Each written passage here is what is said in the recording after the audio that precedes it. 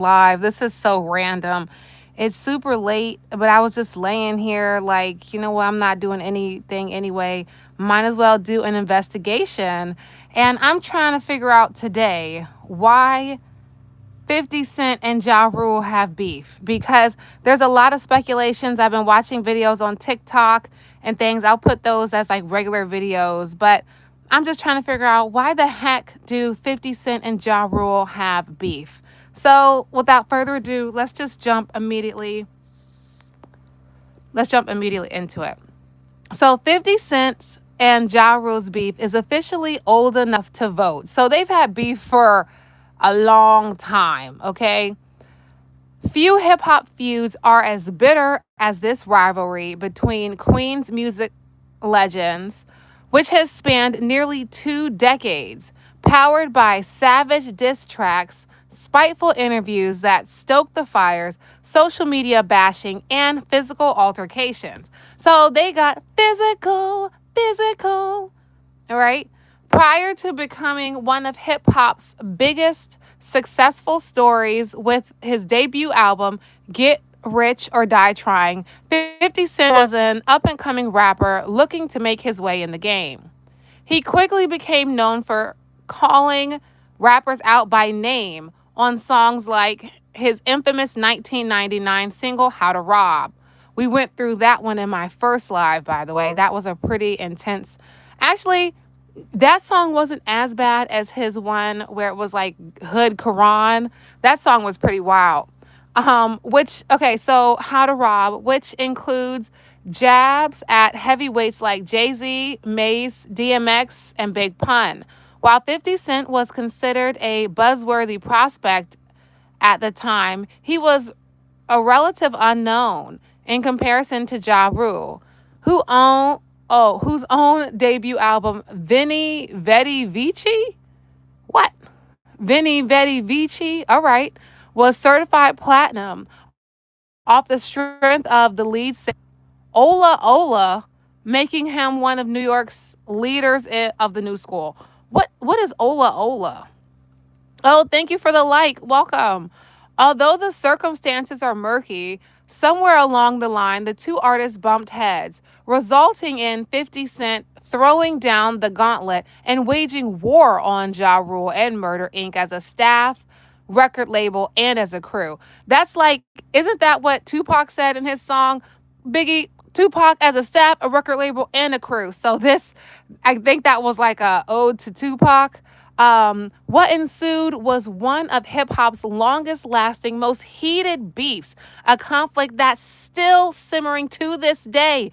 Yes, if you were here earlier, it said, welcome by the way, it said that 50 Cent and Ja Rule's beef is old enough to vote. That's how old it is, okay? With the battle between the two artists having heated back up, XXL looks back at the history of the beef from its onset, compiling the key run-ins, diss tracks, interviews, and clashes that have added up to this day-old clash. So we fixing to find out, people. If you are like me, you're trying to figure out why the heck do 50 Cent and Ja Rule have beef? What is the problem? But we are finding out now, people. Click that like button. This is my third live. Let's keep going. So Ja Rule, oh my goodness. Oh my gosh.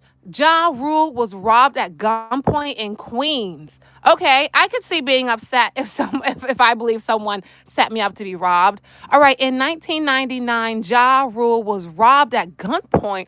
Oh wow, for his chain in Southside Jamaica, Queens. 50 alleges that Ja Rule witnessed. Wait. 50 alleges that Ja Rule witnessing him hanging in the club with the culprit weeks after the incident sparked the bad blood between them. However, Ja would later confirm the robbery, denies that he ever witnessed Fifth with the man in question. He says that Fifth's stems from being snubbed by the Murder Inc. camp during the pew pew of his during the shoot of his single. So Ja Rule is alleging that Ja Rule is saying that he didn't see 50 Cent with the man who robbed him, but 50 Cent is saying that he was hanging out with him and Ja Rule got upset about it.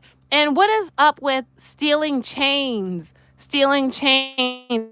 It's all about taking the chain. Why are chains so important in this lifestyle? That's something I'm curious about. So, next thing, 50 Cent releases Life on the Line. In October 1999, 50 Cent released Life on the Line, a single from his shelved debut studio album, Power of the Dollar, and a blatant diss record towards Ja Rule and Murder Inc. While the record does not name Ja Rule directly, 50's mockery of his label's signature murder chant, I don't know if I said that right, whatever, throughout the song was enough to give fans a clue of the intended targets.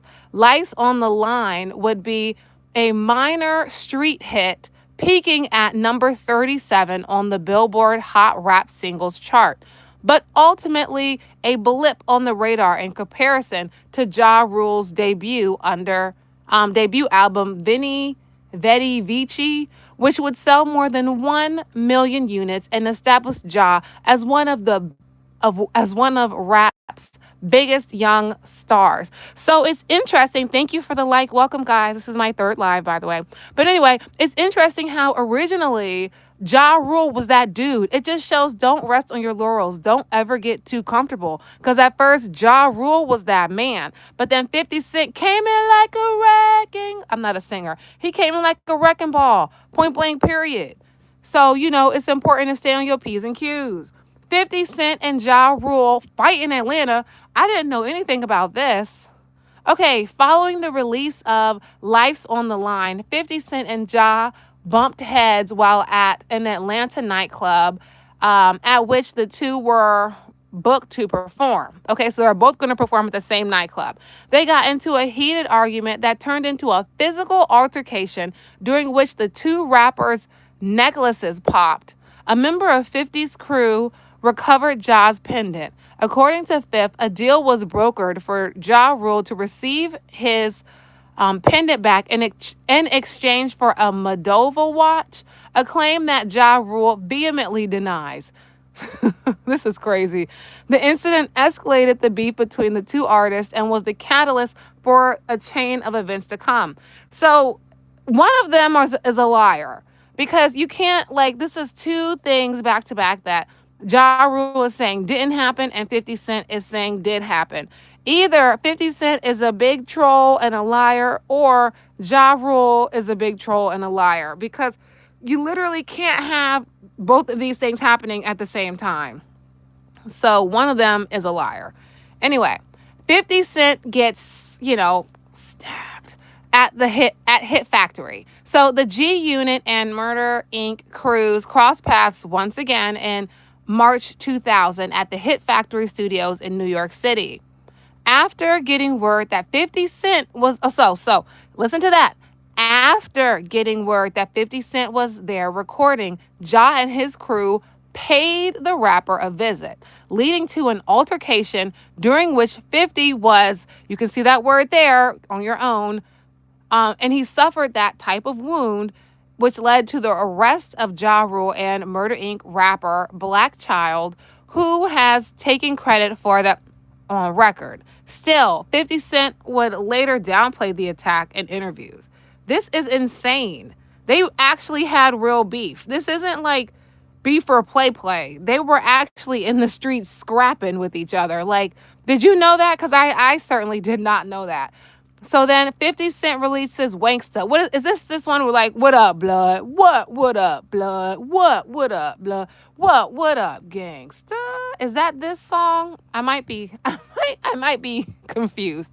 Anyway, 50 Cent and G Unit released No Mercy, No Fear, Fifth's first mixtape after inking a $1 million deal with Shady Aftermath Records in August 2002.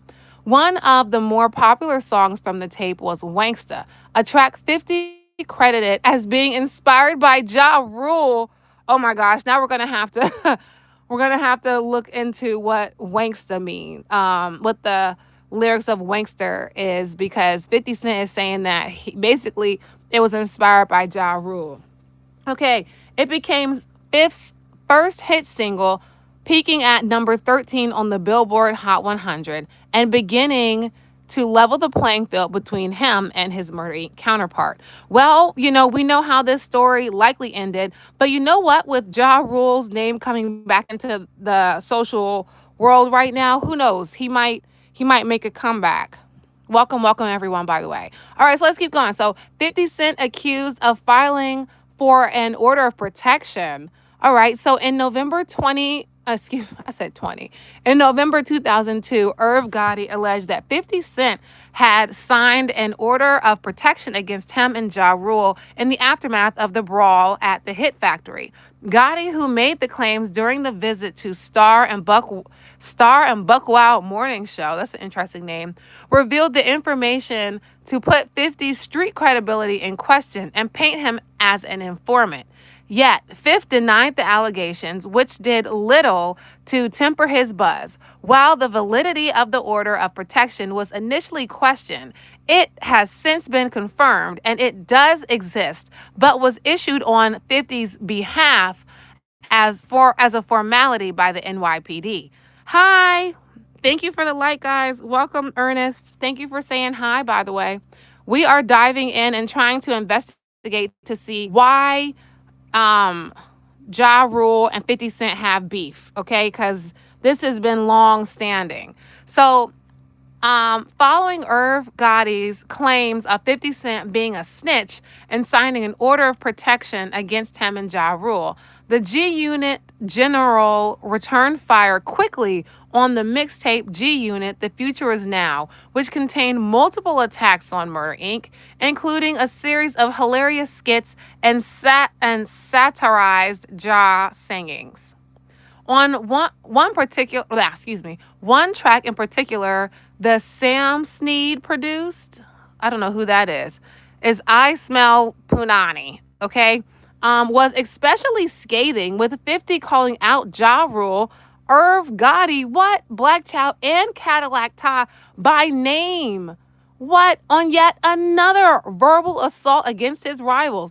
50 Cent has never had an issue making a diss track, apparently. So now we got to go dive into the lyrics of Wanksta, which apparently was inspired by Ja Rule. And we got to go look into perhaps that other song, but I don't know about that other one because, YouTube. All right, so violator management offices get pew-pewed up. This is some crazy stuff. On January 16, 2003, an unknown pew-pew man opened fire in the offices of Violator Records and Violator Management, which handled the career of 50 Cent at the time. Although no employees or artists were injured in the shooting and no arrests were made, early reports tied the incident to the beef between Fifth and Ja Rule, and was the latest indication that the issues between the two had escalated to the point of no return. This is insane. 50 Cent releases Back Down. All right, so this is yet another thing. Like, these guys, they actually had beef. There are some rappers who, I have beef with this person because of X, Y, and Z. But no, 50 Cent and Ja Rule actually had like street level beef, it seems like. Okay, so 50 Cent dropped his debut album, Get Rich or Die Trying, on February 6, 2003, taking the number one spot on Billboard 200 and earning, excuse me, guys, this is a lot, and earning nearly universal acclaim. One of the most anticipated tracks was the Dre produced Back Down, which takes Ja Rule and Murder Inc. to task, questioning their authenticity and street credibility throughout. Despite not being released as a single, Back Down was one of the most popular tracks on the classic album. It applied even more pressure to Ja Rule and Murder Inc. So I personally thought that the Ja Rule and 50 Cent beef just kind of came out of nowhere, but this has been going on for years. We are still at 2003, people. We are literally still at February 6, 2003, and we are still have so much more to go in this article. So finally, 50 Cent has gone back to back. Finally, Ja Rule releases his disc track back, which is called Loose Change. So After remaining relatively silent in the face of 50 Cent's smear campaign, Ja Rule returned fire in April 2003 with the diss track Loose Change, taking aim at 50 Cent and G Unit, as well as Eminem, Dr. Dre, Busta Rhymes, and Chris Lightley. He even threw a shot at M's daughter, Haley. Oh my gosh. Why he got to bring Eminem into it? Ja Rule. There's some people I just would never beef with, and Eminem is one of those people. I would never shade Eminem. Okay. Anyway, so he even threw a shot at M's daughter Haley, showing he had no intention of throwing in the towel and was willing to go toe to toe with his adversary. But why you got to catch a stray at the dang on daughter though?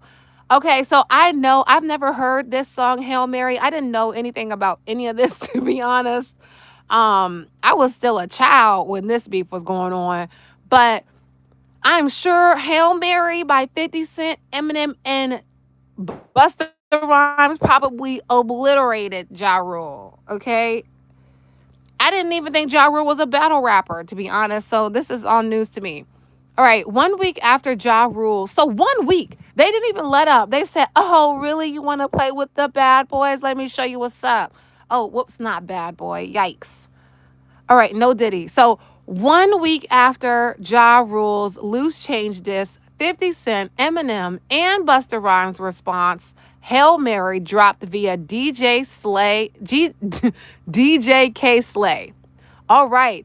The retort poked fun at Inc. Rappers' infiltration with Tupac Shakur by revamping one of the slain rapper's biggest songs. The trio went all out in an attempt to assassinate Rule's character in one of the more memorable diss tracks of this era. Oh yeah, we might have to look into this one. Screw the other lyrics. We might have to just go straight to Hail Mary. Oh, wow. Wow, Ja Rule releases Who Pew Pewed Ya. This is some crazy sugar honey I see. Because if this is what they were putting in the media, if this is what everybody knew, what the heck was going on behind closed doors? This is insanity. This is totally insane. So, okay, continuing where he left off on Loose Change, Ja Rule unleashed another verbal assault on 50 Cent and G Unit with the oft forgotten, yikes, so it must not have been that good if it was forgotten, Guess Who Pew Pewed Ya? Which finds the chart-topping rapper throwing jabs at his competition with a nimble flow over a classic Biggie instrumental. Oh wow, that's an interesting beat to go. Oh my gosh, and they were still going? Wow, I bet a lot of people made a lot of money. That's why I'm thinking like the beef that they're having right now, it's crazy though, but like there's a lot of money being moved as well. So it's just interesting. The conspiracy theorist in me has alternative theories, but whatever. Ja Rule releases Blood in My Eye album. What? In Ja Rule's fifth studio album, Blood in My Eye, dropped in November 2003, and it plays like a 50 Cent dedication. Much of the album's content focused on the conflict between 50 and G Unit, led by the modestly successful Clap Back. It was a stark contrast to Ja's more melodic material, especially the more aggressive records like like the title track and Things Gone Wrong. Yet the album was critically planned and fell short of the success of previous multi-platinum releases. Rule 336, Pain is Love, and The Last Temptation. It was Ja Rule's first quantifiable L, dang, in the battle. Well, that was a real way of saying that. That was a real way of saying that. So Ja Rule accuses 50 Cent of copying his style. I don't know, guys. Do you think 50 Cent copied Ja Rule? Seems a little bit like a stretch to me. All right, so in 2017 and 2007, Ja Rule stopped by Hot 97 for an interview on Angie Stone's. Hold on one second. Excuse me. Okay, Ja Rule stopped by Hot 97 for an interview with Angie Martinez show. During the conversation, the topic turned to his long-standing beef with 50 Cent. Ja touched on the similarity in his music and 50's after Fifth signed his deal with Shady slash Aftermath and the double standard in the realm of public perception. So basically, Ja Rule was trying to say that 50 Cent was trying to be him. Man, this is a lot. This is a lot. And like I said, this is what we know. So we can only imagine what the actual truth is behind this.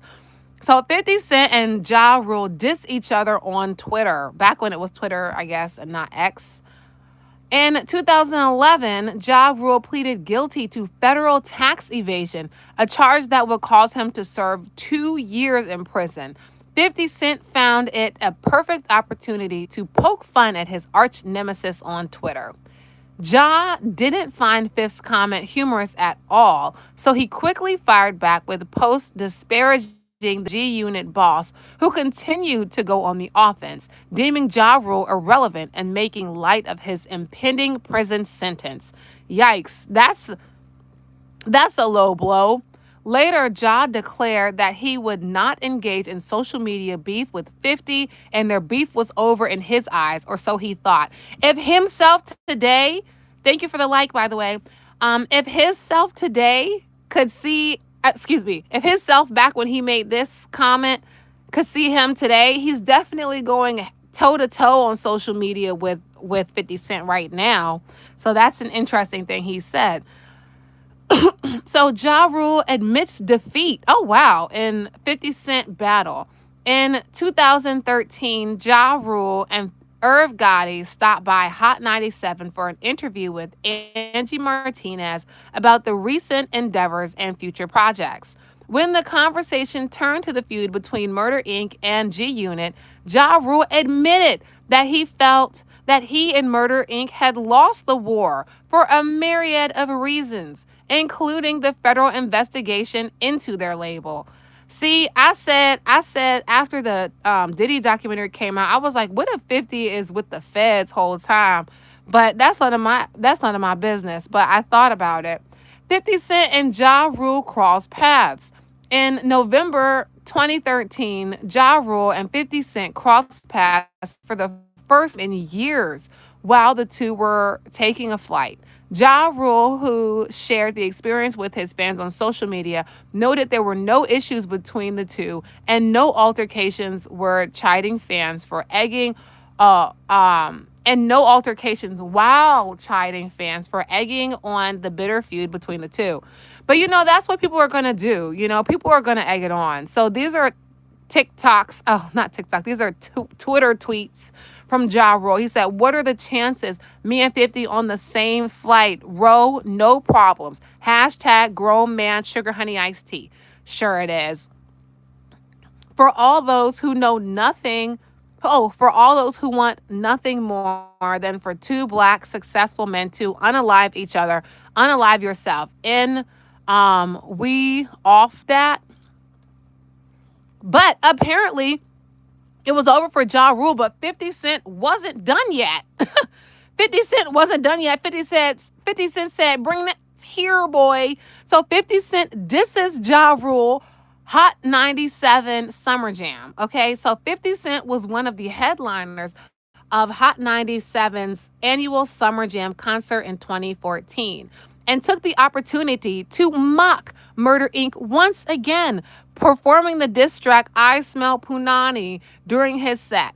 He was somehow carrying, he was somewhat, but he was somewhat carrying on a tradition. 50 Cent had previously put Ja on the Summer Jam screen in 2003 and offered him a Grammy Award for wackest rapper in 2004. That's crazy. Joe Budden and Black Child were also recipients, wow, of the made up honor. 50 Cent has always been petty.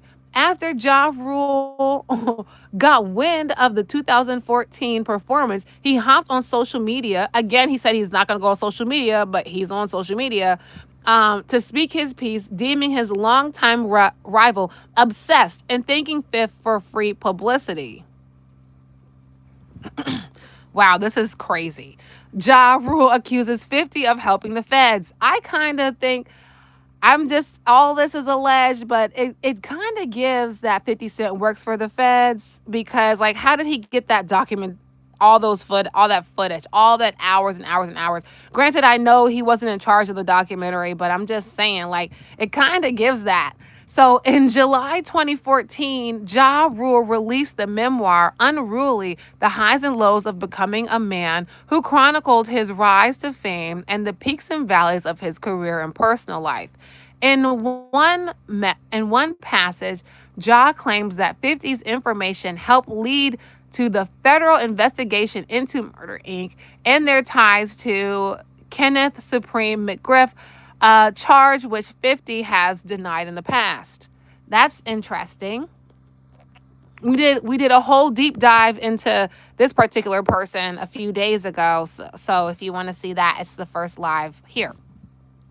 All right, so 50 and Ja Rule weigh in on weigh in on Drake and Meek Mill beef. When Drake and Meek were engulfed in a war of words during an epic battle that kicked off in summer of 2015. Some fans compared the spat to 50 Cent and Ja Rule. Let me tell you something. After reading this, that Drake and Meek Mill beef ain't have nothing on 50 Cent and Ja Rule. Let's just keep it real. Let's just keep it a real whole buck.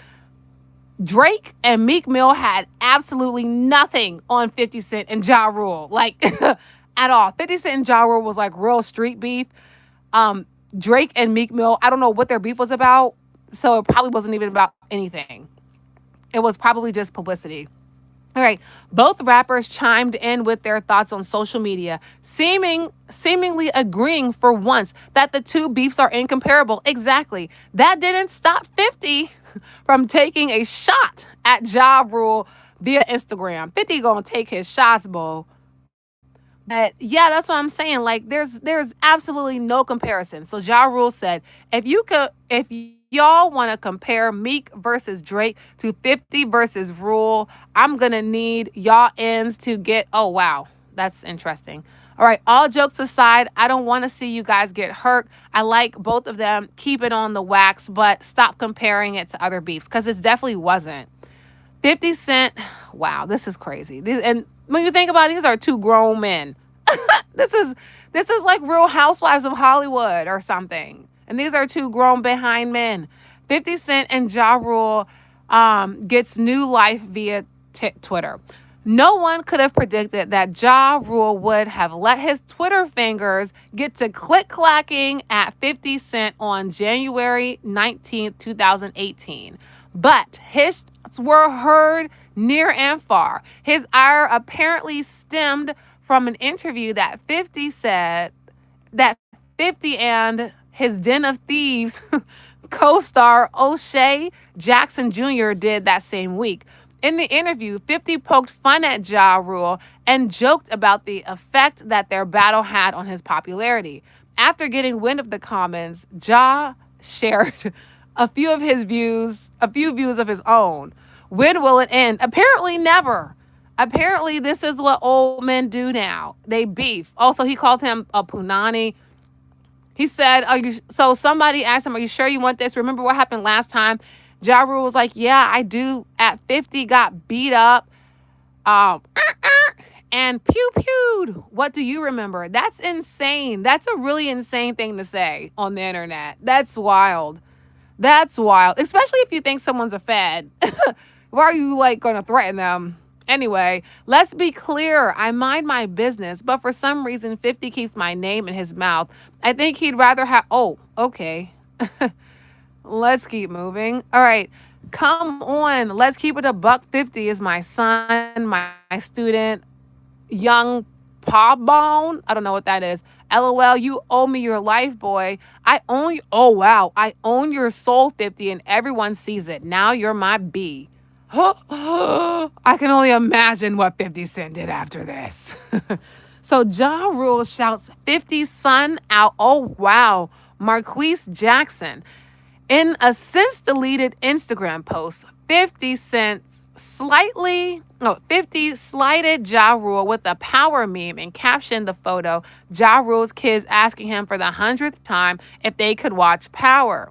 Shortly after, Rule dug up an old interview of 50 Cent's son, Marquise Jackson, who praised the I'm Real rapper for being one of the first hip hop artists to sing and rap.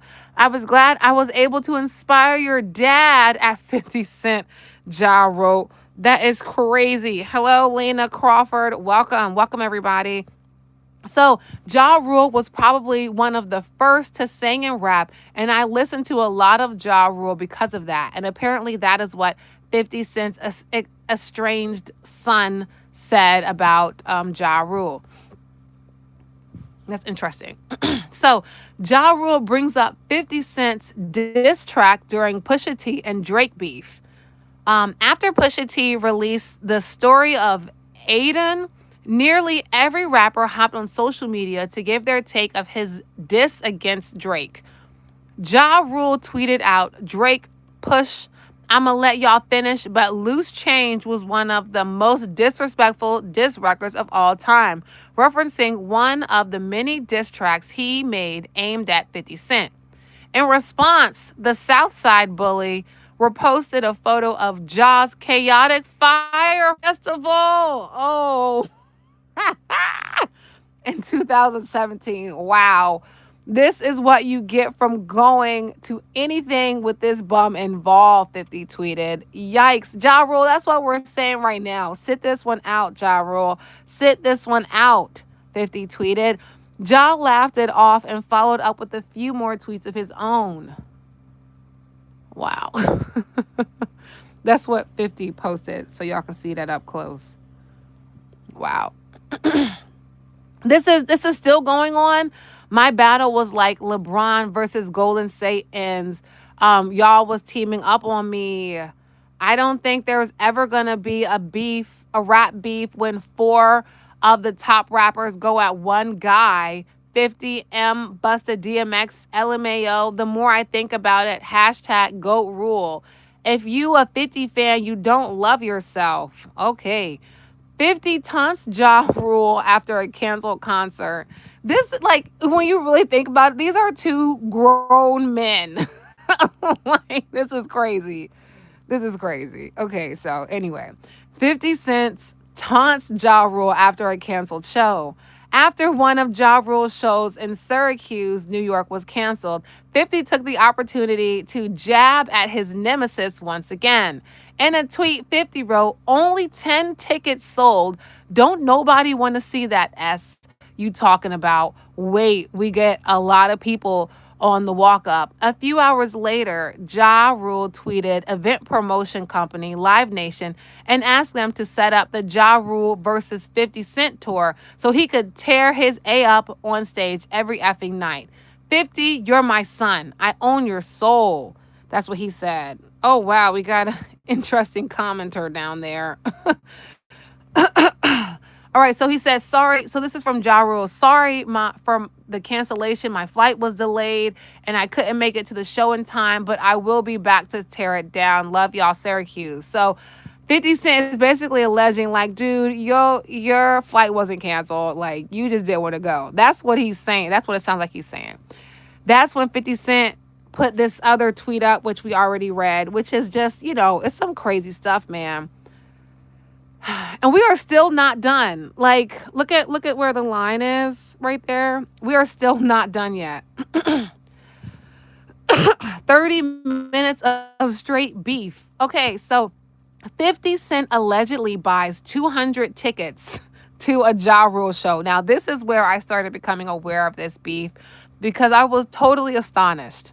So there has probably never been a pettier rapper than 50 Cent, who proved just how petty he could be after claiming he bought 200 tickets at $15 a pop for a Ja Rule concert in November 2018. I just bought 200 seats in the front so they could be empty. Oh my gosh.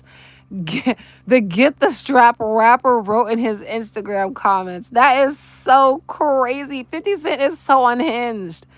No one to ignore the MC's jab. Ja Rule responded by referring to 50 as a AN and a little ape looking B on social media.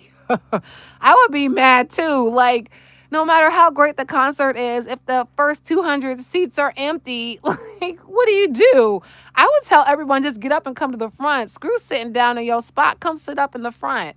One monkey no sight, ruin no show. So Rule also reposted a photo with 50 and a trans fan at an event, writing, "So this what goes on at them vodka events? Drink responsibly, fellas. Hashtag birds of a feather at 50 Cent is sassy" in the caption. So it looks like they took something away from here for September 2000 or whatever, from September 22nd. So I wonder what happened there. But 50 Cent claims people don't want to see Ja Rule perform. Then we have 50 Cent. Is that the same thing? That might have been I think that was a mistake on their part. All right, so Ja Rule fires back. So days after 50 Cent's claims of purchasing tickets to a Ja Rule show, the rapper struck back with a series of unflattering posts on social media. He first posted a photo of 50 with a wig and makeup edited onto the image. "This looks like a good fit for you, old HAN at 50 Cent." He captioned the picture. Next up, Ja posted a photo of Fifth posting with a fan who appeared to be a trans. So this is what goes on at them effing vodka events. Drink responsibly, fellas. Hashtag birds of a feather, Ja wrote in the post. From there, Ja took his tirade to... Yikes! From there, Ja took his tirade to Twitter, uploading a fake photo of Curtis with a wig and makeup with the caption, "This beef is a joke to everybody except this little ape looking bee. She mad, mad." Wow. Oh, Lord. 50 Cent says the beef with Ja Rule won't end until one of them is gone. Like, gone. 50 Cent and Ja Rule exchanged taunts via Instagram in November 2018, with Ja Rule challenging Fifth to hashtag pull up in a comment under one of the latter's posts.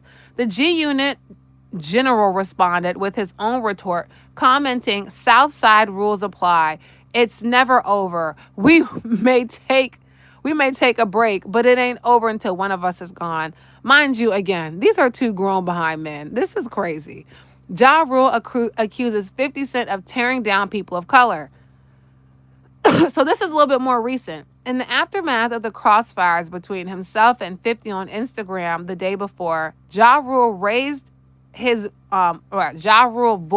remorse for participating in the war of words and vowed. So he's going to say he vowed that this would be the last time addressing his longtime foe. That turned out to be a lie, because here we are today in 2025. This will be my last post about 50. And I want to be serious for a second and just say me and this man went back and forth yesterday like school kids, Ja wrote.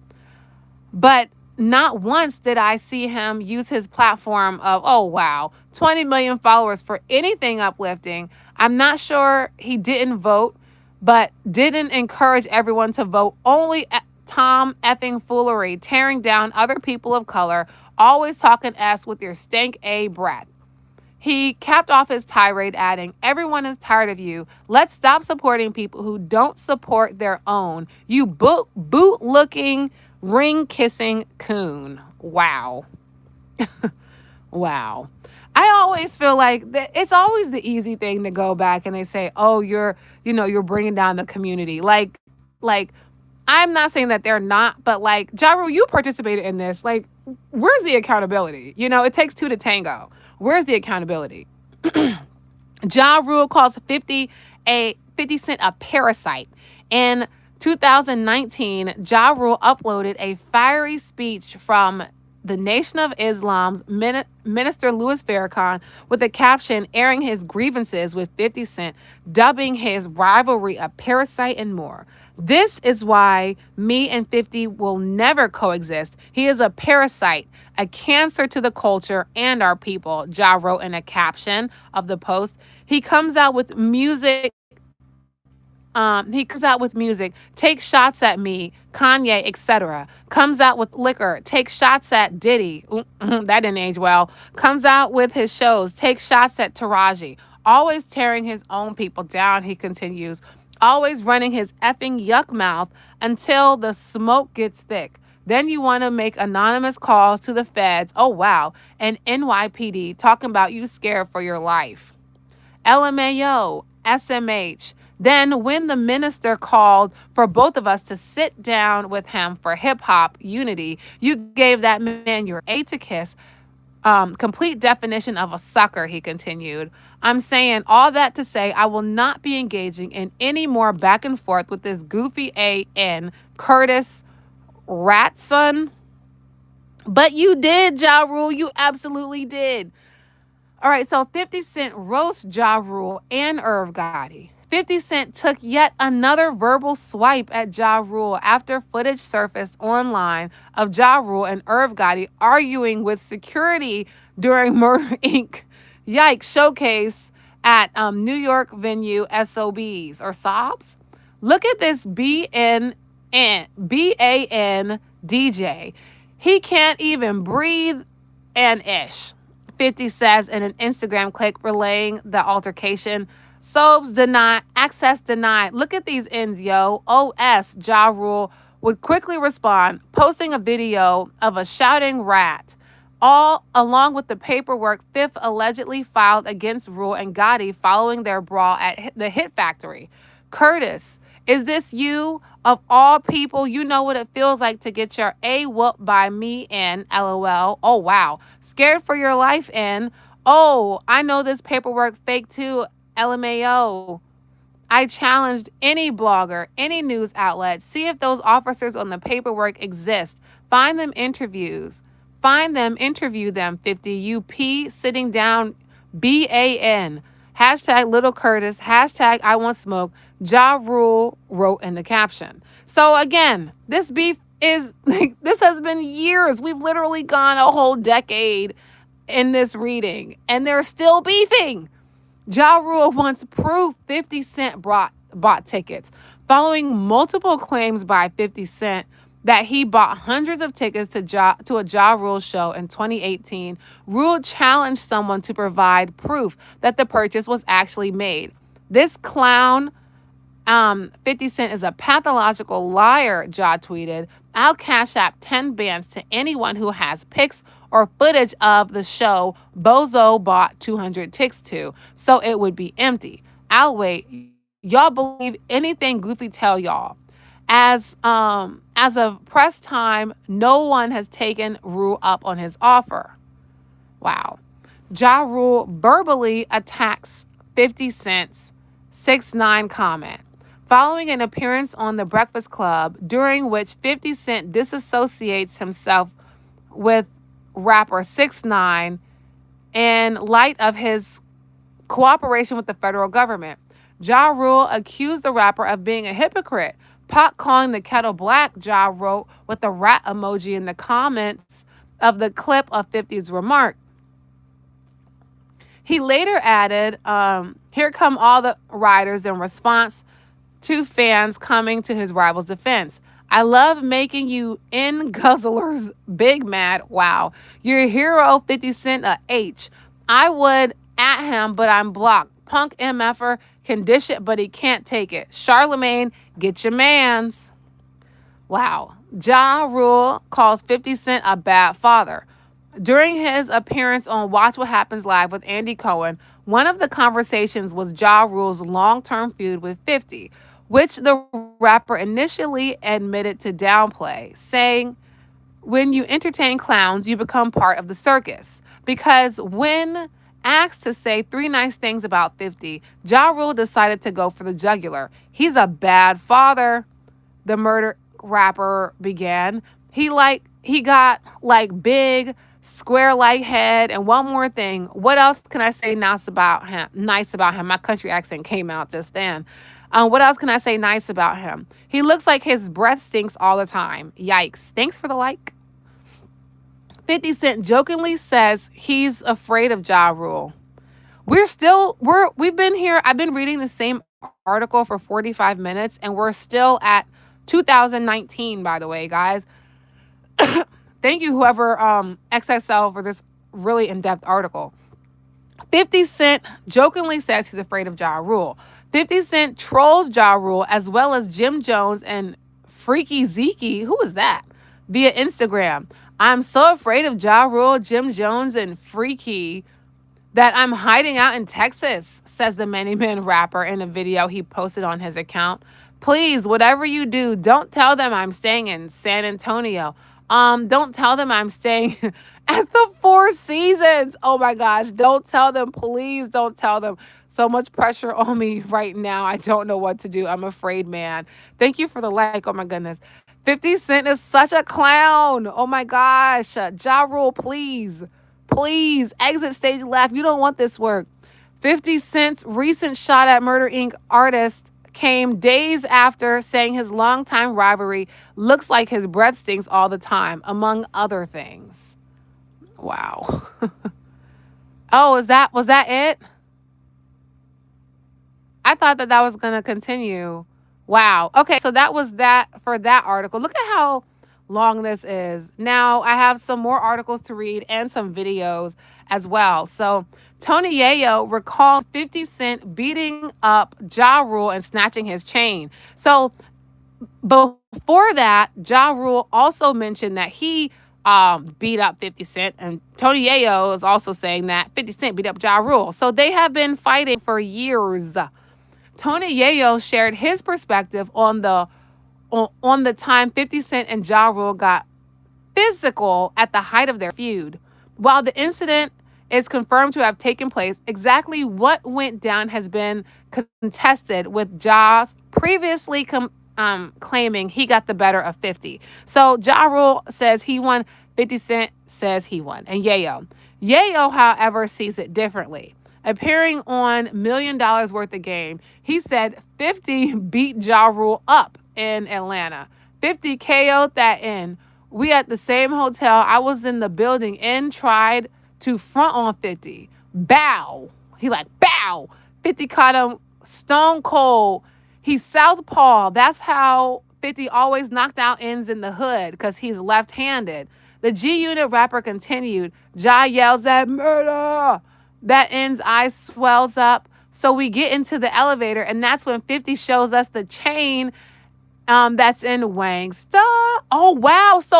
So remember from the previous, if you were here in the previous article, 50 Cent mentioned that Wangsta was inspired by Ja Rule. But now we also know that there's a chain.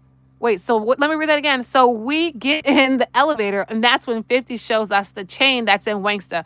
So not only is, if this can be believed, this is alleged, but allegedly, not only did 50 Cent whoop his tail, but he also wore his necklace or chain in a music video that was created as a diss track.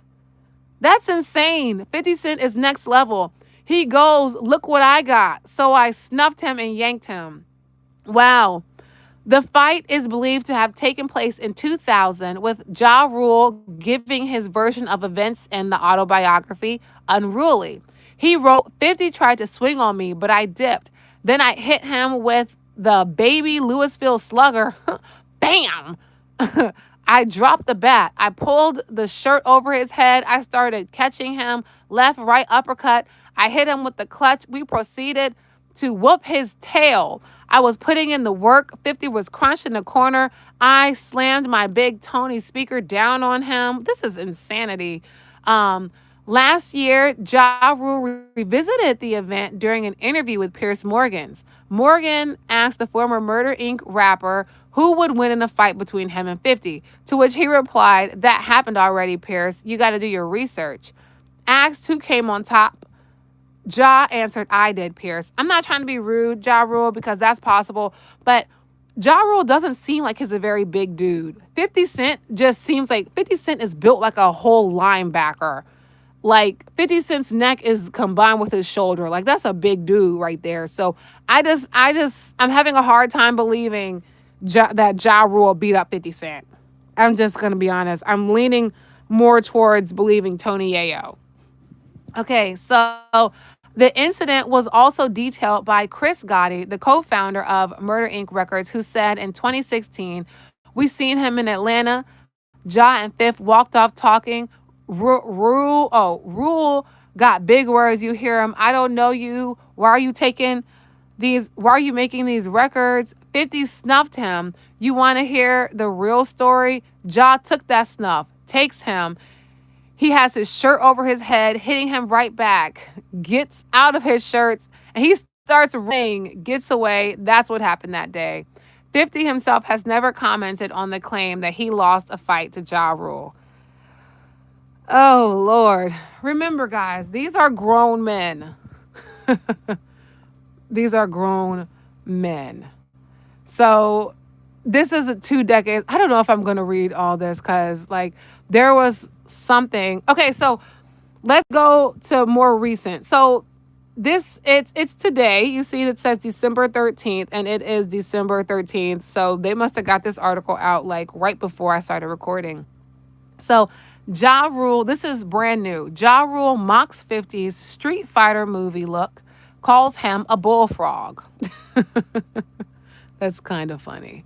Ja Rule couldn't resist taking a jab at longtime rival 50 Cent after the rapper turned actor revealed his latest on-screen look for the upcoming Street Fighter movie. That this picture is definitely interesting though. I thought it was AI. So I don't know if this is like real or what. On Thursday, which is oh yeah, Ja Rule reacted to a screenshot of 50 in character as Balrog in the film's teaser, posting X, whatever. This looks crazy. Hashtag no 50, hashtag bulldog. The post quickly gained traction, racking up hundreds of thousands of views. So this does look kind of, like I said, when I saw it on 50's Instagram, I thought it was kind of a joke, but I guess it's not. So yeah, they've been beefing for years. I got some videos that I want to show y'all. I'm trying to see if there's any reason to even go through these articles now.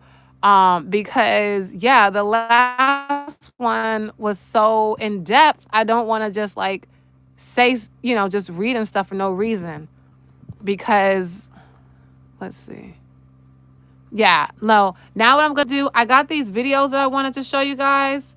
So I'm gonna pull up my TikTok so that way we can go through these videos. Because I'm telling you right now, like this whole Ja Rule stuff and 50 Cent, this is some crazy sugar honey iced tea, man.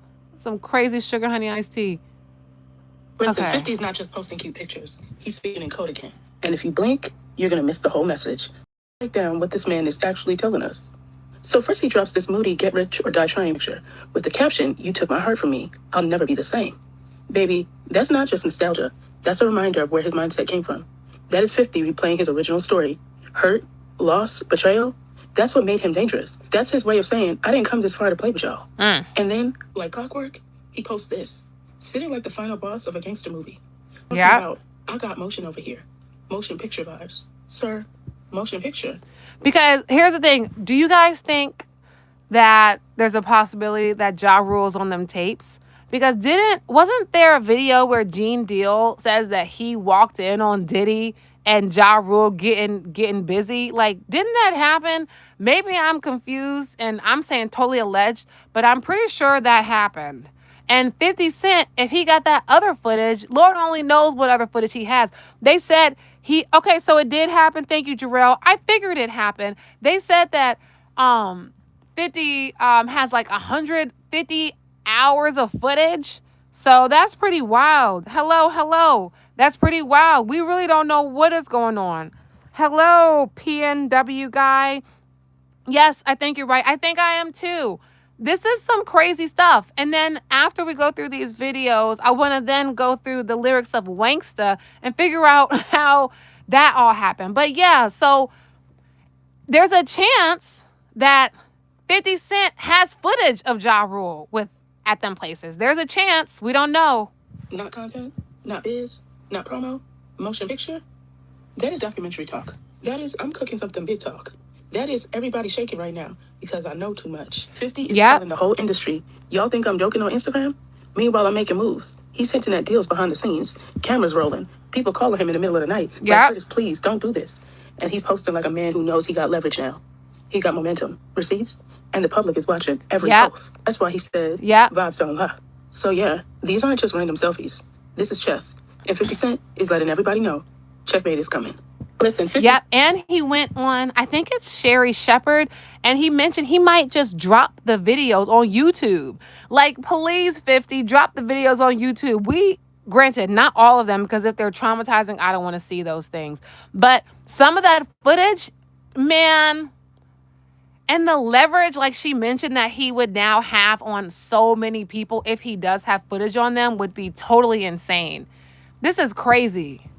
See, Curtis 50 Cent Jackson had a problem. He was 9 times, but the problem was that he knew who did it. Everyone knew who did it, but he couldn't do anything about it. The person who did his name was Kenneth. But why did he do it? Well, And you see, his name was also Preem right here. You see this with Ja Rule. Apparently, this guy was friends with a lot of people in the industry, which is interesting as well. Ja Rule. Oh, you thought Drake and Kendrick had the craziest beef in hip-hop history? Nah, that was 50 Cent and Ja Rule. See, Kenneth is the most famous man that you've never heard of.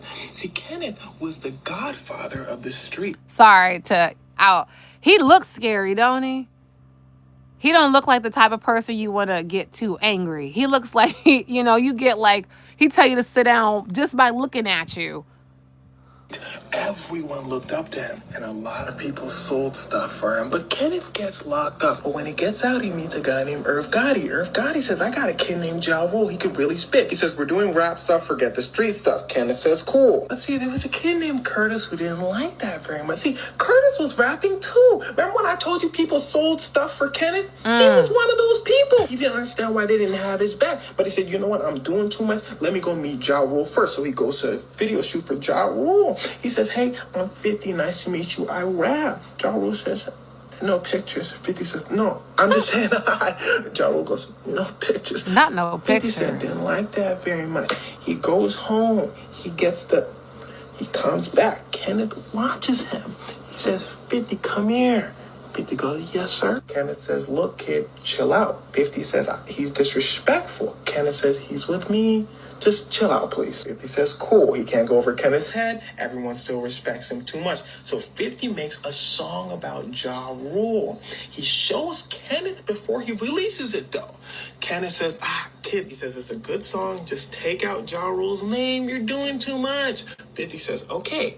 He releases a song. I bet he did. It's obvious he's talking about Ja Rule. He just doesn't say his name. Ja Rule doesn't like that very much, but it all comes to a head when him and 50 get booked for the same concert. Before anything could go down, though, Irv and 50's manager talked. They said, this is stupid. Let's get them in the room. Let's get them to talk. Irv goes to Ja Rule. Ja Rule says, but he says, I was in the street for real. I'm going to show him. Irv says, no, we're just going to go talk, Ja. You're just going to go talk, right? Ja says, They go to the meeting. Ja pulls up with a bat. See, Curtis, a baseball bat. Don't worry, y'all. I got the second part of that. How did the 50 still cool as a fan? Goes, hey, man, we're here to talk or not? Ja holding the bat. Like, why are you not scared? Who's street now? And you see, here's the thing. If you have to bring a weapon to a fist fight, you are automatically the weak one. Like, I'm just being real. You're automatically the weak one. And that's why I said, I'm not saying that Ja Rule didn't beat up 50 Cent, but if I had to put money on it, I definitely would not put money on Ja Rule beating up 50 Cent. Like, let's just keep it real. Let me know if y'all, thank you for the like, comment below. If you had to put money on 50 Cent versus Ja Rule, who do you think would win in the scrapping match? My money is 1,000% every time on 50 Cent. Doing all that talking. Everybody like, Ja, come on. He's like, no, it's done. It's done. He turns back around to 50 and sees a fist flying towards him. He go, oh, we not talking, huh? Gee, 50 hits him in his ting, a brawl breaks out. Kenneth hears about what happened. He goes, I thought I told them to chill out. So he calls a big official meeting. 50 Cent doesn't show up to the meeting. Oh. Leaves 50's side, including his manager. It's not looking good for 50. I forgot to tell you, he also came out with a song called How to Rob, where he talked about how he would rob everyone in the music industry, so no one in the music industry. Oh, and then sidebar, 50 Cent, I went through the lyrics on my first live. He also had a song called like Hood Quran, and in that, I don't know like where it comes in this timeline, but in that song, 50 Cent actually like exposes the guy, like the guy Keith, whatever, who's like in charge of everybody. He actually exposes him on this song. So 50 Cent has always had cojones. He's always had, you know, things of steel, okay? Always, apparently. Like him either. He goes to a studio to record. Ja Rule shows up to that studio. They said, Ja, 50 Cent's upstairs. They go upstairs, and 50 Cent gets poked with something very sharp. Now, here's where it starts to get wicked. Irv and everyone involved in 50 Cent getting poked get arrested for the situation. They said, how did the police know? A restraining order then comes out saying they can't be anywhere around 50. They ask for the paperwork, and 50 Cent's name is all over the paperwork. They, in a petty maneuver, print copies and start passing it around the streets. And see, and this is the problem, okay? You guys literally like this man, and you're mad that he filed a complaint against you, a protective order. Like, what insanity. Streets, you don't want to be known as a snitch, so everyone is watching 50 very closely. One of his songs then gets leaked called Ghetto Quran. Yes, this is the one. He's This is the one. Every street dude by name. Yo, The song, yo. This song, I'm telling you, I did the deep dive. Like, it's the first live on there when I was trying to figure out why the heck do Diddy and 50 Cent have such beef. Man, that song right there, partner, you need to go, like, even if you just do it on your own and look at the lyrics. Look at the lyrics, okay? This is some crazy stuff. could be seen as him showing homage to them. Kenneth didn't see it that way. Well, because Kenneth was in a little bit of trouble with the FBI. They find out, listen closely, that 50 Cent's song is in the court documents against him. Wow. Kenneth for all the stuff he did in the past. He did his time, but in their eyes, not as much time as they wanted. So that's why Ashanti, Ja Rule, the Urder Inc. crew got in trouble for money laundering. It wasn't for them. It was for Kenneth. So all of this stuff combined, the snitching, the Ja Rule stuff that everyone hating 50, culminates to Kenneth telling Mike Tyson's childhood friend Daryl to go, 50, and this isn't a secret. He got hit like I got hit, but he ain't breathing. The song Many Men by 50 Cent. Listen to the name he says before that line. He says his name. 50 gets, but he survives. Everyone knew Kenneth did it. The police knew Kenneth did it. But how the court of law works, you can't just pull someone in. Right. So they get Kenneth for a bunch of other stuff. They were going after him anyway. No one would sign 50 to their label. Everyone hates him in the industry. So he goes with this dude all the way from the West Coast named Eminem, who didn't care about any of that. Dr. Dre says sign him. The rest is history. 50, still cool. And so now we have a more fuller understanding also of why Diddy didn't sign 50, because I guess there really was a lot of street beef going on. And the more that we learn about like what the real was going on, the crazier this stuff How did gets. the beef start between 50 and Ja? That's a good question. Well, I know you know the answer. Yeah. I think 50 knew that Ja was not who he was portraying as an image. So he's basically saying like 50 Cent knew Ja Rule wasn't about that life, but Ja Rule was pretending. So that's what he's saying. Ja, Jehovah's Witness. Jehovah's Witness not supposed to rap. I'm not saying they're not supposed to rap, but it was like Ja was coming out with this gangster image, and it was like, that's a stretch for you. Right. And I think 50, that was one thing. And then they had some like very neighborhood beef. And I remember But when we signed 50, there was something going on. I think he snatched John's chain, or somebody snatched somebody's. It was one of these things, and they had a fight in Atlanta. 50 fought him in Atlanta. Okay, real quick, for those who missed the chain thing, so 50 Cent allegedly snatched Ja Rule's chain and then wore it in the song that he wrote about Ja Rule called Wanksta. So the chain, allegedly, according to Tony Yayo, the chain that 50 Cent wore in Wanksta, according to Tony Yayo, was actually Ja Rule's chain. And then according to the article, 50 Cent stated that he wrote the song Wanksta inspired by Ja Rule. So imagine getting your chain snatched and then seeing it in a diss track about you. That's that's crazy. And it was just like, I didn't even understand it. I'm like, why do you keep having problems with this guy? It was like it was like he was looking. Oh, you said Ms. Coco said he asking the wrong person. He need to ask people who know the story. Yeah, I don't, man. But this guy said when he signed to us, so whoever this guy is, he must be somewhat, associated. Problems with him, to be honest with you. Right. But I think it was driven by this idea that this image he was portraying that he didn't think was authentic or whatever, and then he had a problem with him, and it led to big issues. And then Ja and his guys ran up on 50 in a studio one day, Right. And they touched him up. So they ain't gonna never be cool. No, they're never gonna be cool. And now it's I'm happy that it's all kind of over with, because what I don't like at this point is older statesmen. Yeah. Like them. Still beefing. Because it Yeah. makes the art form look bad. Right.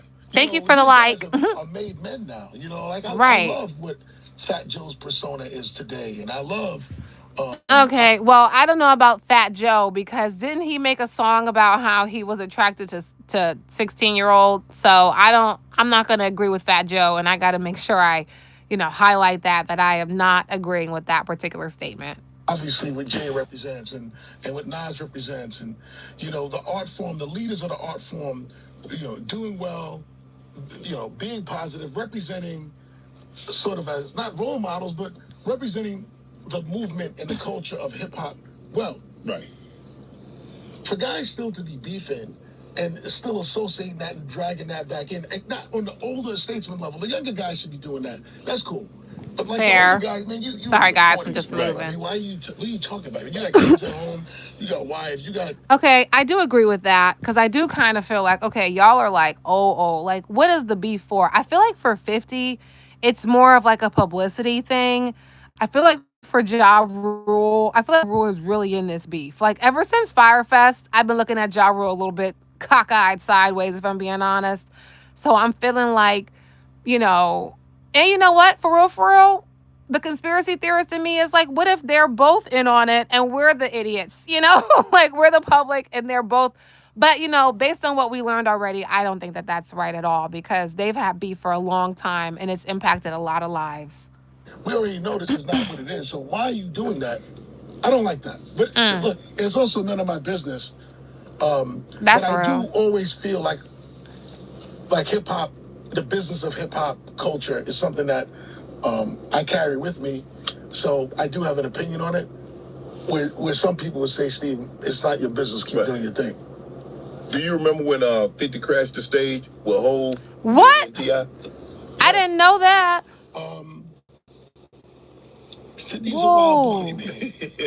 He's a wild Man, he boy. don't mind beefing with anybody. He doesn't mind beefing with anybody. He likes that thing. He But you loves know what? You know what's interesting? When Little Mama crashed the stage, they went off. But when 50 Cent crashed the stage, freaking Jay-Z dapped him up. If this was Little Mama, they humiliated that woman. But 50 Cent crashes the stage and it's cool. That's interesting. In fact, I think he wants the attention from it. He understands what that brings. Right. The best thing to do That's is what I'm saying. Ignore him. Okay. If you ignore him, then it's over with. Because he really is doing it for the attention. The attention of it. And by the way, that's fine. It's a See, great business. see, and that's the thing. Like, that's what I was about to say with the business thing. Like, 50 Cent knows how to cause controversy. 50 Cent knows how to stay relevant. He knows how to cause like just enough controversy so that people will start paying attention to him again. 50 Cent knows exactly how to garner attention. 1,000%. So I do agree with that. This tactic, right? You know, because it does bring a lot of attention. I just think but like for him now, I mean, this guy's such a successful producer. I don't think he needs to do any of that. He's a businessman. Right. I don't think he needs to do that. And he's talented, man. The big people like Power and those shows, the BMF shows. Yeah. I'm gonna tell you something right now. And this is where you hear it first. If that guy, his real talent is comedy. Who? Okay? Oh, 50? Oh yeah. Yeah. If he takes what he does in production and apply that to comedy, it's over with. He's that talented. Wow. That's his thing. Comedy. How did it be 50? Still cool. Wait, Ja Rule is producing his own 50 Cent documentary. See, Ja Rule, please. Ja Rule, please have several seats. Ja Rule, please. But you know what? If there is, in full transparency, like off some not funny stuff, like if there is stuff about 50 Cent, if 50 Cent is like a Diddy, then yeah, definitely expose him. But Ja Rule, if you're just trying to be petty and, you know, do too much, like, you better stop. You better hope you're not on none of them tapes.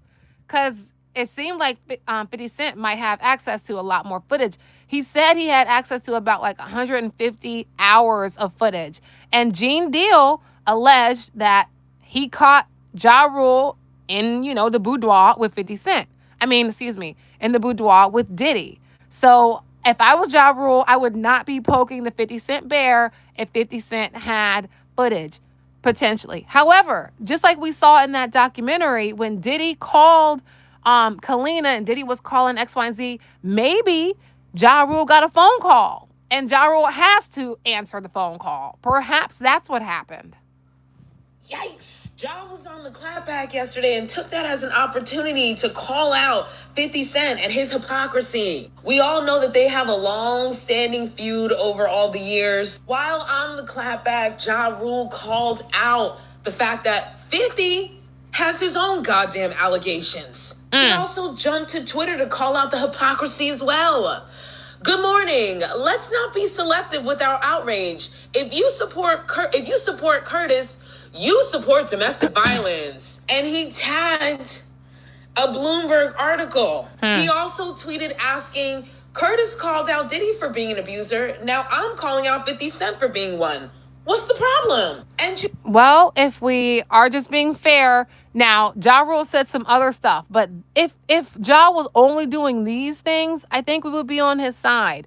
It's the other stuff that he's saying, like, so yeah. You know what, Ja? I don't know what the problem is. Because if everybody is lauding 50 for doing it, then they should be lauding you too. You got some splaining to do here, Herman. 50 Cent's history with women, an open letter to Netflix. Oh, wow. Yikes. And during that interview, he went on to say that he wants to produce a documentary about 50. And I'm here for it. Because it has been so wild watching the hypocrisy. Everybody's cheering 50 Cent on like he's doing some great justice when he himself has his own goddamn allegation. Now, he sure does.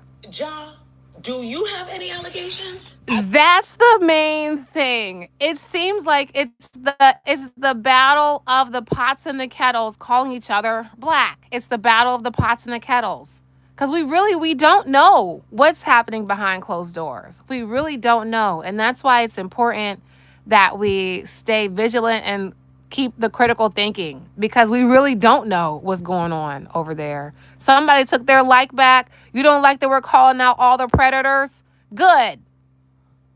Take your like. I didn't see anything, but let's be real.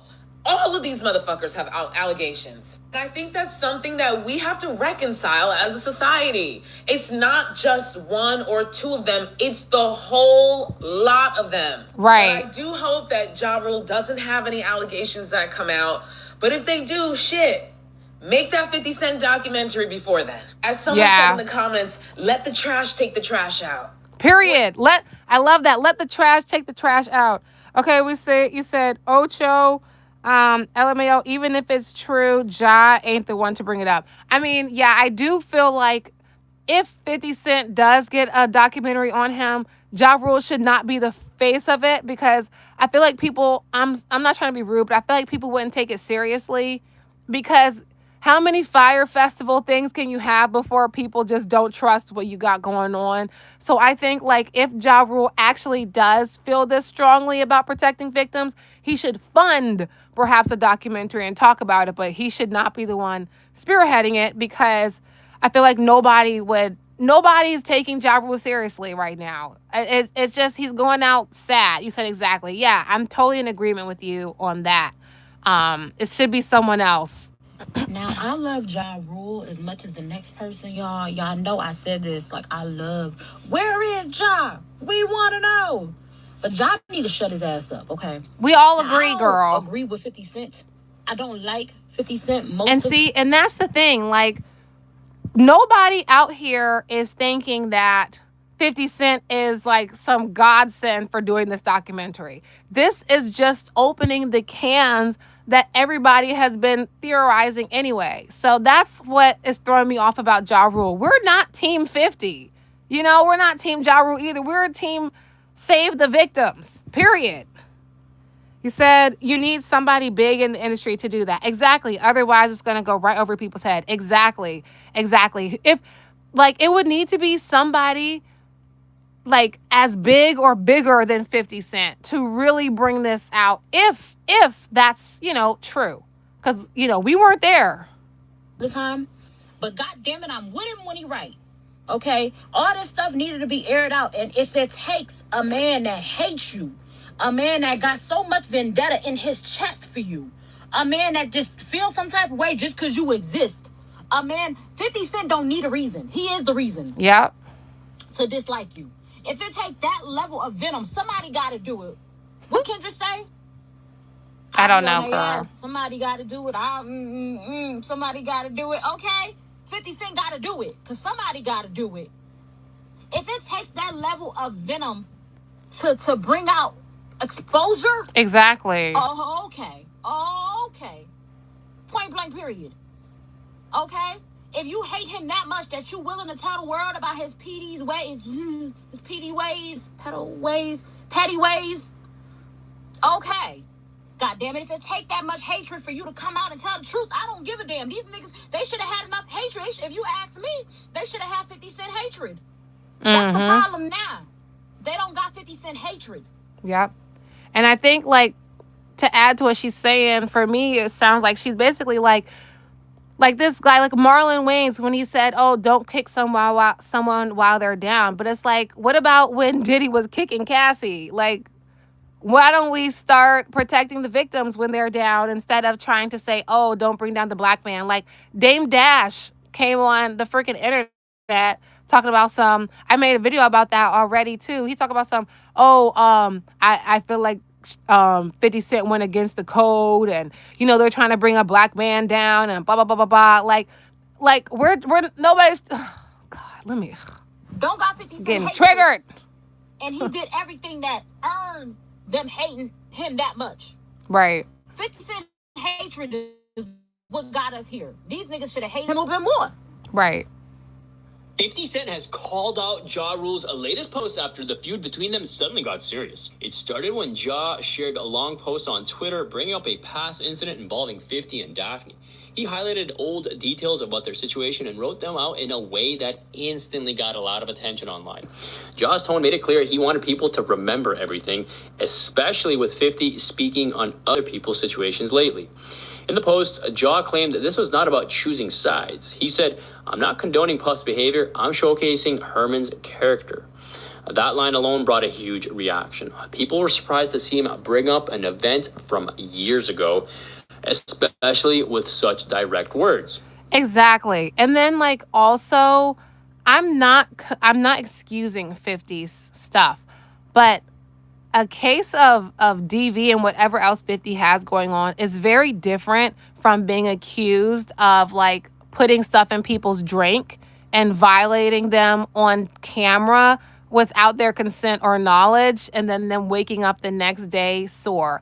Like that's a whole nother layer of depravity. I'm not excusing anything that 50 may have done. I'm not excusing it. I'm just saying, plus also what, there's levels to debauchery, and I just feel like Ja Rule is not, he's not doing himself any services. He said, I don't think anybody ready to take 50 on though. Yeah, right. The stuff is crazy. 50 is way crazy too. Yeah, he portrays himself as a businessman, but yeah, at the end of the day, like these are all thugs. These are all guys that came from the street.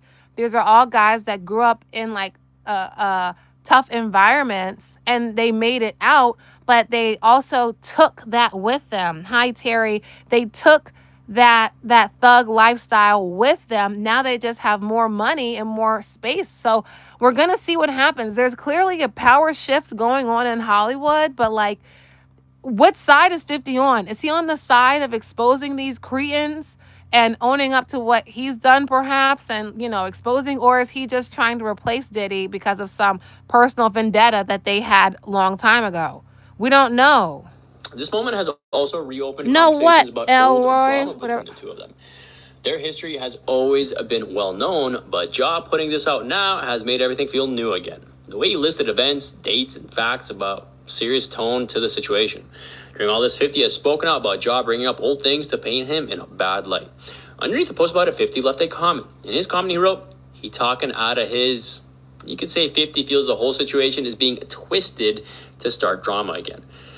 It makes me think he believes Ja is bringing things up only to get attention. But before you go, I want to know, do you think 50 cares about what Ja says? 50 Cent has called out... Oh, you said Fifth, the only street dude. So you think Ja Rule wasn't a street guy too? Because I saw earlier a video of some guy saying that like Ja Rule was a what's that religion called when they don't have birthdays and stuff, or they don't celebrate birthdays? Jehovah Witness. Yeah, like he was like a suburban kid. We're gonna do some more research into this, but let's get through some more of these videos. But yeah, let me know. Ja Rule and 50 are at it again. Is the documentary Oh, not true that. enough? When will it end? So 50 posted a video of Gene Deal on his Instagram page talking about this one time Ja Rule was in the room with Diddy. So I opened the door, and the dude said, "Yo, I'm here for my cousin." I said, "Who your cousin?" And he said, "Ja Rule." I said, "Well, he busy right now." He said, "He busy doing what?" I said, "He with Puff. They're in the room. They busy. They don't want to be bothered." He said, "Well, I'm going in there." I said, "Bro, you ain't going in there because he told me they don't want nobody to be bothered him." He tried to bum rush me. I grabbed him and threw him against the piano. When I threw him against the piano, Puff and Ja Rule runs out the room. Puff got his towel, Ja grabbed his towel, but they butt the naked. Oh. He goes on to say that Ja told his cousin that he didn't want to go in that room because there was a lot of freaky things going on. Now, one thing about it, I don't really believe Gene Deal all the time. He likes to embellish the truth a lot. Fair. Ja Rule said, "I thought Jughead was smarter than posting a blatant lie to your millions of minions, slander and defamation Sorry, my hands dummy, hurting. lawsuit on the web." Diddy being the reason that this beef has reignited is so funny to me, but it's like, how far is this going to go? Ja Rule and 50. Yeah, okay, so you're saying, no, where's the mugshot? Yeah, I've never seen a mugshot of Ja Rule, but I thought Ja Rule did go to jail for 2 years because of something, and then 50 Cent commented on it, but that was like on his adult life. He said 50 got popular exposing Ja Rule's fakeness. See, come to find out, you guys already knew stuff that I didn't know, apparently.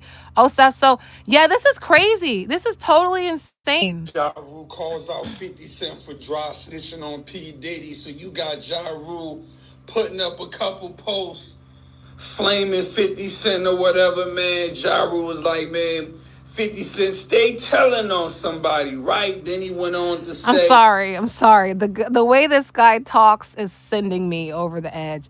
Taxes and a pistol. Okay, so that's why he went to jail. This guy's voice is crazy.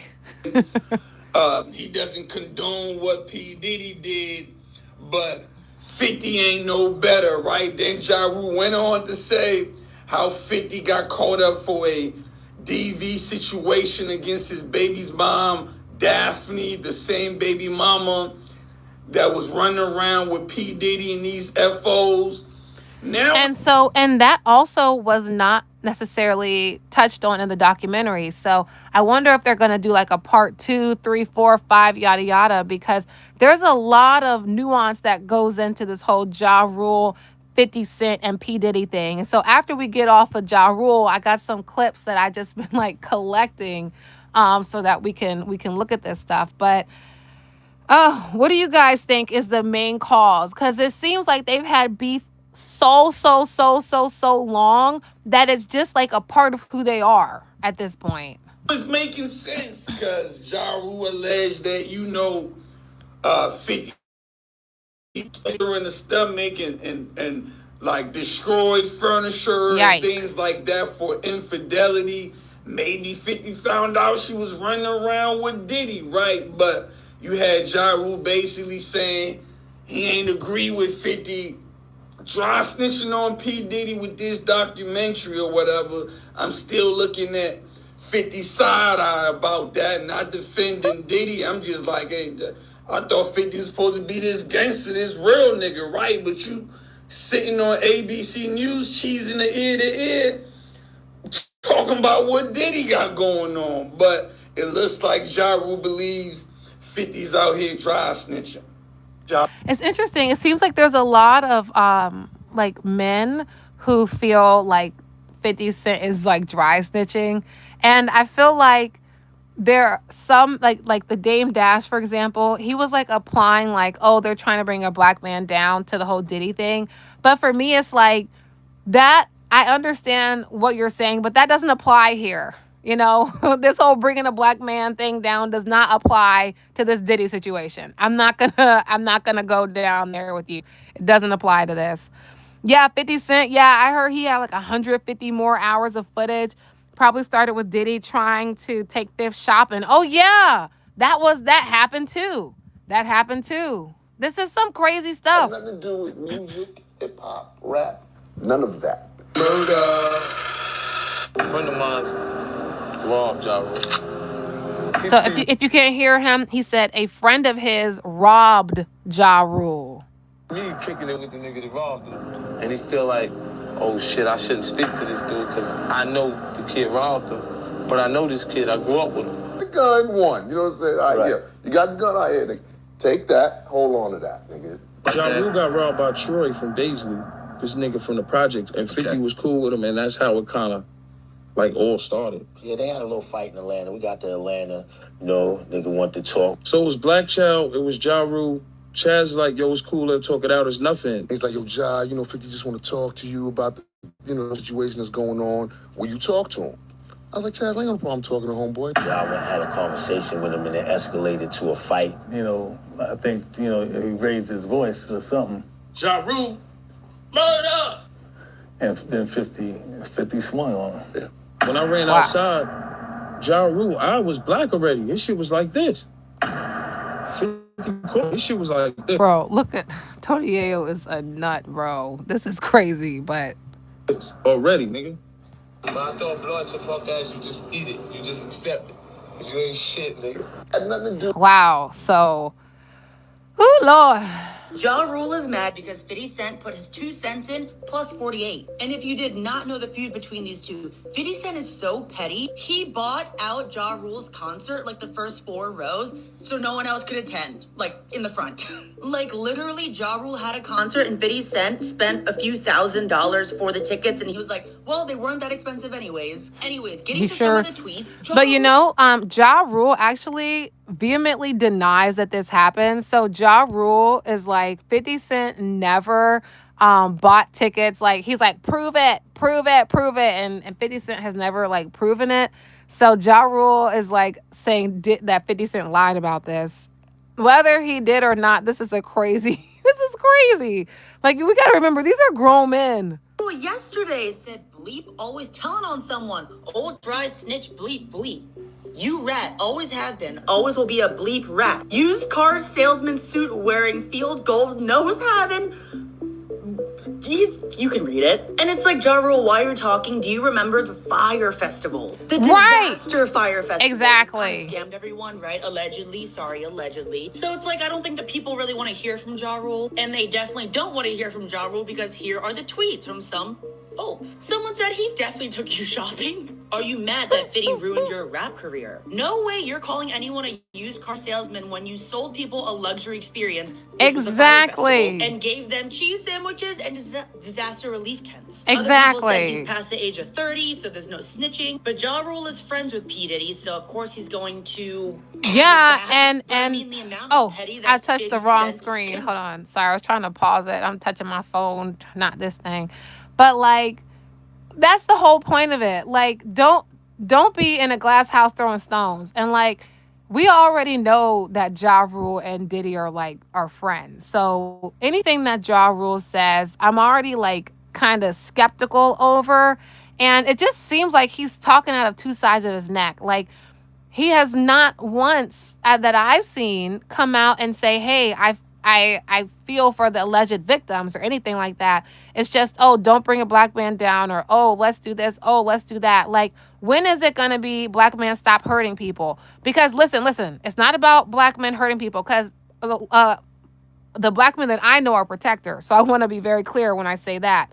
But this whole we're trying to bring the black man rhetoric is old, because these black men, some of them are hurting other black men. They're hurting other black women, hurting other black children, hurting other people, period. So this whole, oh, let's not kick the black man while he's down. Let's not bring the black man down. We're not trying to bring the black man down. We're trying to bring awareness and protect people.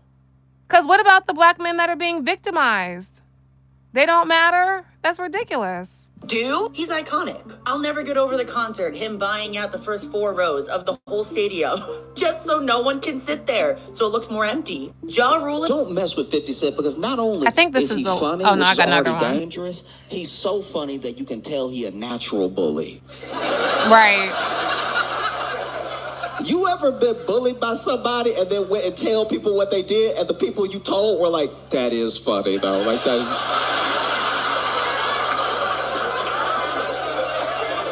I know it's wrong, but that was pretty good. Like, no, that's real. I'm not talking even about bullying in the terms of violence. I'm talking about bullying in like waiting for you to get real excited about something and then tricking you right at. Okay. Yeah, 50 Cent is like that. 50 Cent, early in his career, he couldn't stand a dude named Ja Rule. If you don't know who Ja Rule is, then 50 Cent did his job.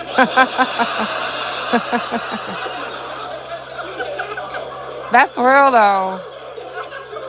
50 Cent hated Ja Rule and hated him in a way that I was like, something deeper is going on here. Exactly. You don't just hate a coworker this bad off of nothing, but he couldn't stand him. He felt like he was fake. There was even a series on BET called Beef.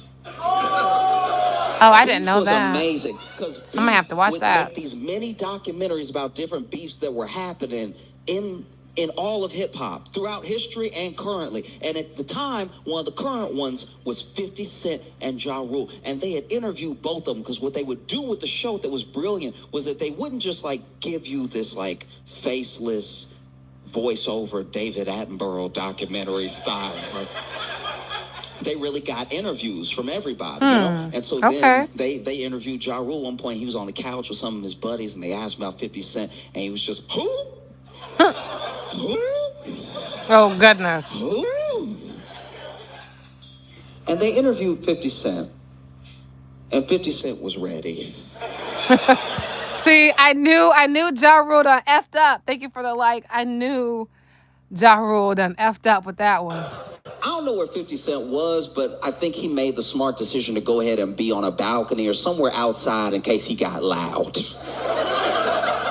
And he just went in on Ja Rule like they had been long-time enemies.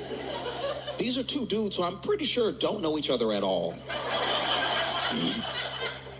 But 50 Cent, at one point, he even said, this dude, I'll never forget this. This is when I fully understood like hate on a petty level in my life for the first time because I was a teenager watching Beef on BET, and he was on the balcony, so the balcony railings about here, and 50 Cent just they did a perfect job with the editing. By the way, they keep cutting back and forth, so every time they give a detail about Ja Rule, 50 Cent said something treacherous, right? It was really great, you know, because then Ja Rule would say something along the lines of like, I'm a star, I don't need to worry about up-and-comers hating on me, blah, blah, blah. And then it would cut to 50 Cent. 50 Cent would be like, yeah, go hang out with the pop stars and Christina Aguilera, whoever you want, if they'll accept you. But dog, you fake. You're fake. You're fake. Like, it was like he was getting angrier and angrier throughout the interview. And I remember the interview because the last time they cut to him, I've never seen anything like it. They cut to this dude one last time, and he just went,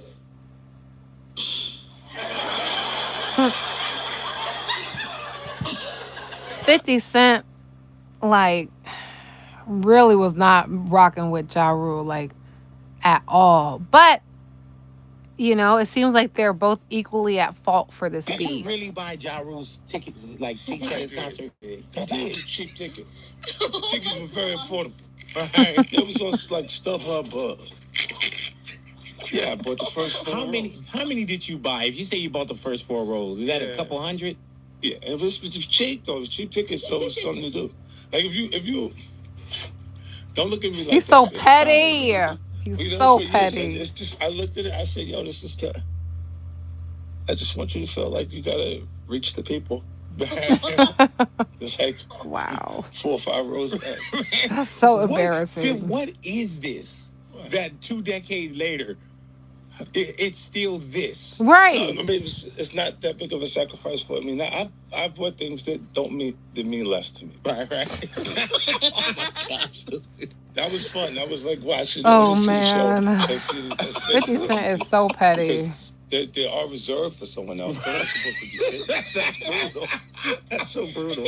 Man, did you really buy? Okay, I think that was it. But I do have some other clips of like just Diddy stuff in general that I thought would be interesting to just watch because all the stuff is much more unhinged now than it was before. I was watching Puff. And then Puff was looking up there. He saw this white woman. It was bottles on bottles on bottles around her. It was lit. Puff jumped out. Me and Cassie sat next to each other. My wife right here, Cassie right here. The nigga jumped off the bar, came over and said, yo, Cassie, tomorrow, I want you to shave the side of your head. And I was like, what the fuck kind of request is that? Right, that's crazy. So I'm like, what the fuck? So when I look up there, this white woman's side of her head was shaved, my nigga. And the bitch looked good with it. So I was looking at Cassie. I was like, well, I was like, you're not about to do that, are you? She said, well, I mean, whatever Sean wants, I'm going to do. I was watching Puff. That's sad. That's sad. If you guys are coming in, we already went through the Ja Rule and 50 Cent beef. Now we're just looking at clips of Diddy and his antics. Look at this. Oh! If so, bump somebody. What in the world? I love you, man. Bye. I got my MTV out. Savage! I'm a savage! Oh! I'm a savage! Whatever I want, I'm going to get! What in the entire world?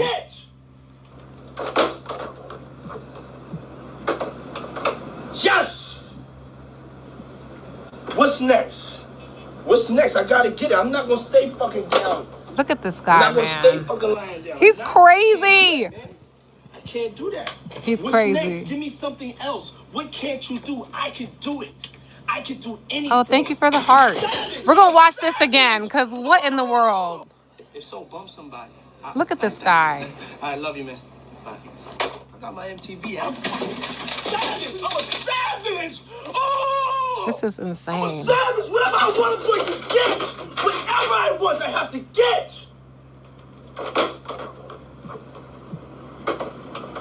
Yes! What's next? What's next? I gotta get it. I'm not gonna stay fucking down. I'm not gonna stay fucking lying down. I'm not. I can't do it, man. I can't do that. What's next? Give me something else. What can't you do? I can do it. I can do anything. Yeah, this dude is crazy. This is crazy.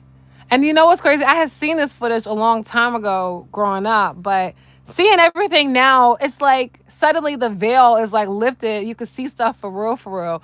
Like I said, we already finished the Ja Rule and 50 Cent stuff. So now we're just watching Diddy clips. Yeah, he probably is an addict.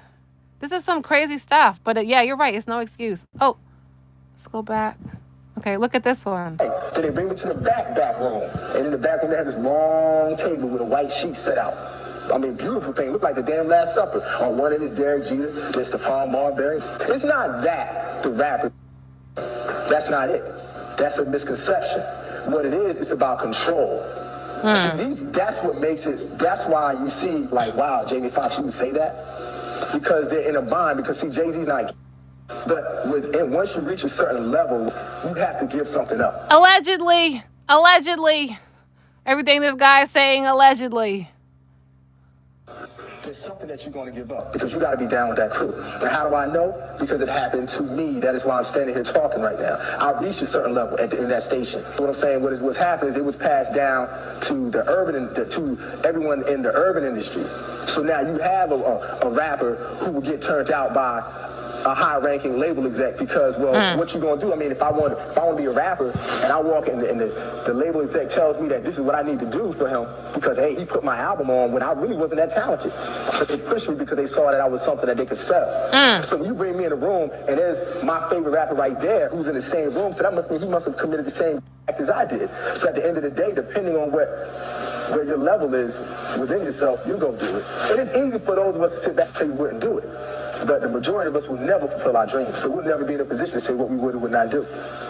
You understand what I'm saying? We'll never be in that position. Because before I got there, I would say the same thing until I got there. You understand? So I literally lived the devil taking me to the mountain and saying, you go to the left, you have all of this. And I was there. It was ritualistically done. 3 straight weekends. They do everything in 3s. 3 weekends in a row. Hey, D-Brad, let's go hang out. And every weekend, he kept beating me in the head. Get rid of this Rap City, man. You could do more than Rap City, D-Brad. You can do more than you can come with us. We go to the joint, we hanging in VIP. Give me everything I want. And every time we hung out, it was the same way. Then they bring me to the back room. And in the back room, they have this long table with a white sheet set out. I mean, beautiful thing. Look like the damn Last Supper. On one end is Derek Jeter, there's Stephon Marbury. I'm trying to talk to the mom. Allegedly. Like, Brad, come on, sit right here. We get inside the limo. We're in the car. The man standing across looking at me like I owe him something now. And while he's doing that, he's sitting there with his legs spread open, rubbing his... Oh, wow. I'm like, no, what am I going to do? So for me, I had to turn that away. But with the hell that I caught after that, I've been homeless. I've had my name destroyed. I was ashamed of myself. I went from being a man to nothing because I would not cross over. Wow. Okay, let's see what other... Like I said, I got like all these clips I just been collecting about all this like really weird stuff I've been seeing on Hollywood. Okay. I've never seen like orgy, but Diddy has hit on me at Steve Rifkin house. And everybody at the house was gay, but I didn't know it until I really paid attention and looked around at my surroundings. I'm like, oh, right. Like, what's going on? That sounds like Exhibit's story, because Exhibit had a story like that. They went to Miami. No, but he went to a club. Right. I went to Steve Rifkin's house. Right. It was after a BET Awards, we went to the after party. Right. Me, Lil' Kim. Thank you for the likes, guys. Weston, who was Lil' Kim's manager. Okay. At the time. And we go to the after party. We run into Diddy, and Diddy tells us to come meet him at. He tells them, not me. He tells Kim and them, yo, come meet me at Steve Rifkin house. And we all go over to Steve Rifkin house. And while we there, there's another executive that been making passes at me a lot in the entertainment industry. Like, how do you respond to that when he makes right. a pass at you? Like, play it off? How do you respond to that? You treat, like, for me, at this stage in my life, I'm more mature than to punch in his face. Right? So you just ignore it, and you kind of give him the look like nah, and giving that the look made him just look hard and made me put my head down because he got 5 standing around him. They like the whole booty mob. And right? What? 75%, 85% of these people that's in the industry that's popular, you know what I'm saying, have succumbed to that lifestyle. I've never seen. Without whom I wouldn't be here. So thank you. And I also just want to thank everyone who voted for me and MTV, of course. And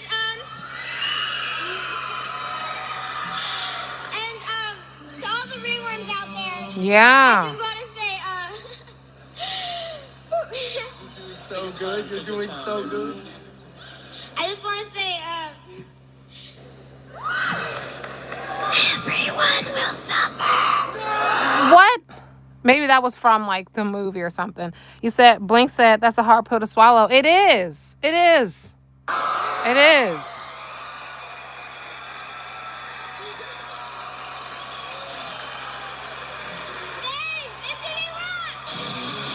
Oh, there was a part, I thought it was in this video, I guess it wasn't, where like there was some little girl, I thought it was her, and Diddy asked the little girl in the back, like, are you coming to the after party? And the little girl was like, yeah. And he said, yeah, yeah. And I was like, what?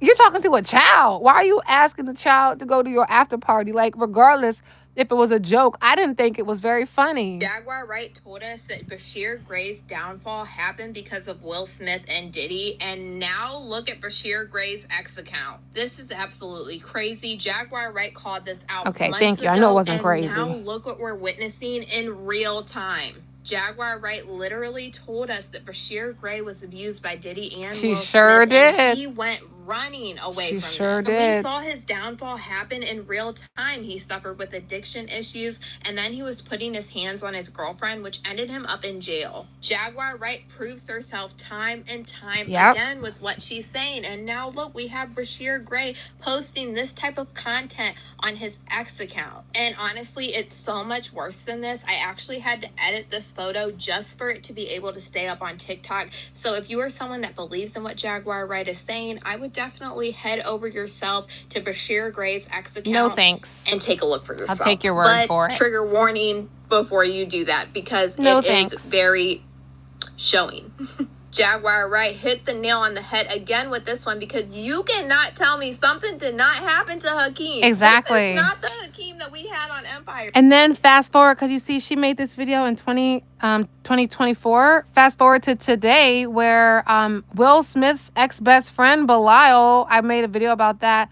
He literally just came out and said that Will Smith, you know, did stuff to Bashir Gray, and so did Diddy. That is what that guy said, allegedly. That's not my words. I'm not telling the truth. I wasn't there. But that is what Will Smith's ex-best friend just came out on an interview with Tasha K and said. So this is horrible. Like, what is happening? He was on the path back then to literally being so famous, and I don't care what anybody tells me, and then boop, he was gone. Yep. You're telling me the whole time the Empire casted Hakeem Lyon when he really should have been Jamal? Nah, Jaguar Wright is right with this. I don't care what nobody says, because Yep. I got more clips, guys. Diddy, like, now that we know more things, and you said you remember that clip, thank you, because if I can find it, I'll show you guys. But now that we know more about what Diddy was into, the previous clips are strange. Also, if you join this to hear the Ja Rule and 50 Cent, you got to rewind, because we already finished that investigation. So we kind of figured out why they have beef already. Oh, he's bad boy now. Signing the bad boy. Poor Justin. It's called.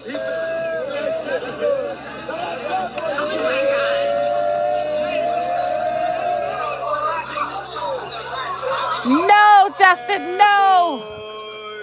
Look at his face. Like, I know it's blurry, but with what we've heard from other people's testimonies, look at Justin's face. I'm gonna rewind it.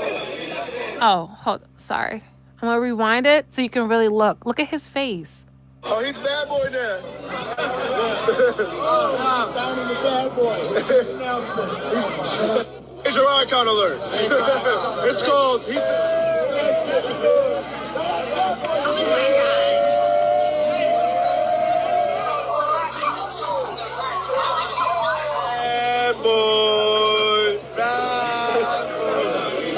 And then I'll just say this.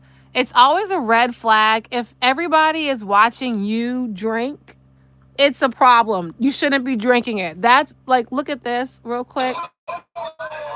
Oh, hold on. Let me see. I want to pause. You see? Dang it.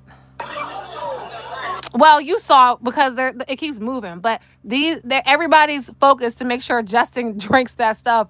I'm not saying anything happened to him, but you know, just keep your wits about you guys, because there are Diddy's in real life too. Daddy, I like when you Look at Fabulous and Mace. Okay, sorry, let me start over. This is just a lot. I like when you like this, Daddy. Daddy, I like when you scrambling and scraping for shit. No, I got like that. You know, I've been practicing. I can go over that one. Make a wish.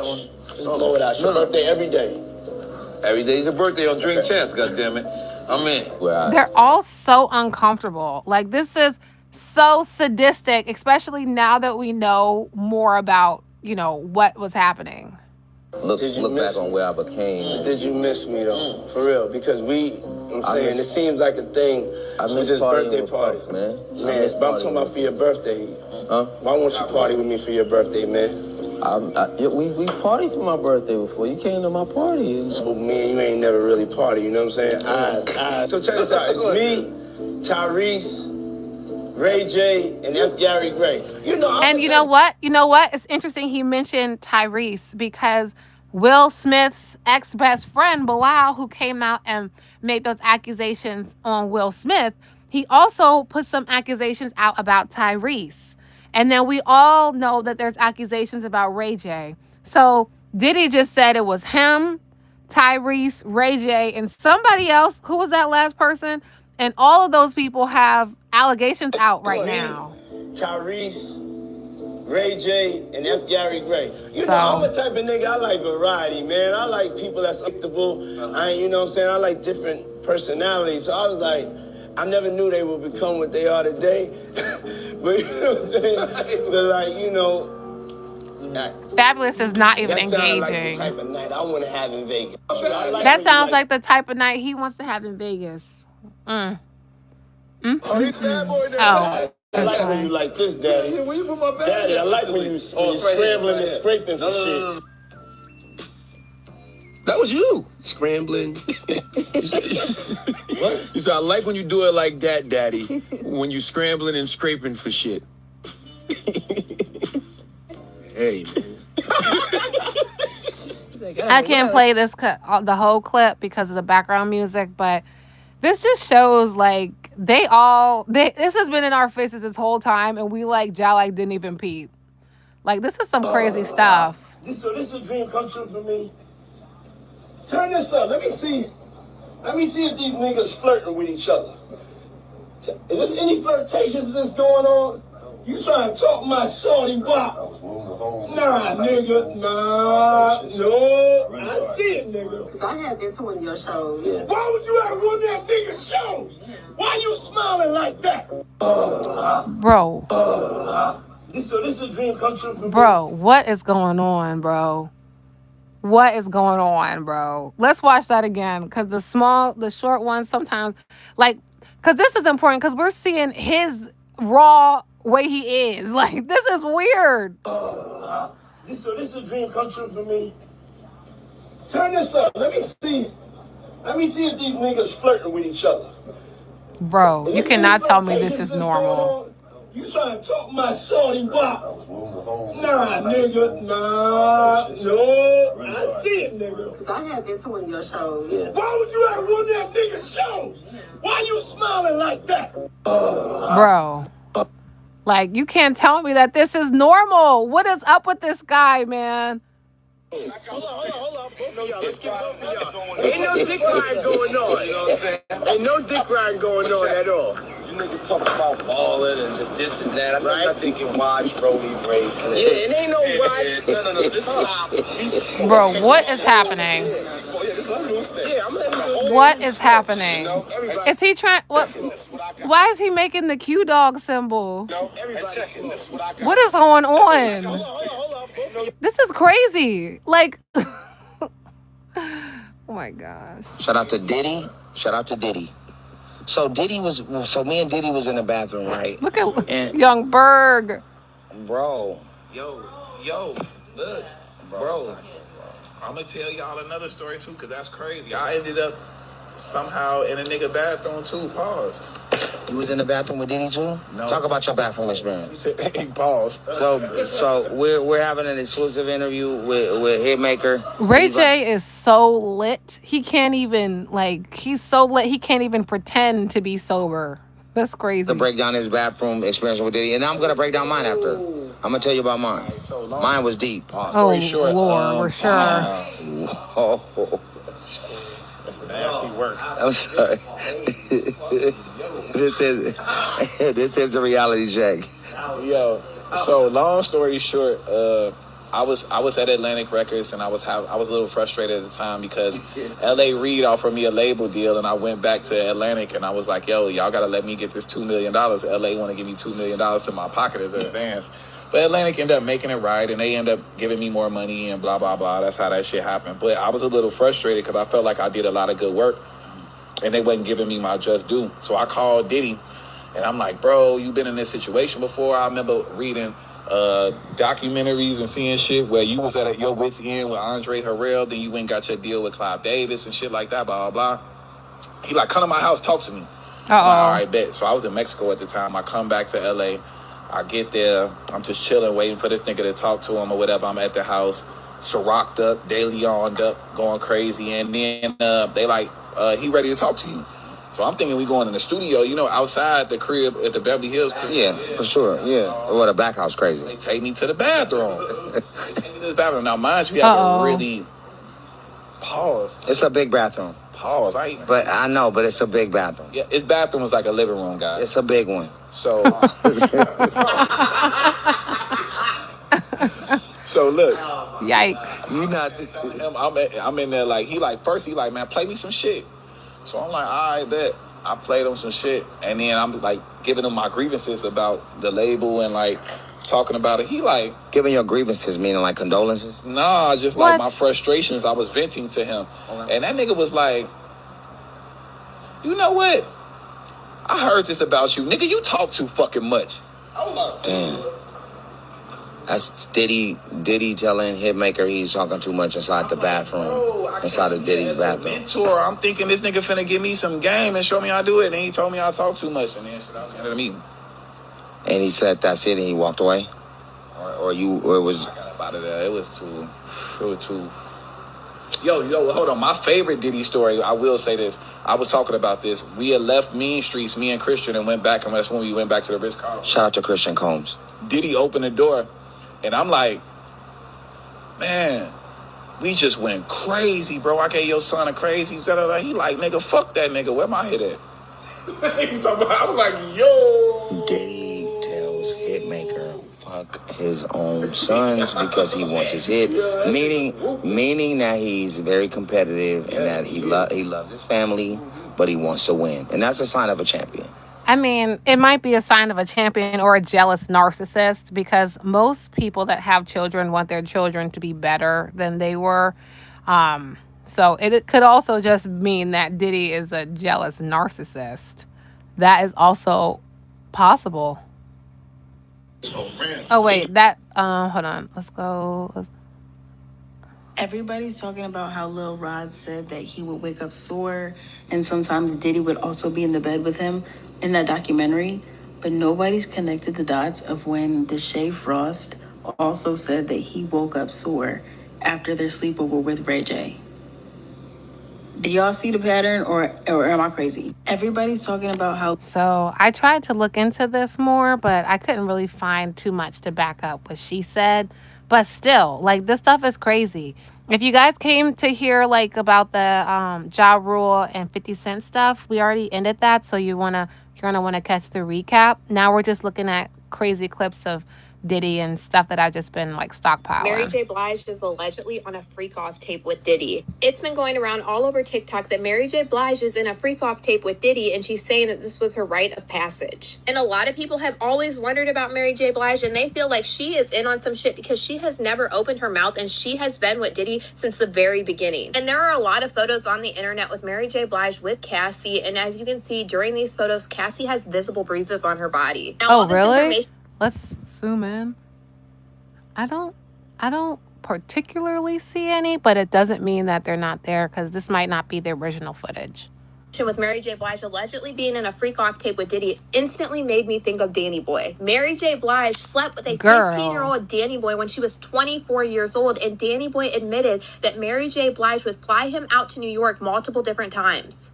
I'm 15, 16 years old, and she flying me in. That's disgusting.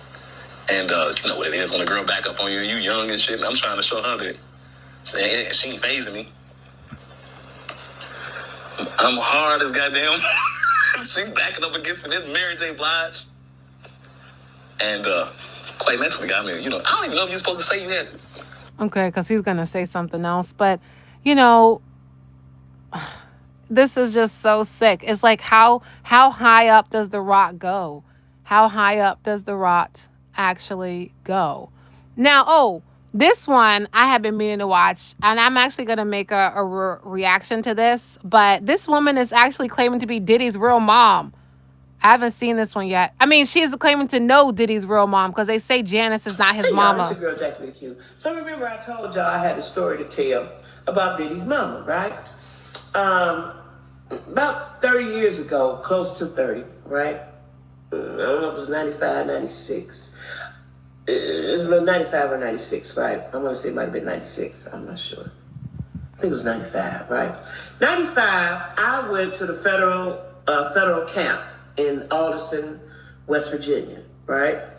I had to do 4 months. Not a long time, but I had to do 4 months in Alderson, West Virginia, right? Oh, well. And at this particular time, you're probably right, Robert. It was Tom Arnold's sister was there. They say Redman's sister was there. I'm not. She looked like it. I don't know if that was her doctor. I didn't talk to her, right? But this was like 95, maybe top. It was top of 96, y'all. It was. Lady, come on, lady, figure it out. It doesn't even matter. Just move on. I was there from January to April. Got out in April, right? And so, you know, people talk, right? I never had visitors because I didn't want nobody to come see me because I was only going to be there for 4 months, and I didn't need nobody. I'll see y'all when I get out, right? Well, there was people, you know, everybody talking, and said that Diddy's mama was there. Now, this is before I actually knew what Janice Cruz looked like. This in the 90s. I didn't really pay no attention. You know, I didn't know what she looked like, right? And so the lady, I knew the lady, right? She was involved with the church. She was an older lady, and she was involved with the church. Diddy looked exactly like this woman. Skin tone, the mouth, the nose. He looks exactly like this woman. Real quick, and in all fairness, I've been hearing for years that Janice is not actually Diddy's mom. Now, that's alleged. That's a rumor. That's like real rumor level. But it's just interesting that this woman is now coming out saying that she allegedly was locked up with Diddy's real mama. So when people told me that was Diddy's mama, I said, well, how y'all know? You know how they knew? Because him and his entourage would come to the visiting center. I never, like I said, had visits. Allegedly. I told my sister, don't bring my kids there. I ain't gonna be here that long, and I'll be home soon, right? So I never went. I don't know what it's set up like, because I never went to the visiting center, right? But the ladies that were there told me that was his mama. Now then, I've been seeing, and I told this story, and I didn't know that my kids said, "Mom, you told us that back then." I forgot about it. Now, I've seen in comments, I've seen in other articles that they say Janice is not his mother. I've seen that some, too. Articles that say Janice is his auntie. I don't know who Janice is. It could be his mother. I'm telling y'all what I saw and what the people told me. Diddy would come to the visiting area, right? They say that is not, Janice is not his mama. I'm telling y'all, the lady that I saw when I was in Alderson, West Virginia at a federal camp, he looked like this lady spit him out. He looked exactly like this woman, right? Is that the reason why Janice overcompensated and spoiled him? Is that the reason why she beat him?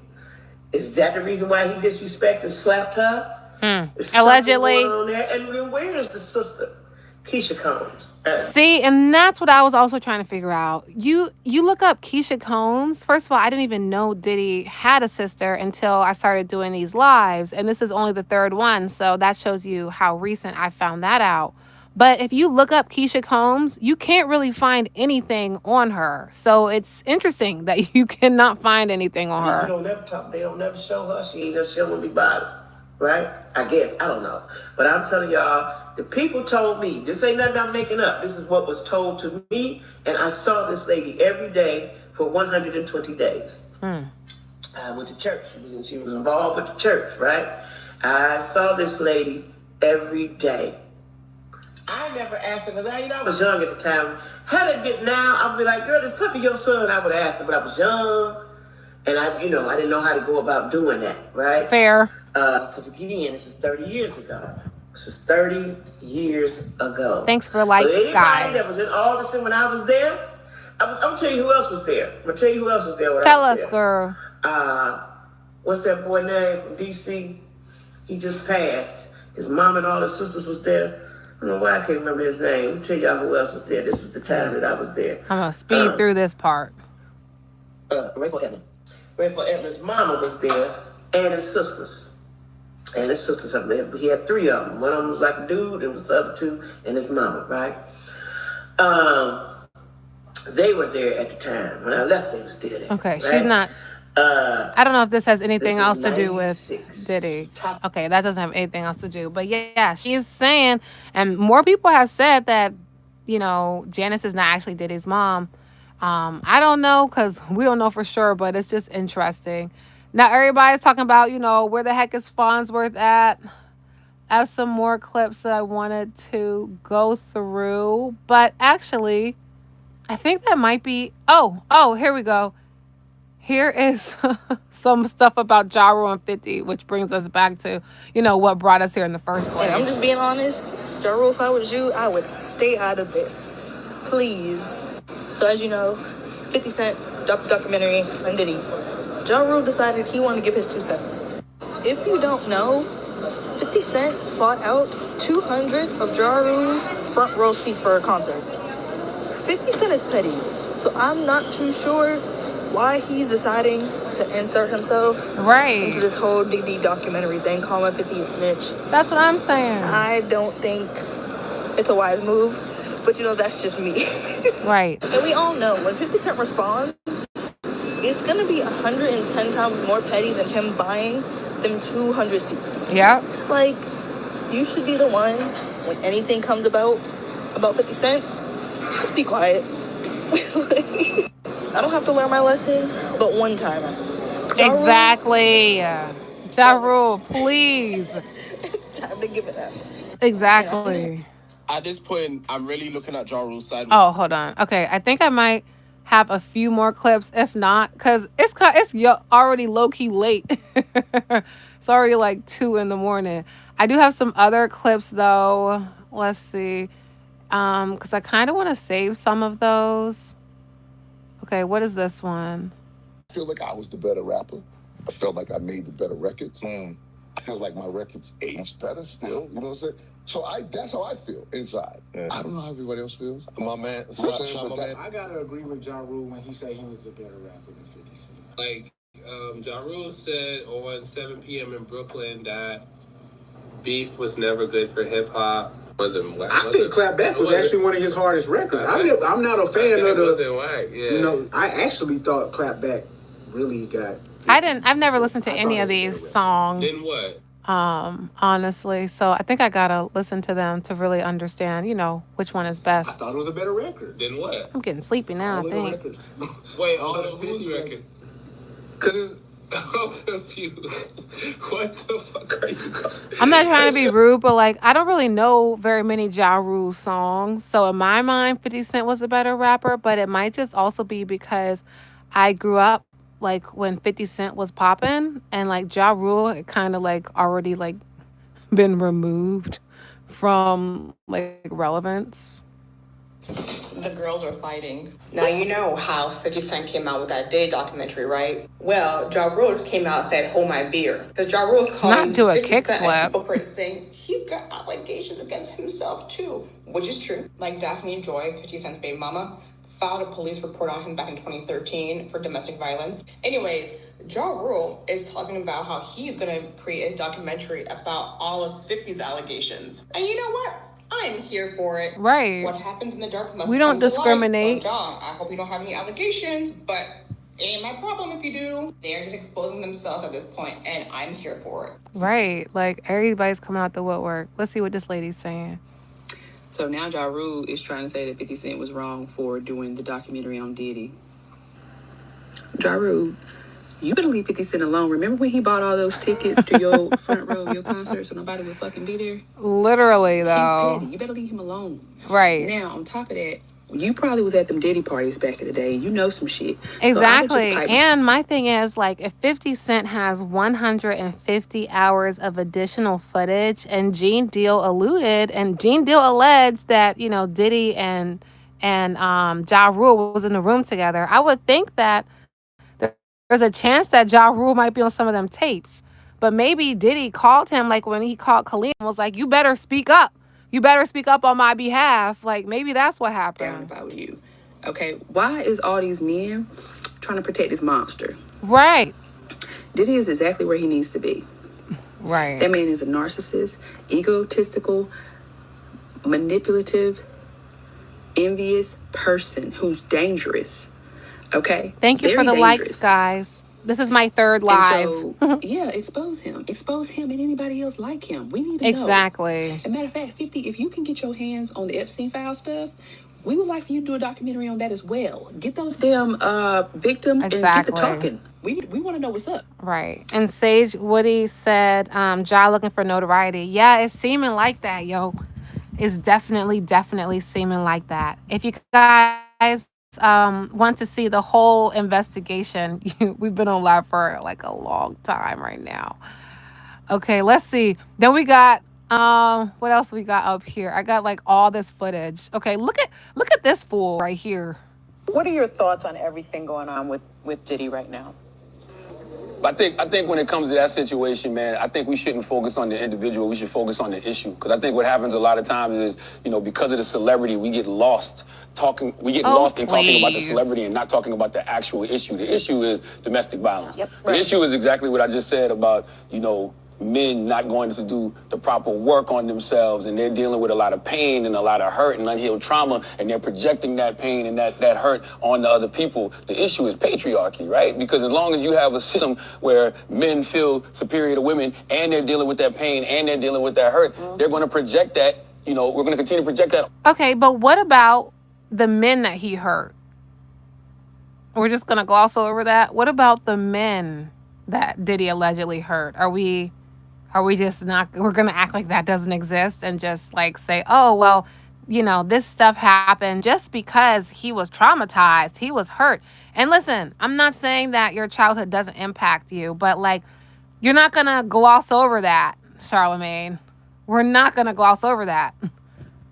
Onto our women. So I think those are the issues that He we should hurt be men discussing too, as opposed to though. talking about the individual. And we tend to do that a lot as a society. We get lost in the celebrity of things as opposed to, okay, what are we here for? It's clickbait. Yeah. No, what do you mean? What do you mean? We're not, I would feel like getting lost in the celebrity in this situation would be excusing the behavior. But people are actually like holding these fools accountable. I feel like that is...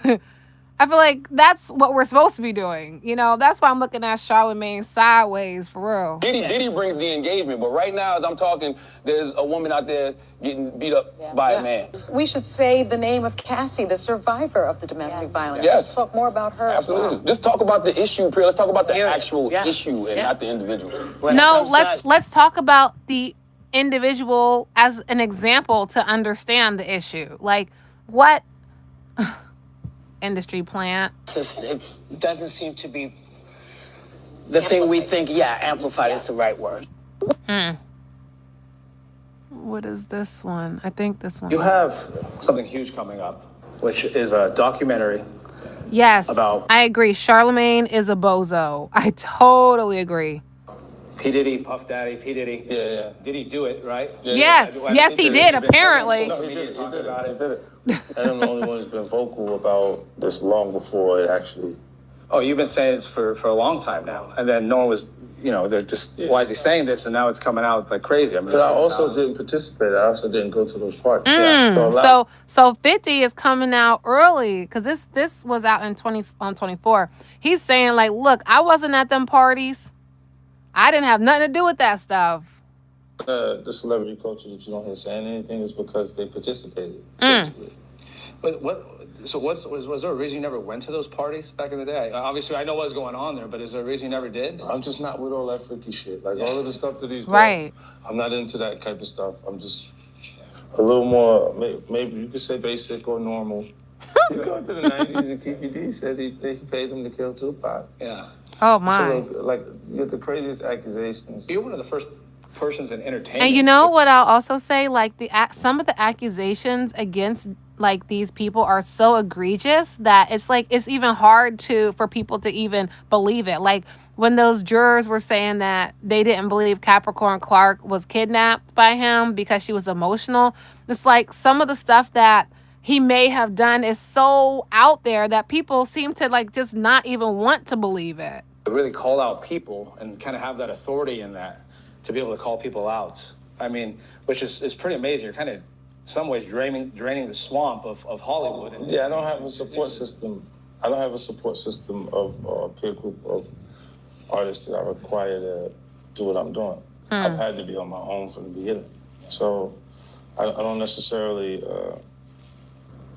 have a responsibility to behave a certain way according to them. And look, if I didn't have an award-winning director doing it, if I hadn't put the right people in place to produce it properly, I would understand why they would question or doubt anything that I'm doing. You have... Right. He said Mike Tyson could have told everyone the whole truth before 50 did. Yeah, because and we're going to I have a clip of that too. You're like a mind reader, man, because there is a clip where they're at some like talk show and then Diddy has his hand on Mike Tyson's leg and Mike Tyson quickly removed it. Now this next clip, trigger warning, you've probably already seen it, likely, but now knowing what we know now, it might hit a little bit different. Starting to act different, huh? You ain't been calling me and hanging out the way we used to hang out. Well, I mean, you try to get in contact with me, through all my, partners and whatnot. Look at Justin Bieber is so scared he can't even talk. Like let's remember, like Justin Bieber went to like a flavor camp with Diddy and was alone with this man. Like this is pretty sick. And this is who, certain celebrities are coming out saying, oh, don't kick him while he's down. Don't do this, don't do that. But meanwhile, they watched these young children, because this is a child, allegedly, I'm not going to say flat out, but allegedly they watched all these people be victimized and it was okay. But now all of a sudden, like Marlon Wayne said, now all of a sudden it's don't kick someone while they're down. How about tell this person to stop kicking people? How about that? Exactly. Run, little Bieber. Exactly. You never really got my number, so. Okay. I'm going to replay it without me running my mouth so that we can really, really, knowing what we know now, this clip is disgusting. Yeah. Starting to act different, huh? You ain't been calling me and hanging out the way we used to hang out. Well, I mean, you try to get in contact with me, through all my, partners. And he can't even talk. But you never really got my number, so. Correct. Okay. My number? Yeah. Tell you my number. Yeah. Starting to act That's different, scary. Huh? That's scary. So this is the clip. Sage Woody, you was talking about. Well, it truly is about the Benjamin, as we see. Oh, yeah, he's glittering. It truly is about that. Well, now, when we come back, we're going to talk more with Puffy, and if you want to hang out, more than welcome to stick around, my brother. All right? We'll be right back with more right after this. Well, it truly Yeah, is so that's that clip. So he had to have known something. He's like, your hand is a little too close. And it made me wonder, like, I wonder if Diddy was like doing weird stuff with his fingers or whatever, but this face is when he knew he effed up. That is when he knew he effed up. Yeah. Oh, you said I been knew Diddy was, when he did all that stuff in those interviews. Well, I mean, you wouldn't be wrong. So this one, I have not seen this video yet, guys, but it does say trigger warning, SA trigger warning. So I want to warn you all before we go into this. I warned you. I haven't watched it yet. Years old. And Diddy hands me a drink. Kanye hands Lauren a drink. And we're like, that's weird. Oh, and this is alleged. This is alleged. Thank you for the likes, guys. We got to spread awareness of these devious devil monsters. Serving us. I don't like to drink. I'm just like pretending to sip this drink. Diddy kept looking at me and Kanye kept looking at Lauren and like they were exchanging glances. And I'm like, they're like watching me strangely. Immediately, I'm like, there's something fucking in this drink. There's something in this drink. Reach for my phone. See, and that's another thing. Oh, you said, nah, that's not a face. Diddy's a mouth breather. Oh, wow, that's okay. That makes sense. But this is something to pay attention to. And I said this in an earlier Justin Bieber clip that if you're ever in a room and you're at a party and everybody around you is watching you drink your beverage, spit it out. Spit that stuff out. Again, if you are ever at a party and everyone in the room is watching you, or the person that gave you the beverage, if they're actively watching you drink, spit that stuff out. Start to type and Kanye takes the phone out of my hands and he's like, who are you texting? Like, you don't need to text anyone. Like, we're having a party. And I was like, okay. And he like puts it on one of the speakers. 2 sips. And I watch her. Sorry, hold on. Somebody just said, you act like we're not watching. You talking too much. How about you go and find the video on TikTok yourself? You can see the name here. If you don't want to hear me talk, don't be on the live, period. Face flush. And all of a sudden, like I look over and she's speaking really loud. And I was like, it's already hitting her. 100%. I just knew that the drinks were all laced with something. Kanye and Diddy have realized that I'm the only girl in the room. And they start coming towards me and they're like, don't you want to take your clothes off? Like, it's so hot in here. And I'm like, no. Bro. Fine. They're like, come on. Like, it's just us. Like, we're all just friends. Like, let us just, like, see, like, how you look. I'm like, you guys stop. Like, stop. And this is they're sad. going to the point where they have, like, ripped my shirt off. And, like, I'm, like, almost fully exposed at this point. And they're both coming at me. And oh my God, I'm like, you guys, like, seriously, this isn't funny anymore. As these 2 grown men were pawing at me, trying to take my clothes off, I look over to this man asking for help, and I literally mouth the word help. He looks away. Like, okay, like, do something, say something, do anything. Right. And he looks down at his phone and starts texting. No one's fucking saving me tonight. No one's gonna do anything. No one's gonna do fucking anything. At this point, they had ripped my shirt off and they were trying to get my pants off. And I realized that I was completely alone. And I closed my eyes for a second. And I was like, God help me. I was 19 years. Yeah, this is some crazy stuff. And then I see you, Willie, talking about what Nikki said. Like I said, this is my dang on live. If you don't like hearing me talk, get off. Go away.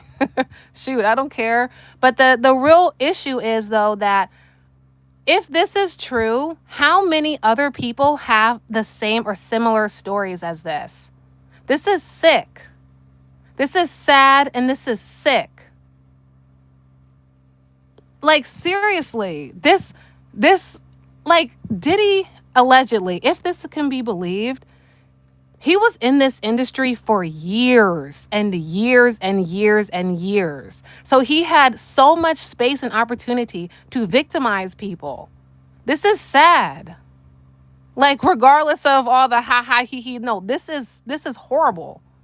If, that is true. You say he got Tupac unalive because he wouldn't be, well, I mean, you might be right, Ramsey Bates. you might be onto something. Now, this next one, so we already saw how he made a woman feel. We saw how he made a boxer feel. We saw how he made a child feel. And we saw how he made 50 feel. Now, let's see this little clip with these grown men. And this is for all the people that say, oh, we got to protect men. We got to protect black men. And I agree. We do have to protect black men. But we have to protect the black men that are being victimized by these other black men. So let's see. I still would have been secret about it. I wouldn't. It's like. And I will try not to talk during this clip, but I have a motor mouth. So if you don't like it, go somewhere else. Snitch. Yeah. Cause I don't want no snitch. Like I was gonna just deal with it. And I don't know why somebody that evil would. I don't get it. I don't know why somebody would do that to a talented, passionate people. Yeah. Even though we talented, passionate people, I don't understand. No, it's okay, bro. I don't understand why someone would sit. Stop being a sensitive reporter. Let it go. First of all, this is my 3rd live, okay? So you might be right, but I am sensitive and I'm working on it. Let it go. Hurting someone, I don't know. Jerk. How about you just leave? Or laugh about it after they do it, you know. Like, I don't get it. I don't. That's why I said none of them are innocent. I'm not here to expose anybody, but none of them are innocent, man. Like, none of them are innocent. Y'all all coming after this man for millions of dollars when y'all were a part of it as well. Y'all were down too. Like, that's not fair. That's not fair to him. Okay, sorry. I know I said I'm going to try not to interrupt or whatever, but I can't help it. Yeah, you know, we all here together. It's cool. It's cool. It's water under the bridge, Nicole. But like, this is important because, this is just so sad. Hold on. So you said, what is this? Okay, so this is day 26 being interviewed with Vlad, and they're basically crying because they're remembering what Diddy allegedly did to them. These are 5 grown men. Look at this guy. He can't even keep his head up. That's how bad he's crying. That's how bad he's crying. This is horrible. You said you think I'm doing a good job. Thank you. Thank you. This is my 3rd live, by the way. So I'm still, working through all of how to do all of these things. You said Little Bieber never been the same exactly since he was with all them dudes in the nightclub. These dudes around him. Exactly. She's doing good. She's just sensitive. Everyone has opinions. You're right. And I received that. I received that, Nicole. I received that. Sage said, he's talking about the conglomerates knowing what Diddy was doing. So what I'm trying to figure out, is he saying, we got to run it back. Is he saying that his artist knew what Diddy was doing? Or is he saying that Diddy, wait, is he saying the artist or the executive? Okay, you said you apologize. You were just trying to hear. That's good. You good. And I apologize too. I've been on live for like 3 hours. So this, because it's just so much. And sometimes we all get sensitive when it comes to this type of debauchery. Because one thing we can all agree on is this stuff is not okay. And sometimes that brings out emotions because this is totally not okay, not acceptable at all. So let's run it back. I'm going to not say anything this time so we can go through and then we'll share our thoughts. So once again, for anyone that just joined, this is Diddy's former artist, day 26, talking about what they experienced at the hands of Diddy. Allegedly. I still would have been secret about it. I wouldn't just snitch. Yeah. Cause I'm not no snitch. Like I was gonna just deal with it. And I don't know why somebody that evil would. I don't get it. I don't know why somebody would do that to a talented, passionate people. Yeah. Even though we talented, passionate people, I don't understand. No, it's okay, bro. I don't understand why someone would sit down and think about hurting someone. I don't know. Or laugh about it after they do it, Like, I don't get it. That's why I said none of them are innocent. I'm not here to expose anybody, but none of them are innocent, man. Like, none of them are innocent. Y'all all coming after this man for millions of dollars when y'all were a part of it as well. Y'all were down too. Like, that's not fair. That's not fair to him. It's not fair. Fair to me. It's not fair to people that with actual story. Yeah, been affected by that because then it make everybody seem like they just try out to get something or whatever, opposed to it being real people that went through real stuff. Did you ever confront Diddy about this? I kept trying to get in contact with him because all I wanted was an apology. All I kept saying, like, could you apologize? Like, could you just apologize for what I can't talk about right now? But I just wanted to apologize because something was wrong with me, man. Something was wrong. And like when your last Vlad interview, you could look at me and tell like something was wrong. Like I wasn't the enthused person. I wasn't cute. I looked like stressed. I looked like I was in a dark place. So like you could tell like something was wrong. Like, Yeah. I didn't mean to go there. I'm so sorry. It's all good. It's all good. Sorry. This is real. And we gotta take a break. Yeah, let's take a break. Oh man. Right. Yeah. You. Oh, yes. Trigger warning for sure.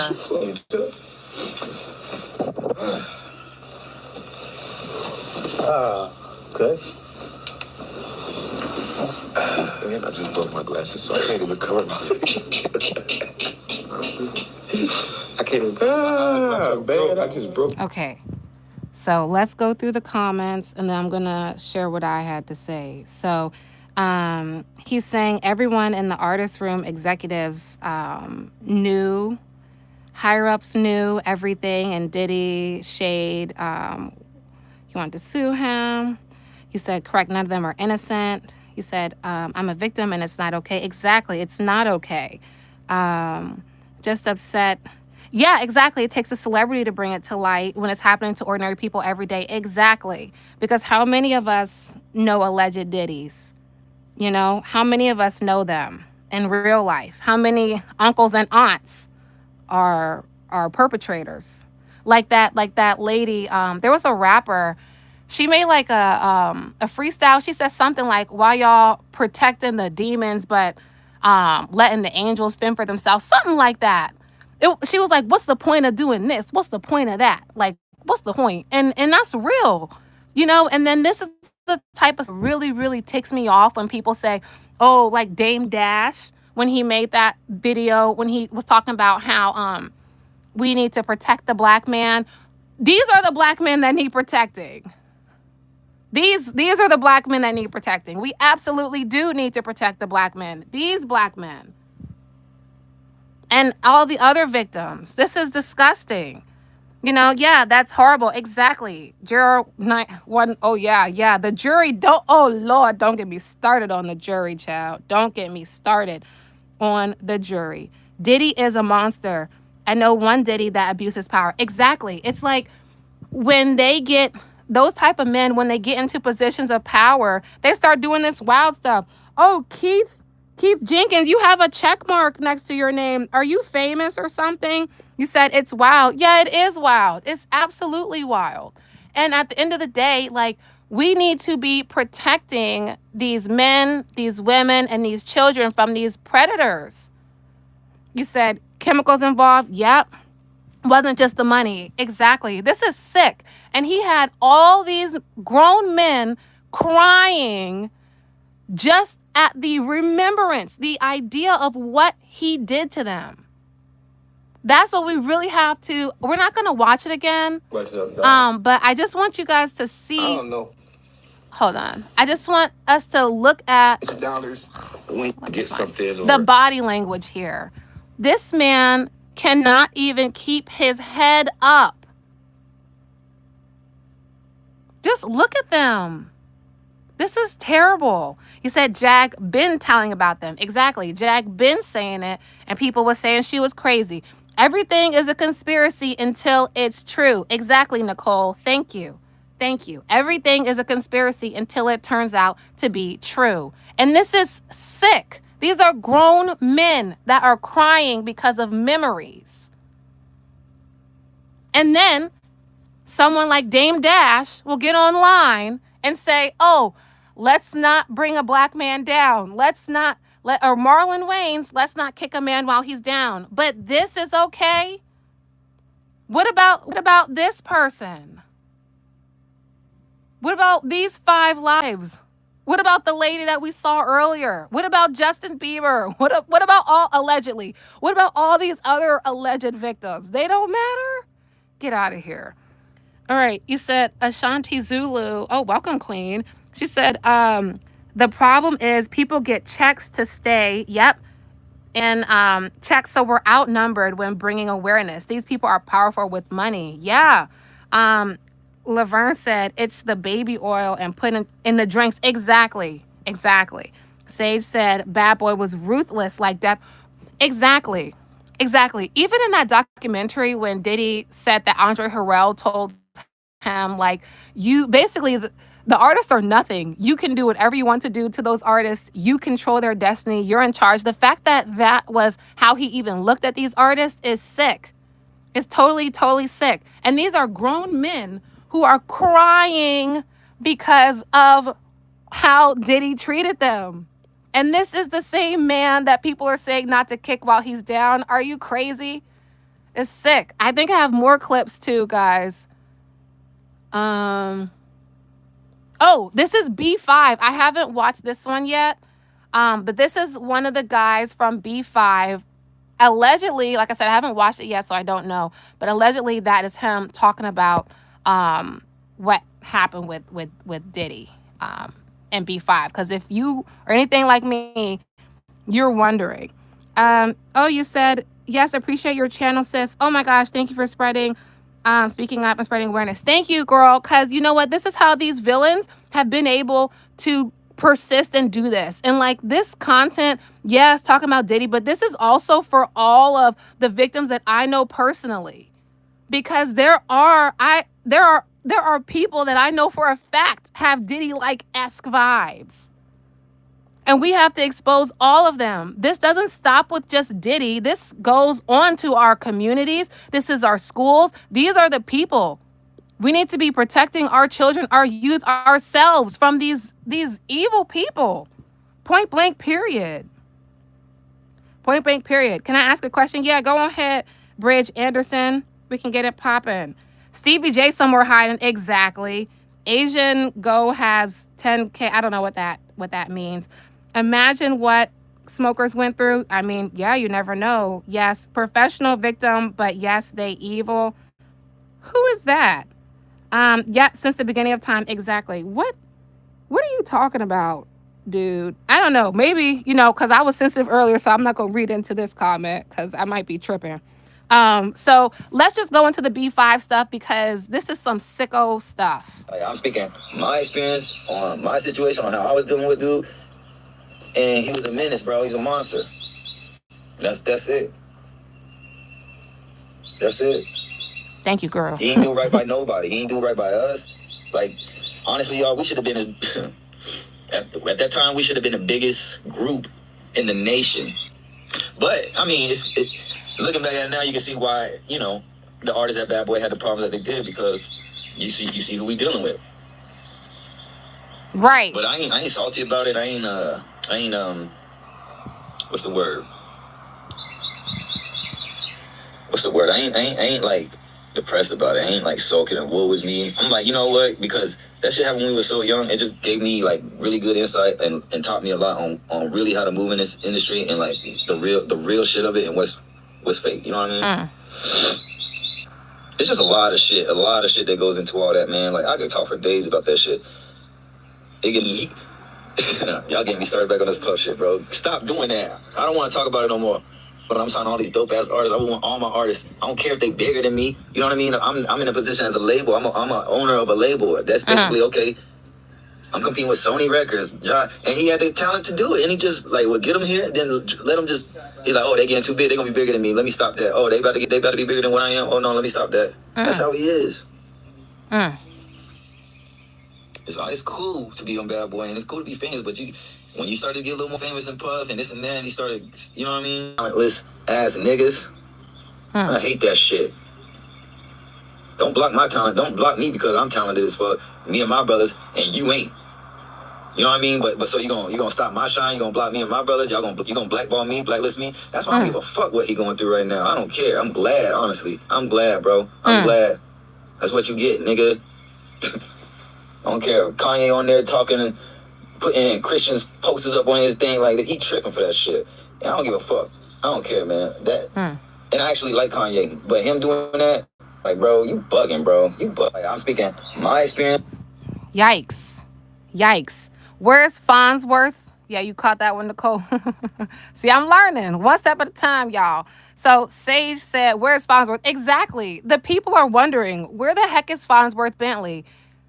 And when you really think about it, Diddy had this grown man walking around holding an umbrella for him and gave him a new name. I didn't know Farnsworth Bentley's name wasn't actually Farnsworth Bentley. It was something else. So it wasn't actually his name. But that's crazy. That's crazy. But you know Farnsworth Bentley likely has a lot of information. So Bridge, let's see what you said. You said, what did he do with the baby oil? I don't know. I'm in the church, so I don't know nothing about this, but it makes me sick hearing what he did. See, I don't know what he did with the baby oil, honestly. From my understanding, and we can comment, but what I kind of know is that he allegedly put some type of substance in the baby oil, and I'm assuming it must like absorb through the skin. So I think that's what he did with the baby oil, but don't quote me on that because I didn't read the case about the baby oil specifically. So don't quote me on that. Mace got away fast. Yep. He cut on real quick. Yep. Yep. Mace went and got saved fast. Sure did. Exactly. He said, Rouse said, he didn't stop your shine. He in fact shined. Whatever, dude. We're not. Okay. Ramsey. No, he definitely stopped B5 shine because there was a time when I was in elementary school, B5 were those dudes. Okay? When they said, who's afraid of the big bad wolf? You know, they were on Disney Channel. They were on 106. Like, they were everywhere. B5, like, they were likes that. They were everywhere. They could sing. They could dance. They were cute. They were everywhere. So it's pretty wild, ain't it? Oh, okay. We got some more stuff about this baby oil. Let's see what else. I bet he was like, come stand under the umbrella with me. Right, Ramsey. Right, D Bad A got welcome, girl. He said, I forgot about him. Exactly, Mr. Bentley. The baby oil got stuff in it. Yup. Oh, okay. Willie said when you turn the room temperature up, it opens up your pores. Oh. So when the pores open, because he did have that clip where he was talking about how you got to make the room hot and people got to sweat. You know, he was on somebody's interview talking about that. So, yikes. Then Nicole said, that's what I assume. Why so much? Exactly. Why so much baby oil other than to put stuff in it? Exactly. Because why else would he have a whole bunch of baby oil unless he, this is nasty, but maybe he used it as like a how can I put this? Maybe the baby oil also was used as a way to make inserting easier. That's what I'll say. Maybe it was used for additional activities as well with everything else that they had going on at those FOs. I feel like the members of B5 would probably have a lot of insight as well because they were young, they were in that industry, and all this type of craziness was going on.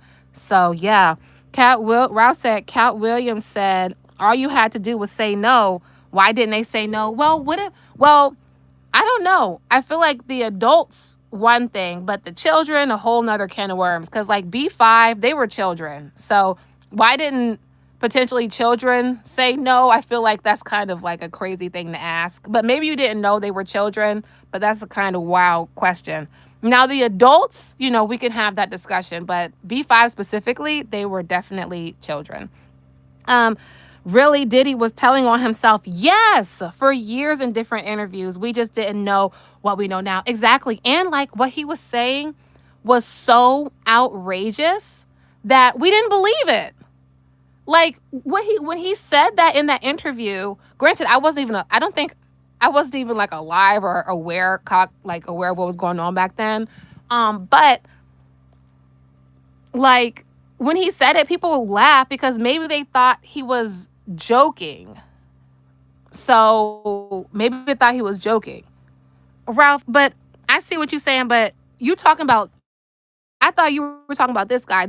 You said he was oiled up. He was a child. That was the point. Regardless, that was the point. Okay. Now, let's see. Okay, because Tyrese. If you've seen Tasha K's interview, I haven't seen it because it's behind a paywall, but I've seen clips. Tasha K's interview with Will Smith's ex-best friend Bilal mentioned Tyrese and said he was into some weirdo stuff too. So it's like they're all into this like weird good old boys club and good old girls, because we're not going to sit up here and act like women aren't, perpetuating this nonsense, weird stuff as well. So let's go into what Tyrese had to say, because Bilal, who is Will Smith's ex-friend, definitely called Bilal out by name explicitly. Did you ever go to a Diddy party? Yes. And what was it like? Of course you did. Is it like what they have in the media or off the hook? Off the hook? And whenever they went into the quote-unquote alleged other section, I was never there. You were gone. That's like, I think in general, getting away from Diddy, and God bless him and whatever else he's dealing with, I don't beat people while they're down. That's just not who I am character-wise. No one can erase his legacy. Bad Boy Records and Faith Evans and Biggie and Craig Mack and 112 and Total and, I mean, mogul. I mean, I don't know what all that other is going on, or allegedly, but man, legacy is legacy, man. Surviving Neverland, did that stop you from listening to Michael Jackson after the documentary came out? I don't know. See, I don't know, man. Tyrese, granted, in all fairness, though, in all transparency, this was released in 2024. So perhaps, this was definitely before the documentary. And so perhaps this, he didn't know everything that was going on. I don't know, but that aged like spoiled milk, that aged like yogurt. Sage said Orlando is another. Yep. That has a good bag on Diddy too. He sure is. I'm thinking about making a reaction to that one because, with Orlando, you just never know like what he's going to do. And I haven't watched that video all yet. So we're not going to be reacting to that today because he be wilding out. But I did catch it just in case. Yes, fame. Yes, Nicole. Fame has allowed a lot of people to succumb. Exactly. Because, they say that, money just makes you more of who you already are. And it gives you like the ability, like the money, the fame, the power, the, substances, all that stuff.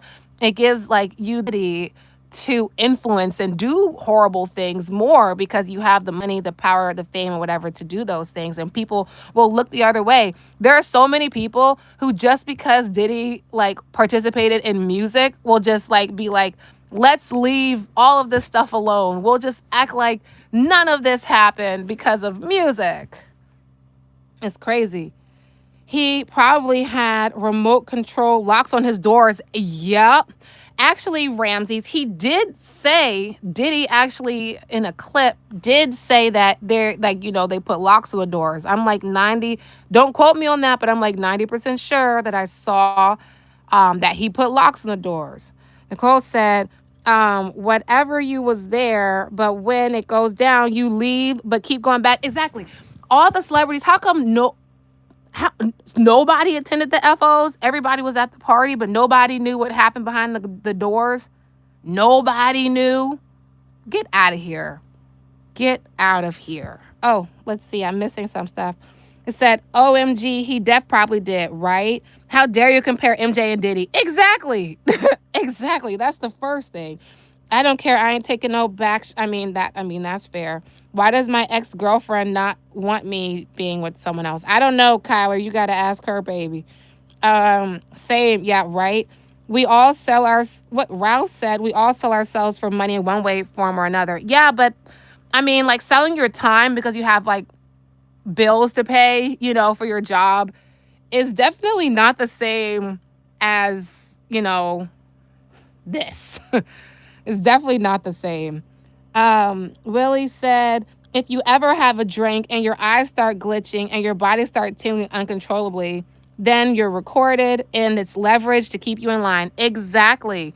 I want these celebrities, though, who were victims to realize that the public is not going there might be some people that are going to judge them, but in general, the public, we're not going to judge them if they were caught on tape doing this crazy stuff, if they were under the influence, because right now there's so much like backing. If they decided to come out about the atrocities that happened to them, I think that we're in enough time where people would support them, that if they did come out and talk about what these higher ups or weirdos may have been doing to them, I think that they would actually be really, really, really supported by the community. And hopefully by Cassie coming out, it'll give more people and this documentary and all of these things coming out. Hopefully it'll give more people that were alleged victims of not just allegedly Diddy, but of any of these executives. Hopefully it'll give them, the courage to step out and tell their stories, because this is sick. Just remember, exactly, Diddy is a revengeful type monster. Exactly. So it's just sick. Yeah, Willie said, yeah, leave MJ out of this. Nah, we gonna bring MJ into this. Let's see. Nicole said, did you see the clip Denzel? Yes, I did see that clip when Denzel mentioned that someone was like defecating on the stage. Is that what you're talking about? I saw that clip and I was disgusted. And didn't he say that the poo like splattered on them? Maybe I'm confusing two clips with each other, but I'm pretty sure I saw that. He said he will need to keep MJ out of his mouth. Apparently, y'all love MJ. Let's say Defo, the kids even said, yeah, I did hear that the kids even said that they were forced to lie on Michael. It's a lot going on in that industry. Nicole, I remember that one with Denzel as well. That's sick. Ralph said mental abuse alone, yeah, can be just as devastating. No, I'll have to agree and disagree slightly, because, yeah, mental abuse is devastating, but, being SA'd is, not, I wouldn't compare the two, really. Okay, do we want to go to this Kanye video or this Ray J? I feel like everybody has seen this Kanye clip. Sometimes Ray J, I just be wanting to, like, I'm not trying to be rude, I just be wanting to, like, slap him upside the head, if I'm being honest. Like, when he be talking, I just be wanting to like jump through there and like give him a good old slap. That might be rude, but it's just how I feel. Go say, oh, I enjoyed this. Keep it up. Oh, I'm a subscriber and will follow. Thank you, girl. Shout out to you, man. D-Bat, I should probably be going to sleep my own self, but sometimes I just get to talk and I can't stop talking, child. And this is one of them days. You said, thank you, Will, for real. Absolutely no evidence on MJ, but Diddy so much, right? Right? Footage is ridiculous. Yeah, no, the hotel video had me like, how many other like places was there footage? And like, they just never came out about it, because you can't tell me that Intercontinental just randomly decided to give that footage to CNN and drop it. Like, how much footage did they have? Like, what other hotels have footage? Because we have to think about, like, when we really break it down from that clip, Diddy he ran out of his hotel, right, in a bathrobe in public with no shoes on, no shirt. He ran out in public in a bathrobe, ran down the hall, and attacked Cassie and dragged her back in a bathrobe with no shoes on in a public hotel, knowing that someone could have seen him. How really deranged and demented do you have to be to do that? Like, if you really, really, really break it down, that's insane. Do you know anybody that would even walk in the hallway without, like, let's just be real. Do you know anybody who would walk on a hotel floor with no shoes on? In the room is one thing, but in the hallway with no shoes after you just got out the shower? That's insane. In a bathrobe. First of all, I don't even like my wet feet to touch the carpet with my wet feet. But he ran out in a bathrobe knowing that people could have seen him. That is totally insane. Yeah, we're collectively sick of Ray J. He's annoying, man. He's annoying. Yep, it's the stuff. You're probably right. He's a warlock. You're probably right. Bro was obsessed. You're probably right. And then that's demented. That goes so past, because that doesn't even make any sense. What if somebody saw him? What would he have done? Would he have attacked them? Would he have jumped both of them single-handedly? And Cassie was like, I didn't watch that video because I cannot watch people in pain. It's just not, I can't do that really. Like, it's one thing if someone tells the story. It's a whole nother thing to actually, see it. And you know what I'm saying? So that's something so to this day, I've not watched that whole clip just because I'm too sensitive for that. Y'all already seen I'm sensitive. Y'all seen that. So I can't watch that type of stuff at all. But what I did see, even in those pictures, was enough. The pictures were enough for me to say, oh, put him under the jail. Put him under the jail. Right next to hell, like that hell is a left and Diddy's making the left turn and he ain't going back. Put him way under the jail. Once the stuff kicks in, you don't care about the cameras or nothing. Apparently not. And he knew, like, he had money. He probably did this before. Didn't they say allegedly that he paid his some yacht people off after his son allegedly SA'd somebody? So it was the narcotics, and he thought he could get away with it because he probably had done it so many times before. Money and power and fame and yes men have a way of making people think that they can just get away with anything. Because for years, he hasn't been held accountable. In fact, when people tried to hold him accountable, there would be idiots like Dame Dash who will get on the TV to this day. Dame Dash today or yesterday came out and said, oh, don't bring a black man down. This black man is hurting not only black women and children, he's hurting black men too. For years, he's been doing this stuff, but he's been getting away with it because people have been not saying anything until now.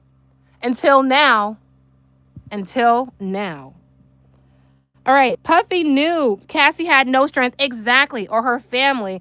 So when he went to Wild, he was threatening her mom. Oh my gosh. So true. The diddler going through withdrawals right now in prison. I'm sure he's shaking like a stripper in church, child. He said, oh yeah, you were sensitive, but you got it together. Yeah, because of some real stuff, like real recognize real. When we're covering stuff that's so sick and demented and scary, like emotions run high. You know what I'm saying? But at the end of the day, as long as we can all agree that the stuff is sick, it's nasty, and it needs to be stopped, we all good. That's the thing. Like, we don't have to agree on everything. I'm not talking about this situation, but just like people be getting on my nerves in general. We don't have to agree with everything about everything with everybody. But what we can all agree on is this stuff is not okay. And I'm not going to sit up here and, we're taking down a man who was like a culture icon, whatever. This is your king, Dame Dash. This is who you want us to be. Like, what is going on? Like, what is really happening? And doesn't Dame Dash have a child? He has a daughter. What if that was his daughter? Did he having a good time? Yeah, you might be right, though. Didn't he buy them, like, turkeys? And he, oh, man. Buddy been, you said OG Kicks, you said Buddy been into nasty activities for a long time. Exactly. Exactly. And here's the thing, because then people will say, oh, y'all are shaming him for being freaky. We're not shaming him for being freaky. If you're two or however many consenting adults that you want to be involved with, that's on you. Okay? But when you start taking allegedly consent away from people, that is where we have to draw the line, and that is where we have a problem. Okay, you said, is that true? Is he having a good time in prison? I don't know. I don't know if he's having a good time in prison, so I can't say yes or no there, because honestly I have no idea. But I did hear that he brought turkeys for these people. Now I could be wrong about that, but that's what I heard through the grapevine. So this is some sick stuff. So let's go hear from this stupid man, Ray J. You heard me say what I said, and that's kind of what cranked this whole thing up. But then fast forward to the documentary.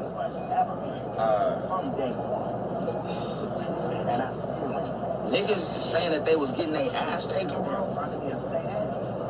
Multiple times. Kept partying. Nigga owe you some money? I mean, you know. Yo, what the fuck is going on in this world, bro? Just getting my charger real quick. Nigga said I woke up with females in the bed. Then I woke up and Diddy was in the bed. What was Diddy doing in the bed, bro? Ooh. I went and took a shit. And my shit coming out. Ew, okay. Way more runnier. Ew. Turn this upside down right quick. I gotta charge my iPad. What? That was disgusting. You see, people be wondering why. Hold on, I'm switching my iPad around. People be wondering why I be saying Ray J gets on my freaking nerves. Because why would you say that? That's just nasty. Look, now the freaking thing don't want to turn. This is so annoying. Hold on, guys. They done cut track of the live. They said, y'all ain't finna be sharing this stuff. Oh my goodness. TikTok is really tripping. It keeps turning it the wrong way. Okay, I'm gonna try one more again, and then if it doesn't work, I'm just gonna leave it alone, because now we just wasting time and stuff. Okay, it's working now. All right, let me go back to where we were. We don't want to hear about Ray J's leaky poo. That's nasty. That's real nasty. That is disgusting. Okay. Let's see.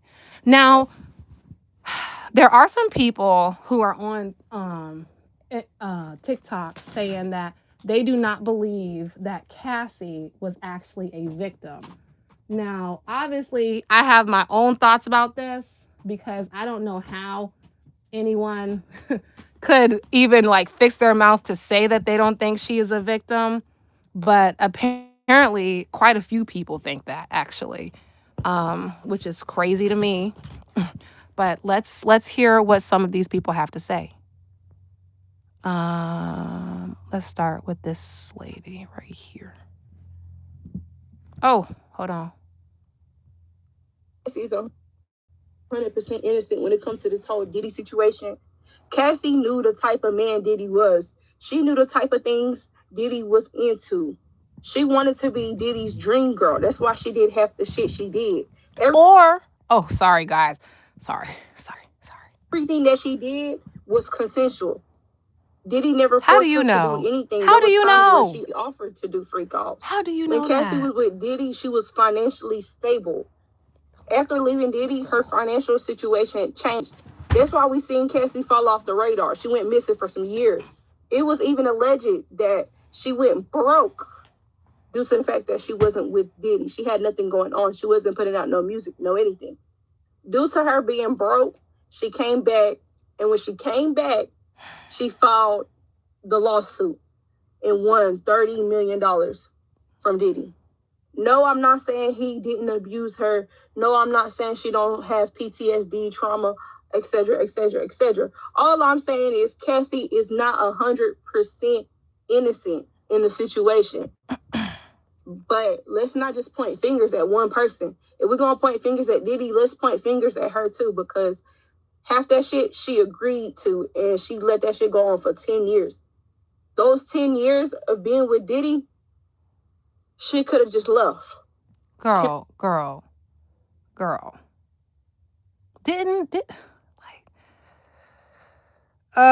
This is why sometimes I just feel like, what do you say to this? What do you say to this? When didn't they say that like he allegedly blew up Kid Cudi's car for dating Cassie? Like even women and men who are in DV relationships that aren't like having this crazy power dynamic, they have a hard time leaving. You know, they have a hard time being able to get away from their abusers unscathed. So you're going to tell me that this young woman who didn't have any power in the industry and tried to leave, but her friend got kidnapped allegedly when she did leave, you're going to sit up here and say that she's like I just don't understand. And she wanted to do it. How do you know? You weren't there. To me, like honestly, if you want to say Cassie wasn't a victim, I can fine, whatever. She was a prisoner. She was a prisoner. Okay? You don't want to say she's a victim? She was a prisoner. It seems like allegedly. Because where could she go? They even alleged that Diddy had the popo in his pocket. So where was she supposed to go, lady? Ashanti said, some women do not understand the mental games. Yes, a man much older will control vulnerable women. Exactly. And on top of that, there's also, so we have the age gap thing. There's a serious power dynamic that us normal folks will never understand either. There's no way that any of us normies out here will ever understand the power dynamics. And I say normies, not calling us any less than, but just to really paint the picture that us from the outside, we will never understand the full power dynamic that went on between Cassie and Diddy. We will never understand, even if you had a similar DV situation. It's very different because if you're dealing with a normal dude who's a DV person or a normal woman who's a DV person, at some point you can get away. They can't follow you everywhere. But when you are dealing with someone with power, someone who is famous, someone who for years and years has done nothing but victimize even grown men, and you're going to sit up here and tell me this child who got with him at 19 would have had the ability to get away from him? Yeah, y'all see what's up. Nicole said absolutely. Ramsey said right. You're going to sit up here and try to make that debate? I'm just totally, and I'm disgusted because this is a woman. This is a woman saying this. I'd be disgusted, to be real. I'd be disgusted if it was a man. And Bridge said, true. Yeah, I'd be disgusted either way. But for people who are regular, it's hard to get away. A lot of women specifically are unalived by their abuser, their DV partner. They're unalived, normal, working, everyday people. So how on earth could Cassie have gotten away? Did you guys, or did this lady not see the Intercontinental footage when she was trying to get away? This man chased her. We already went through this. And with a towel on and dragged her, stomped her out. And you're gonna sit up here and say that Cassie is not innocent?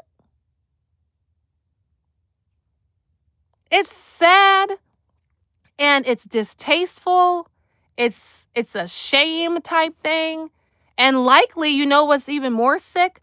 A lot of people, unfortunately, that have had similar experiences, they get so numb to trauma that they excuse abusers because they start to think like this stuff is okay. Wasn't there a clip of Drea saying that if her man didn't put the pause on her, it means he didn't love her. I'm pretty sure that clip exists somewhere. And then we have women like this person saying, oh, well, we can't, Cassie wasn't a victim. She wasn't innocent. Excuse me? I beg your finest, most sincerest glass of pardon? Please. I'm disgusted. Now let's go to this one. I haven't watched any of these clips, by the way. So this is just the raw, rugged, how I'm really feeling. Oh, let's go here. Cassie talking about some Diddy introduced her to what that mouth do. Cassie, please. The song Me and You was recorded before you met Diddy. Girl. Oh, sorry. The song Me and You is a very flexible song. With his budget, you were simulating that act. Like, Cassie, stop it. You were not groomed by Diddy. You were groomed by Ryan Leslie. Because from what I can tell, because I really how did do my you research, know, girl? Your parents helped facilitate your grooming and you being sold into the industry because you were modeling from the age of 14. Modeling is the gateway into African. So Cassie, stop. Like, I keep telling y'all, I think Diageo paid Cassie to even sue Diddy. And the reason why she's back on the stand even after she got paid is because Diageo is behind it all. Like, on some real shit, y'all gotta really start looking at this stuff. Do y'all agree? Because I have repeatedly said, I do think Cassie is a victim, but not necessarily to just Diddy. I think Cassie was cool with a lot of that shit when it comes to Diddy because she was getting paid and she did have a lifestyle. But I think Cassie, victim of her parents helping to put her in the industry. I think Cassie has been a victim again to Ryan Leslie even before Diddy because Ryan Leslie was a grown man dating Cassie when she was a teenager, and Ryan Leslie may have been a handler and then he helped Diddy become her handler. Let's talk in the comments. Cassie talking about some Diddy introduced her. Okay, then Nicole, now you, fair enough. I appreciate that. But you see, like, and that's the thing, like, real recognize real. It's emotional around here because this stuff is crazy. This stuff is totally crazy. And my thing is, like, she might be right that Cassie was a victim or groomed by multiple people, but it doesn't mean she's not innocent in this stuff. Like, this is, oh my God. I just like, how did we get here as a society? How did we get here? How did we get here? How in the world did we get here? This is insane. You said, I would hate for some of these women to ever go through this to understand exactly. And this is just, I'm so irritated. I'm so irritated because this is not okay. This is not okay. The victim blaming, the victim shaming, I'm over it. Grooming is grooming, regardless of who, like at what time and this. And then they always go back to like, oh, well, she had money. Money does not fix wounds. It doesn't matter how much money you have. Money does not fix wounds in your heart and in your soul. Money does not money doesn't remove people's hands from your body and from trauma from your skin. A lot of it, I feel like people think just because they have money, it's like almost like they're mad. Like, well, she got the money, so what's her problem? I saw a video. I'm definitely not going to show this one because the way we're feeling right now, it would probably send us over the edge. But I saw a clip of this woman saying that if someone comes to hang out with her, then they have to know that they're selling that cat. If she goes, not this has nothing to do with Diddy. This is a different woman, but it's relevant. She said, like, if people come hang out with her, y'all better be prepared to sell that stuff. This was a woman saying that, how she would like leave her friend stranded if her friend came out with her, hanging out with rich men and didn't want to sell that cat. And she would fight. She said she would fight the people. So I'm not saying that this lady is like that, but there are people like this. There absolutely are women like this. Yeah, that's what I said. Shock face. That I saw that. Like, if the clip wasn't, if tensions already wasn't so scandalous right now, I would show that. But like, it was disgusting. So I don't even want to give that lady any shine at all. Ramsey said, I would hate to let a spider crawl in my ear, then go to a Diddy party. Man, I would hate to walk past Diddy's house at this point. You know what I'm saying? Like, don't they got tunnels over there allegedly? I would hate to, I would hate to be in the same breathing vicinity as Diddy at this point. Shoot, don't even walk on the same street as me, please. Willie said, right, it's some sad, exactly, millionaires out there depressed, mad at the world. Exactly. And then, for them, they're like, well, I have all the material stuff. I got the money. I got the power. I got the this. I got the that. Why am I not happy? And then it's like society says, oh, well, all you need to do is buy another bag. That's why all these celebrities and all these people, they got all these clothes, all these items, because they're trying to fill holes in their heart because of the trauma that they go through. It's sick. It's sick, man.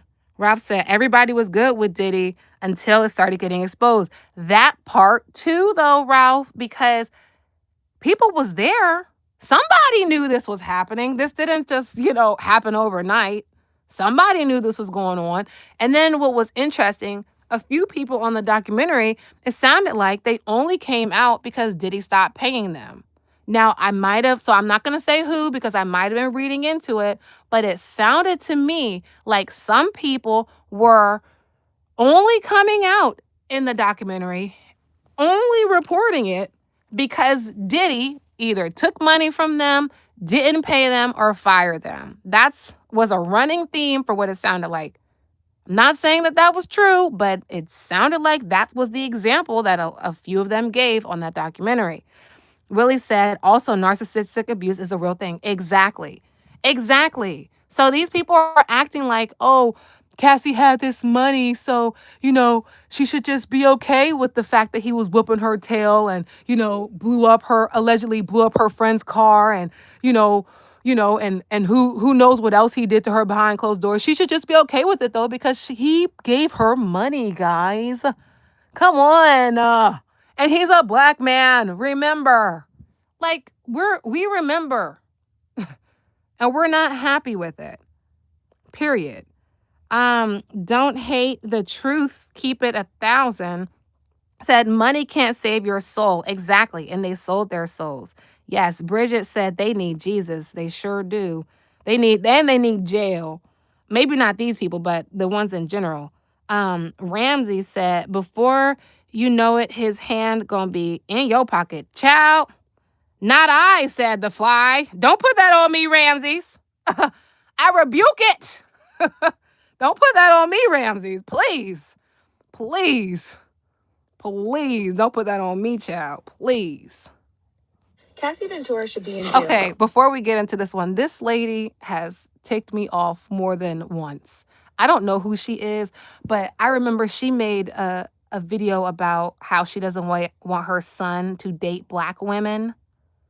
And I was just like, what? Because you look black to me. And I'm just not here for that. I don't like black men. I don't like black women. I'm not here for that. Like, that to me is some weird behavior. So I'm already judging this woman based on that, but we're gonna see. Amen. Honestly, Thank you. I don't see why Diddy was in jail. If Diddy should have been in jail, Hold on, what? Cassie Ventura should be in jail. And honestly, I don't see why Diddy was in jail. If Diddy should have been in jail, it should have been for something like abusing Cassie. But it took me some time to come up with this video because I wanted to make sure that what I was seeing was correct. And I don't know if y'all saw the same thing. But based on testimonies, Cassie was pretty much the ringleader. Diddy was sitting in the background, having a good time, enjoying himself, watching Cassie do weird stuff. But realistically, they said Cassie gave them the money. Cassie contacted them. Cassie opened the door. So it's just kind of like Cassie was in the acts of doing things. I didn't hear not one person say they saw Diddy have sex with anybody. Oh my God. It was literally just Cassie. So a lot of this testimony is on the hearsay of Cassie, who already got fucking paid. Why is she back for more money? You know what I mean? Like, why is she back for this testimony? She already got paid. Her testimony should have been stricken from the books. at that point, because again, she already, what did he pay her for? You know what I mean? And then on top of that, I don't know what type of husband Cassie got. I mean, I think he's probably using her, but it takes a very strong white man to forgive the things that Cassie has done and said she has done. I mean, you would have to, I mean, I wouldn't even want to go to court to tell nobody the things that Cassie has done. What? And she got a husband and children who are eventually, I feel like Cassie is worse than Kim Kardashian. I'm sorry. She's been with hundreds and hundreds of people and 4 at a time for 36 hours. You know what I mean? Kim and them, she is so freaked out. I don't think that anyone could please that girl. I think that Cassie, you know, is unpleasable sexually because of all the experiences that she's had. But I digress. I really think that, you know, like I said, if Diddy would have went to jail for anything, it should have been putting a pause on Cassie. I don't think it should have been for having a good time. Girl. Like, what do you do with people like this? So, Mr. Nate, this lady was talking about how she thinks Cassie was not a victim. What do you do with people like this? You know, I'm not trying to throw shade, but like, what do you do with people like this? What do you like? Just because Cassie might have been the one opening the doors and stuff does not mean she was like the one organizing this stuff. This is totally insane. You say you're right, this is sick. It is sick. Ignore him, Jeremy Hall said. Yeah, we have to. Right, exactly. That's what we do to people like this. Ignore them. Oh, Lord. Supreme Overlord says she's right. Cassie was a co-conspirator. How? Please, because now we have an opposing view. So please explain, Supreme, what is your thoughts on this? Why do you say that? Because in my opinion, Cassie was a prisoner. And prisoners do as they're told. Point blank, period.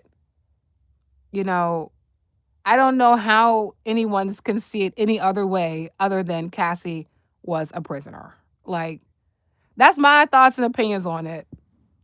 And it's sick.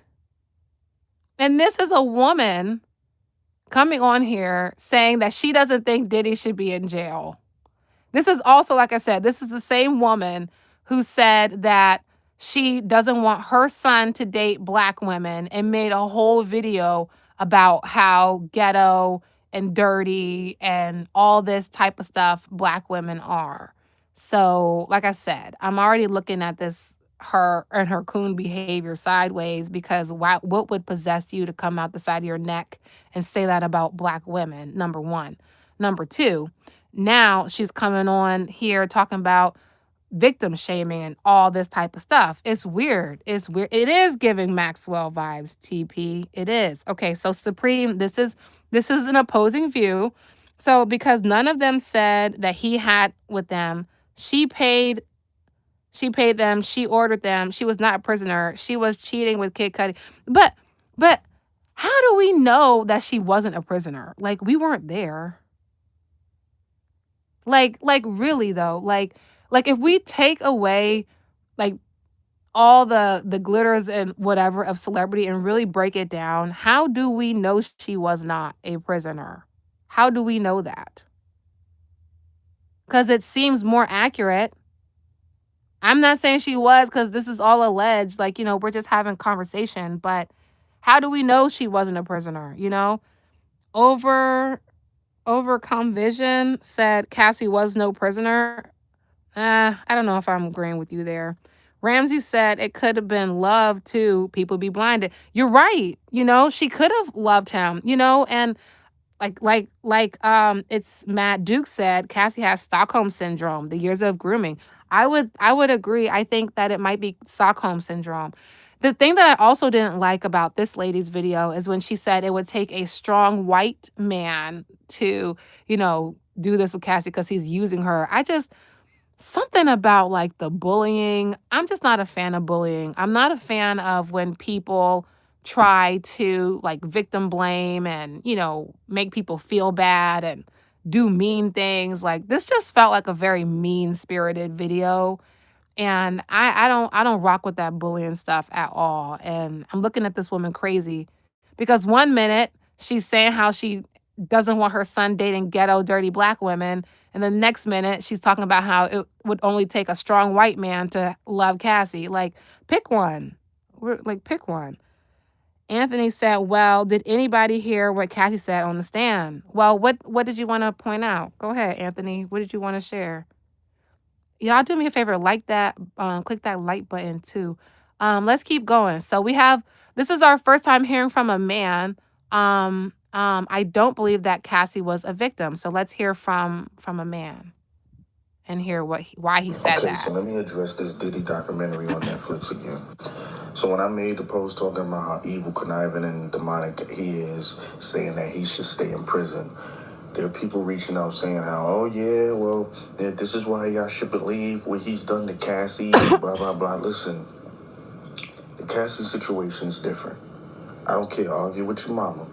The Cassie situation is something different, okay? Because I was on Cassie's side. Like everyone else, I was on her side. I was rooting for her. I wanted her to receive justice. But that was until I heard that she went back to Diddy after getting married to her current husband. She went back to him. That's when I was like, nah. That's where things rubbed me the wrong way.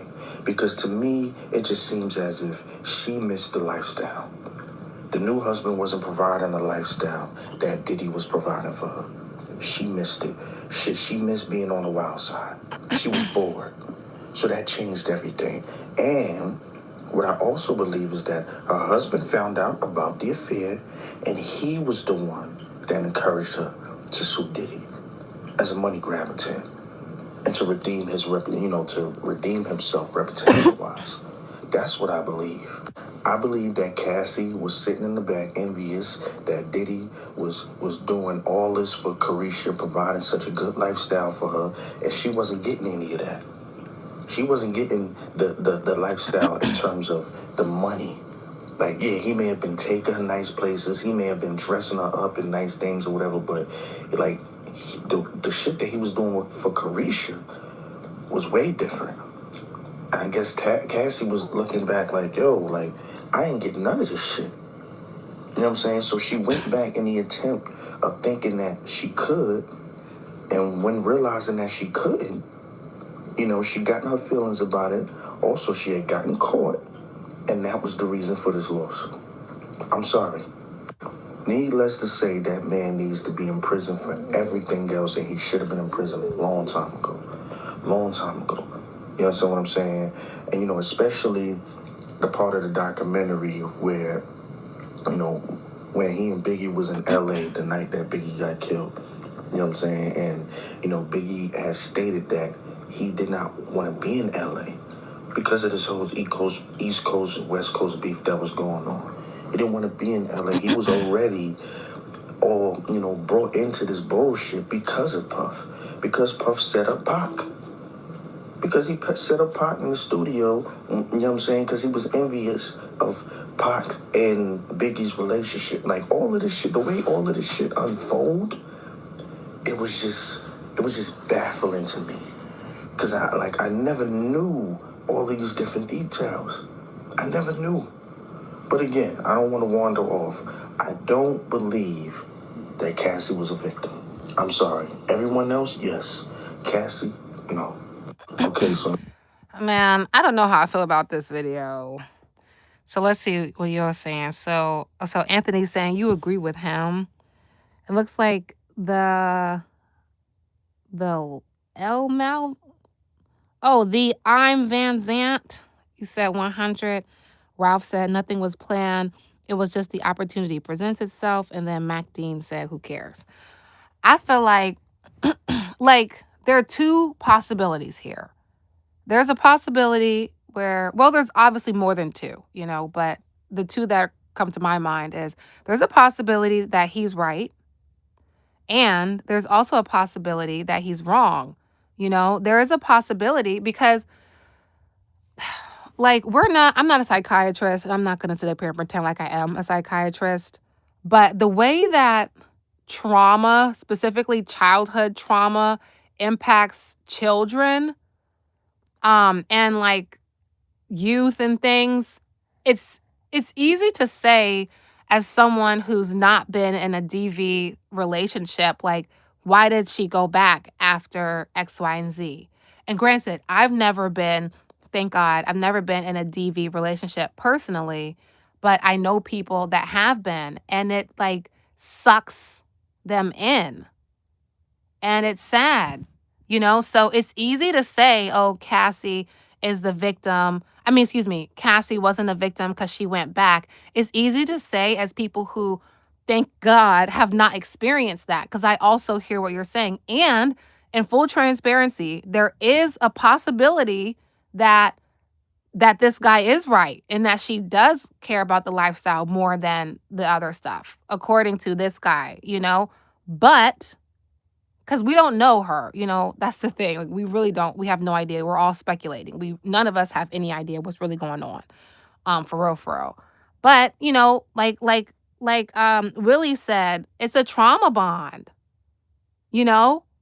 So it's easy to shame her and say, well, why did she go back? She shouldn't have done that. Da da da da da da da da. Da. But it's not uncommon. It's a very common thing that women do, unfortunately. Yeah, Nicole said most women go back. Yeah, exactly. Doesn't make them any less a victim. Exactly. Exactly. And I think that people in general need to have more compassion and understanding in the situation because this is so nuanced. And then when you add like the SA and then the alleged SA, and then on top of like everything else that we're aware of, we have to remember again the level of power that Diddy used to have and may still have, the level of authority and dominance.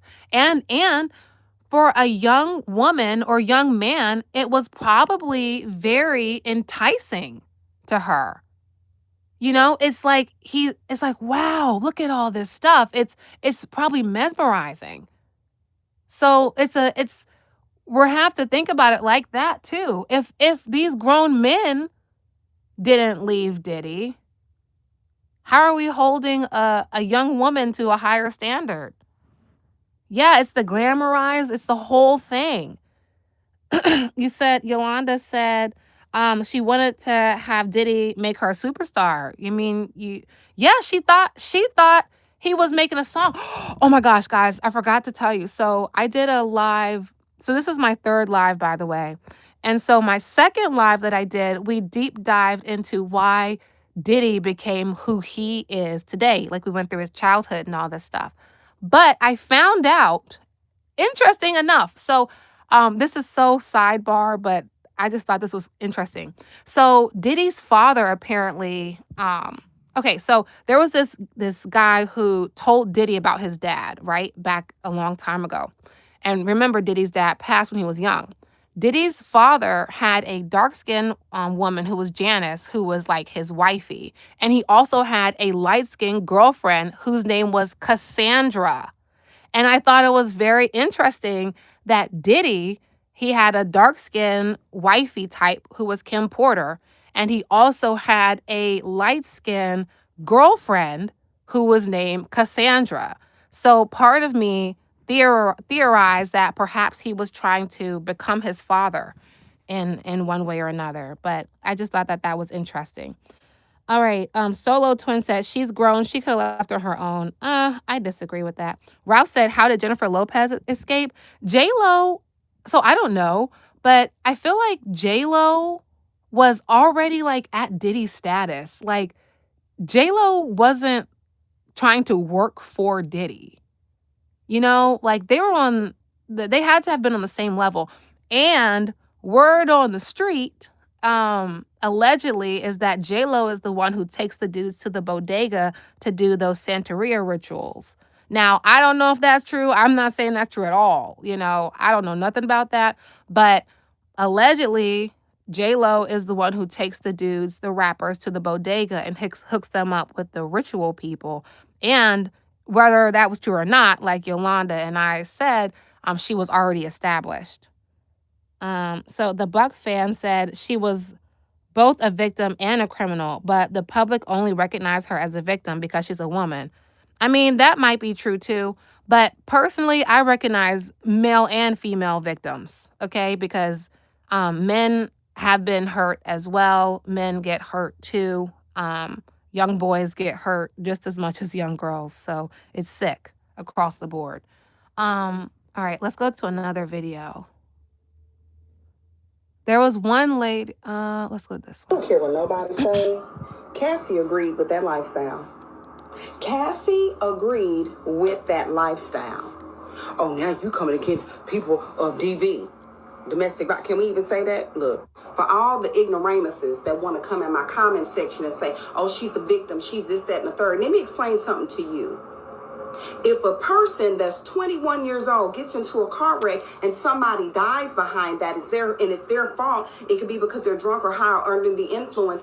They will charge them because they chose to get behind the wheel of their vehicle. The same thing with Cassie. That's a fact. You decided to engage in all of this. Now, I don't understand why everybody's so shocked about, oh, did you hear that they did Thank this? you, Anthony. And her mouth was wrong and all this. Because, it's always popped up on my timeline. So I listen to what they're saying in court. But here it is. She's a grown woman. We charge 17-year-olds that unalive people. 16. When you 22 years old, when I was 22, I had a child and an apartment and a full-time job. This lady. You're an adult at that age. It's 100 women versus accountability. The fact of the matter is that they keep trying to absolve her of participating in something that she enjoyed, engaged in, was involved in, threatened people in, made sure that she was very much making a phone call, setting stuff up. She got rich off of it. She lived a lifestyle, had multiple homes. She also was she admitted that she actually, did some of the domestic violence, started it, was just as toxic as he is. And again, I said it from the very beginning and I stand on it now. I believe that she was the Bonnie to his Clyde. 100%. 1,000%. And you cannot sit here and tell me. Now, I understand. I know some people that's been in DV and, they were scared to leave and all that. I get that. But it comes to a point to where you agreed with that behavior. Okay? You enjoyed that and you got filled with them same demons that he was filled with and that he passed out amongst the masses. Wow. Because control, he'll sleep with anything, including Carl Winslow. Okay, for the record, it's taking everything in me. Like, this is why I haven't watched all these clips through, because if I was by myself, I would not have been able to finish this video. So just to let you know, Mike, Larry, we're talking, this is about, we're like way into this live now, talking about like people saying that Cassie is not a victim, people saying that Cassie is a victim. So we're just having that discussion. But this lady is, oh my gosh. And this dude, I'm about to like jump through the thing, child. That's what's been said. So I want us to get off the whole Cassie train and feel bad for her, because I almost feel like women sometimes that engage in this type of behavior, they have to play the victim, because when something else comes to the surface, they can't be tied to it as if they agreed with it or had anything to do with something bad that could possibly get them caught up and charged. Well, I believe that, and especially talking to different people that was in the courtroom, and including Myron, shout out to Myron, I believe that she got complete immunity because he the target, and HSI, the feds, they get funding based off of the big things that they take down. And so they have to get the conviction rate, and she is needed as a star witness. And so, as usual, the woman is going to be absolved from the things that she participated in and she benefited from. I don't care what nobody... All right, so I missed some comments, so I'm gonna catch up to the comments and then I'm gonna acknowledge this video. All right. So last one I missed was Rai said, "Thank you for acknowledging people who have been involved in abuse." Of course, like there's so many nuances to stuff like this, and I just think it's important that we have a safe place to have dialogue. Like, we can all have difference of opinions, but at the end of the day, we can all still agree that some of this stuff is sick and needs to be stopped. Like, wherever you are personally on, like, the particulars is your right to have your opinion, even if your opinion is wrong. But at least wrong in my opinion. But it's just sad, man. This is sick. All right. So Nicole said it's easy for people to have opinions when it's not happening to them. Exactly. I wonder if she felt the same if this was her daughter. Exactly. Jeremy Hall said, man, people don't understand the power of manipulation. Yep. This is what I was saying. Diddy is a very powerful person. She had no choice but to do what he said. That's what I'm thinking too. Willie said, for sure, Nicole, Nikki. Oh, goodness. Bud Hana Namaste. Bud Han Namaste said, free Puff. Lord have mercy. Willie said, until it happens to you, you won't understand. Bud said she's not a victim. Why do you believe she's a victim? I don't believe she's a victim. She's innocent. She never lived with Puff. I feel like I don't know enough because I wasn't there. You know what I'm saying? But she definitely was a victim. You know, I don't have no doubt in my mind about that. And I think it's just like I just have naturally a lot of compassion for people just because I'm just a very compassionate person. So she's definitely a victim. Now, because we don't know her personally, and regardless of like what we would have done in the situation, there is room to say that, we don't know how she actually felt about being in those situations is what I'm trying to say. Like, I don't know because I don't know her. And though I still feel like she was a victim and I still feel like she was a prisoner. Point blank period. Now, whatever else you want to say about anything else, fine. We can discuss, but I'm going to stand on that. I definitely feel she was a prisoner for sure. Butta said she never lived with Puff. She had free will to leave anytime, but didn't he allegedly blow up Kid Cudi's car when she left? And didn't he also allegedly kidnap Capricorn Clark when she left? So could she? And didn't he also attack her at the Intercontinental when she tried to escape? So, was that all the way true? I don't know. Ralph said men often tell their significant others that if she won't, another one will. I mean, yeah. And in his reality, that was probably true because I'm sure there's still women, even if the sick part is, if 100% of all the rumors that came out about Diddy were true, there would still be men and women who would still be willing to get with him. There would still be. Okay. Butta said, so were the people that she threatened. Well, you're right. They were victims as well. She threatened people's lives, etc. Well, yeah, you would be absolutely right that they would be victims. You would be absolutely right. Someone being a victim doesn't mean someone else is not a victim. That's the whole point of this. This is sick. This whole system is sick. This whole system is sick. Nicole said she played a part for whatever reason, but she was abused as well. Exactly. Bella said she's 100% a victim. Exactly. Mike said, what about the male she exploited? Are they victims? Yes. Yes, Mike. Absolutely. They're all victims. They are all victims. And that's the point. This is disgusting. This is so sick. This is the environment that was created around this. And you know what's even worse? The society has us so divided that we're beefing over who is a victim and who's not. When you really think about that, they're all victims. This is so tragic. And they didn't start out, this wasn't likely the first time that these people were victims. Those people that often go into the SW industry were victims as young people. This is sad. This is really, really sad. Bell said, no free will at all. He intimidated her and carried out his threats. Yeah, that's what it seems like. Ashley said, yes, Mike, they were victims too. Butta said they had text messages. Puff moved on with another female. She was trying to get back in his life. I mean, I don't know what to say. I don't know what to say to that one, honestly. I don't know what to say. but this is sad. This whole thing is tragic. Ashley said victims yes. Yes, yes, yes. She said victims sometimes become abusers, guys. And that's the saddest thing. It's honestly seems like most people that become abusive were victims at some point. They were somebody's victim. And instead of being who they wish they had, they become who they needed to hide from. So it's sad, but it's a cycle. And you can see that in everyday life. You can see that every day.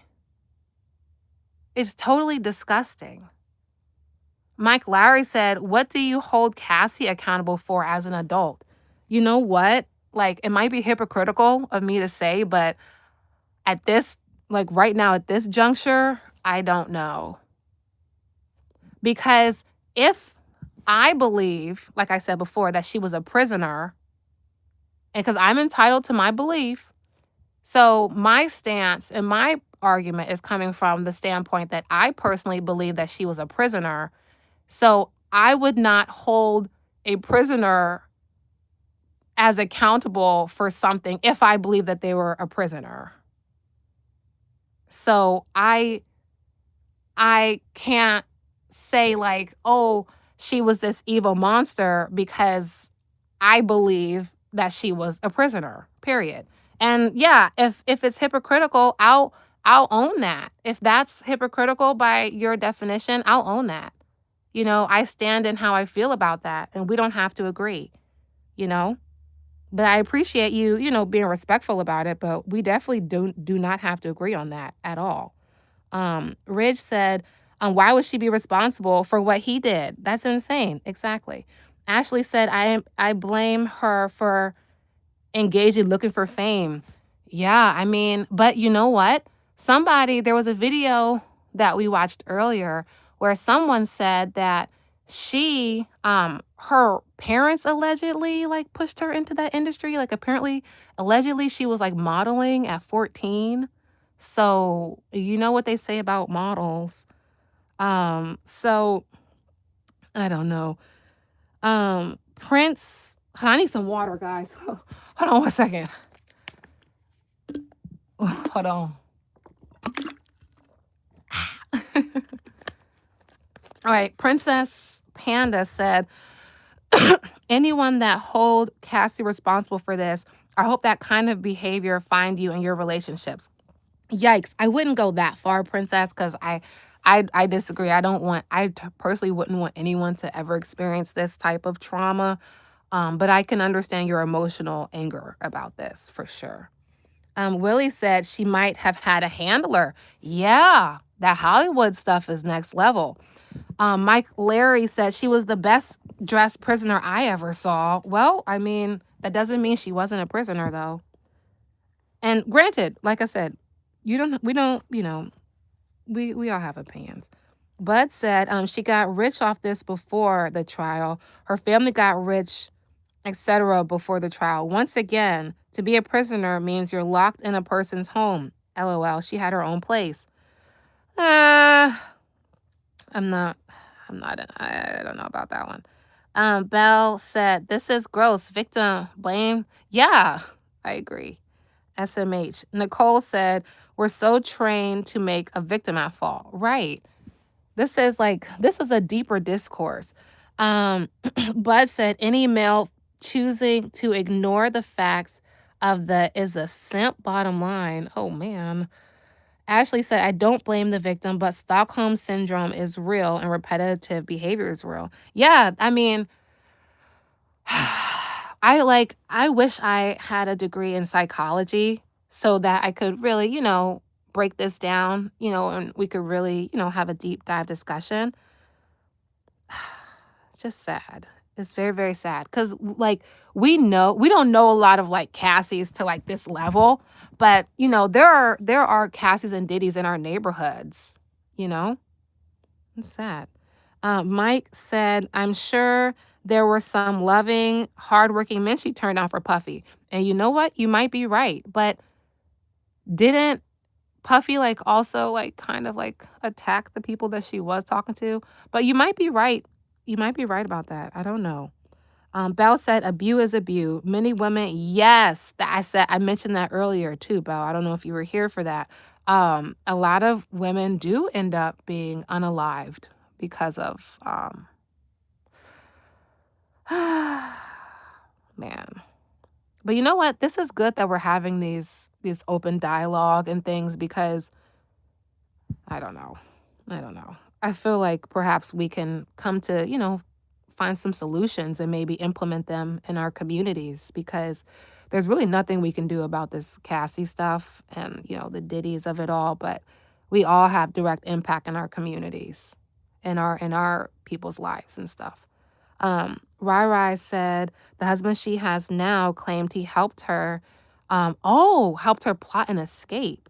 He used words like escape versus break up with him. Okay, that leans to my theory that she was a prisoner. It seems like that to me. Nicole said, you can be locked up in your mind. Exactly. Locked up doesn't mean behind bars. Mike said, do you believe she had an option to choose a good man with a city job?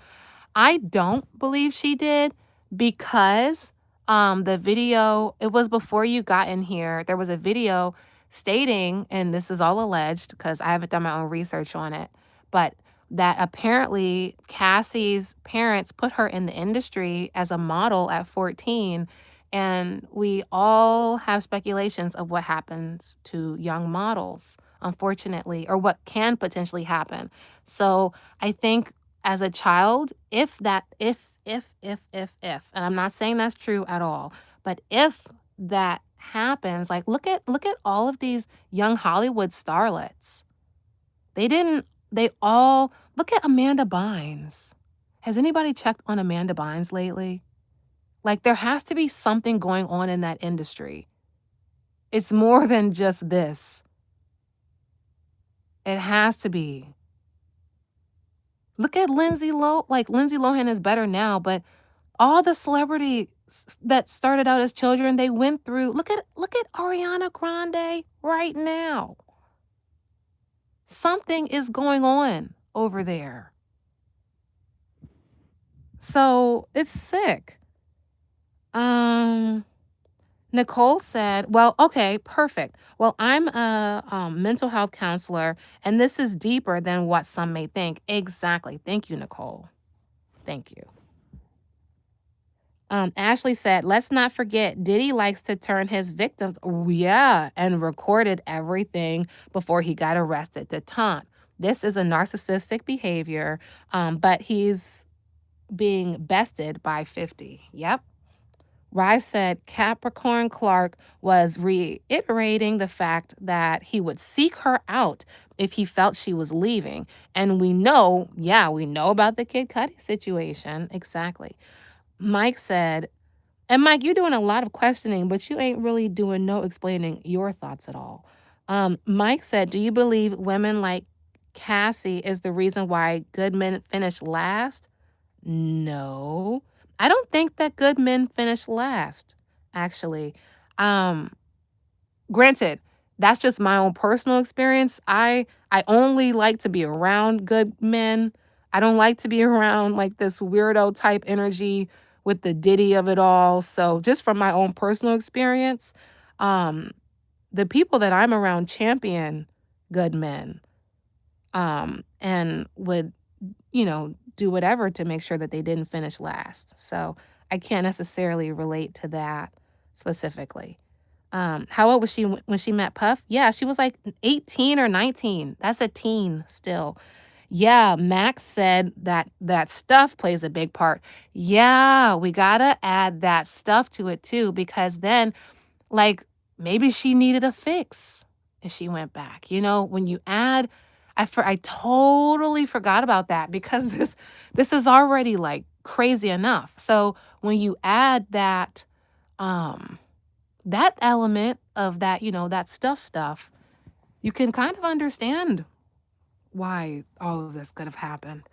Bella said, if someone wants to be in entertainment, actors, music, models, They shouldn't have to be subject to abuse. Exactly. The industry needs to be cleaned out. It's not tolerated in city jobs, corporate jobs. But you know what? I'm going to be honest. It kind of is tolerated in corporate jobs. And you know how I know? Because I have my own personal stories of when I was working at my first like really corporate job, right? In Atlanta, and it was like a Fortune 100 tech company. I was working in sales, and like on paper it's like the best job that you could ever have. But long story short, I ended up getting like actually harassed by a coworker, and it all came to a head when he was like, he wanted to take me out to eat or something. And I was like, no, I don't want to. Like, I don't like you. He starts like banging on the table and yelling at me, like getting in my face. And mind you, I'm like fresh out of college. I'm totally confused by the situation. And so all these people were around, and one woman actually like came and got me out of the situation because I was scared. He literally cornered me in the middle of a corporate office and was like banging on the table. And so I reported it to HR. And like before that, another man at my corporate office like bit me on my shoulder, and I reported it to the supervisors. Nothing happened. You know what ended up happening to me? I got in trouble actually for reporting the guy. They hid all of the evidence, including the letter admitting guilt and apologizing to me. They hid that letter. They also hid the investigation where he was telling people all of these different disgusting things about me and the things he wanted to do and all of this stuff. They hid all of that and, in fact, promoted him. And then I was put on a team with all dead fake deals. And so they literally blacklisted me. And I was actually the only reason why my team even hit their quota, because I was the only one who secured a deal. But because I reported this man, I was actually blacklisted and given a territory with nothing but fake deals. And that guy was promoted. So it does happen actually in corporate. Actually, it actually does. And the guy that bit me and said, "Oh, you're not like the rest of these people here." And I like moved my shoulder. I'm like, "Get off of me. Like, what are you doing? What is wrong with you?"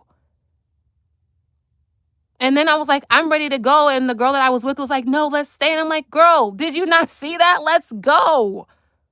What is wrong with you?" So this type of thing actually does happen to women. And I would know, like I have so many stories about horrible stuff from work.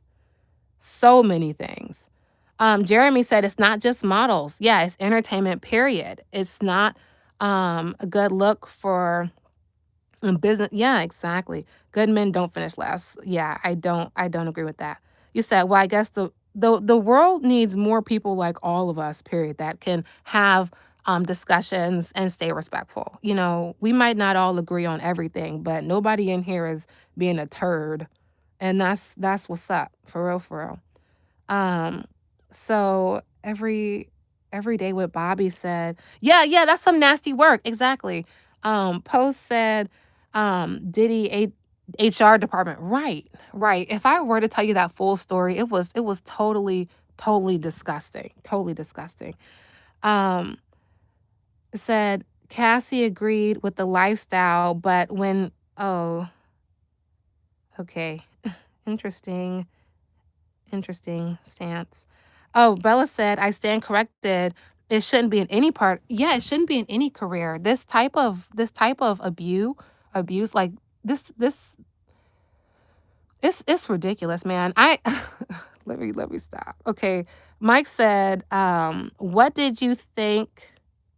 Wait, what did you think you did to lead him on? Oh gosh. You know what I did? I was nice to him. Because I want to be clear here, I didn't lead him on. And I'm glad you asked this question, Mike. Anytime he asked me to go out, if there wasn't other people there, I wouldn't go. Um, he wants to text, I wouldn't respond. he wants to do this, I wouldn't do anything. But when I finally, because I had to make it clear, because the thing is, like with predators, if they feel like you are like cowering or like you're scared, they will try to get more aggressive. So I had to make it clear, like, look, I don't want to hang out with you, dude. Like, I don't know why me saying no isn't clear enough for you. And then he went off.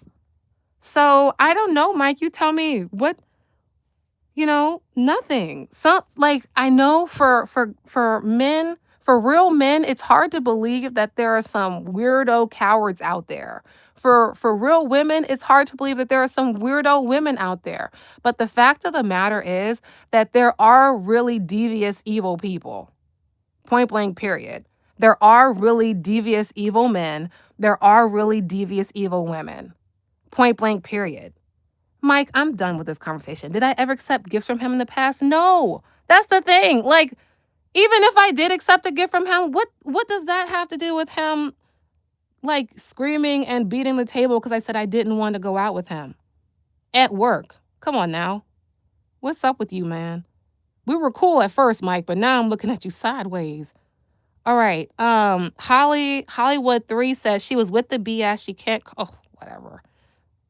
Fireballs, Cassie is right. A Mushin said, yo.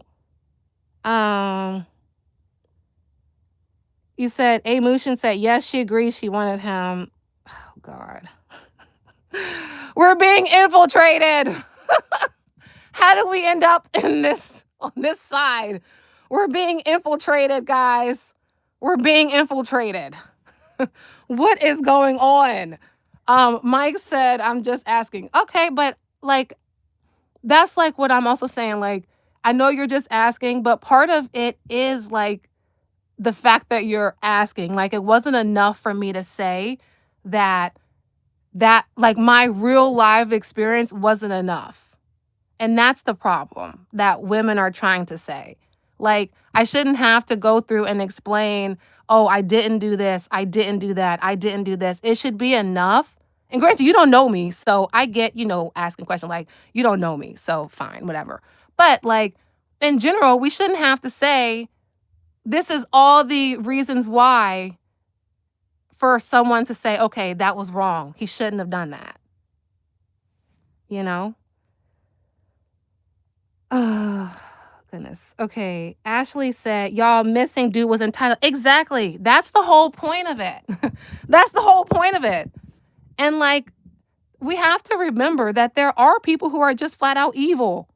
Like, I would never do it. You guys might not ever do it, but it doesn't mean someone wouldn't do it. Just because we're not evil doesn't mean that other people aren't evil. So we're thinking of this from like our minds, our healthy minds. There are evil people out there, who are seeing it from a different perspective. So yes, evil men and evil women, point blank, period. And to say anything else it would be a flat out lie, period. Okay, then we have another video. I don't care what nobody's saying. Oh, wrong. That was the same video. There was one that we didn't watch yet. Let's see. Nobody should be imposing their way on anyone. Right. And that's the thing I'm rocking with y'all.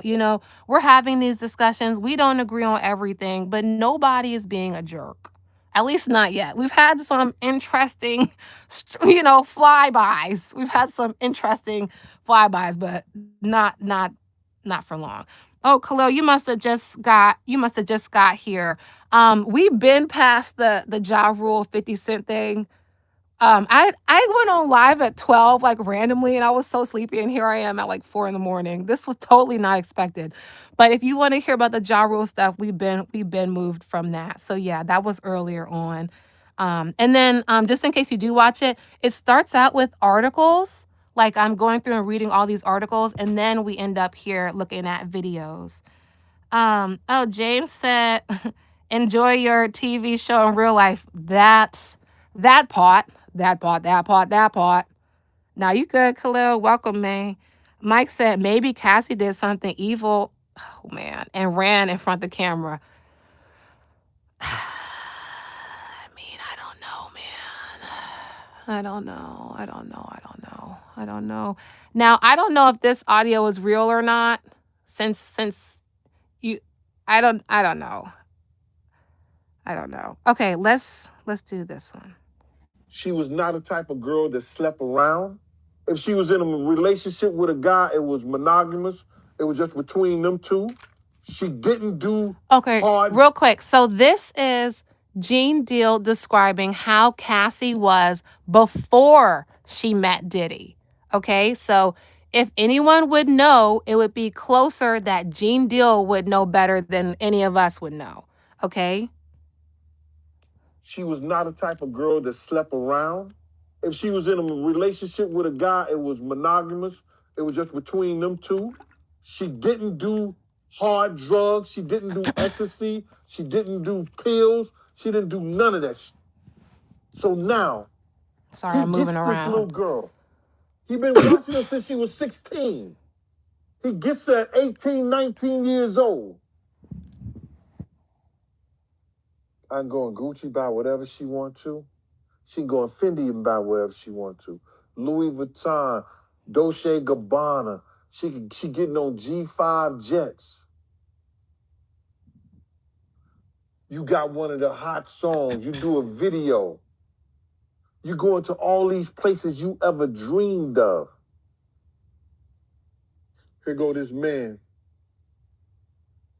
He put his hands on you. He start putting you in sexual acts and doing things to you and drugging you out your mind. She was not a type of girl that slept around. Sorry about that, guys.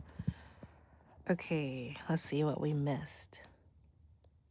Ralph said we're headed to a moralist society with no shame. I was actually thinking that when I started realizing that so many of the children's shows that are like on cable are about like demons and stuff. Like not even hiding it. It's like actually about demons. Like there's a show literally about hell. And it's for children. So I would have to agree with you, unfortunately. James said, you really think these goes on in real life? They do it for entertainment. I mean, they might, but it might be happening in real life too because, they're sick. Ashley said, okay, so do you guys believe the tampon thing? What? With her and Kim Porter? What are you talking about? I'm not trying to be shady, but what are you talking about, Ashley? What? What do you mean? Khalil said, why are pretending like Diddy hasn't been a weirdo since the 2000s? Yeah, man, since the 1990s, for real. Actually, never mind. I don't wanna say that. But yeah, seems like his whole life. Ashley said, okay, I'll see Jean's line. Cassie had a boyfriend when she was in the middle of trying to figure out what she was doing with Diddy. Oh, I didn't know that. But having a boyfriend is not the same as having like a bunch of men, you'll say. Mike said, do you believe Gene Deal is innocent in all of this? So Gene is interesting because I feel like how does he know all this stuff? Like he was there. He had to I don't know, because he be saying like he wasn't there for to know what happened all the way. So I wouldn't say he's innocent because I don't know, I haven't done enough research into Gene's stuff. So I don't have enough information to say one way or the other because he be saying that he wasn't there. But we don't know that. He could have been there. For all we know, he could have participated. I'm not saying he did. But I'm just saying I wasn't there. So, and I've been fooled enough by people long enough to know that you really don't know people for real. And that's, if anything, this has taught us that you really don't know who's who. So I would like to think he wasn't doing these things, but unfortunately we weren't there. So who knows? Oh, I'm not even reading that guy's comment. Khalil said, I understand the sentiment, but we can stop blaming evil spirits on human behavior. Did I miss something? about the human spirits thing. Maybe. Maybe I said it and I was, I don't know. Rara said, we both said, what are you talking about at the same time? Bro, because that was like, what? Like, you gotta come back, please, and explain what you was talking about, because I didn't know nothing about that. Belle said, what about, oh, okay. What about teenage boys he did this to? Why aren't there questions about their experience or motives? Oh, it was wrong. Sorry, it's like the text is like right on this stuff with Gene. It's hard to read it. It's wrong, period, yet women have to be over. Yeah. Yep. Exactly. King OG said that song Me and You is about Diddy and her. No, it wasn't. I heard that she had that song before he was with her. But you might be right, but that's not what I heard. Rouse said he's suffering now from guilty knowledge. Maybe that's why he's coming out with his stories now. Sometimes it's better to get ahead of it. So like if it does come up, you could be like, well, I told y'all ahead of time, like, you know what I'm saying? I don't know. Hopefully, like, I hope he's not guilty, because the less people that are involved, the better. But we have to have an open mind here because we don't know these people for real, for real. We don't know any of them.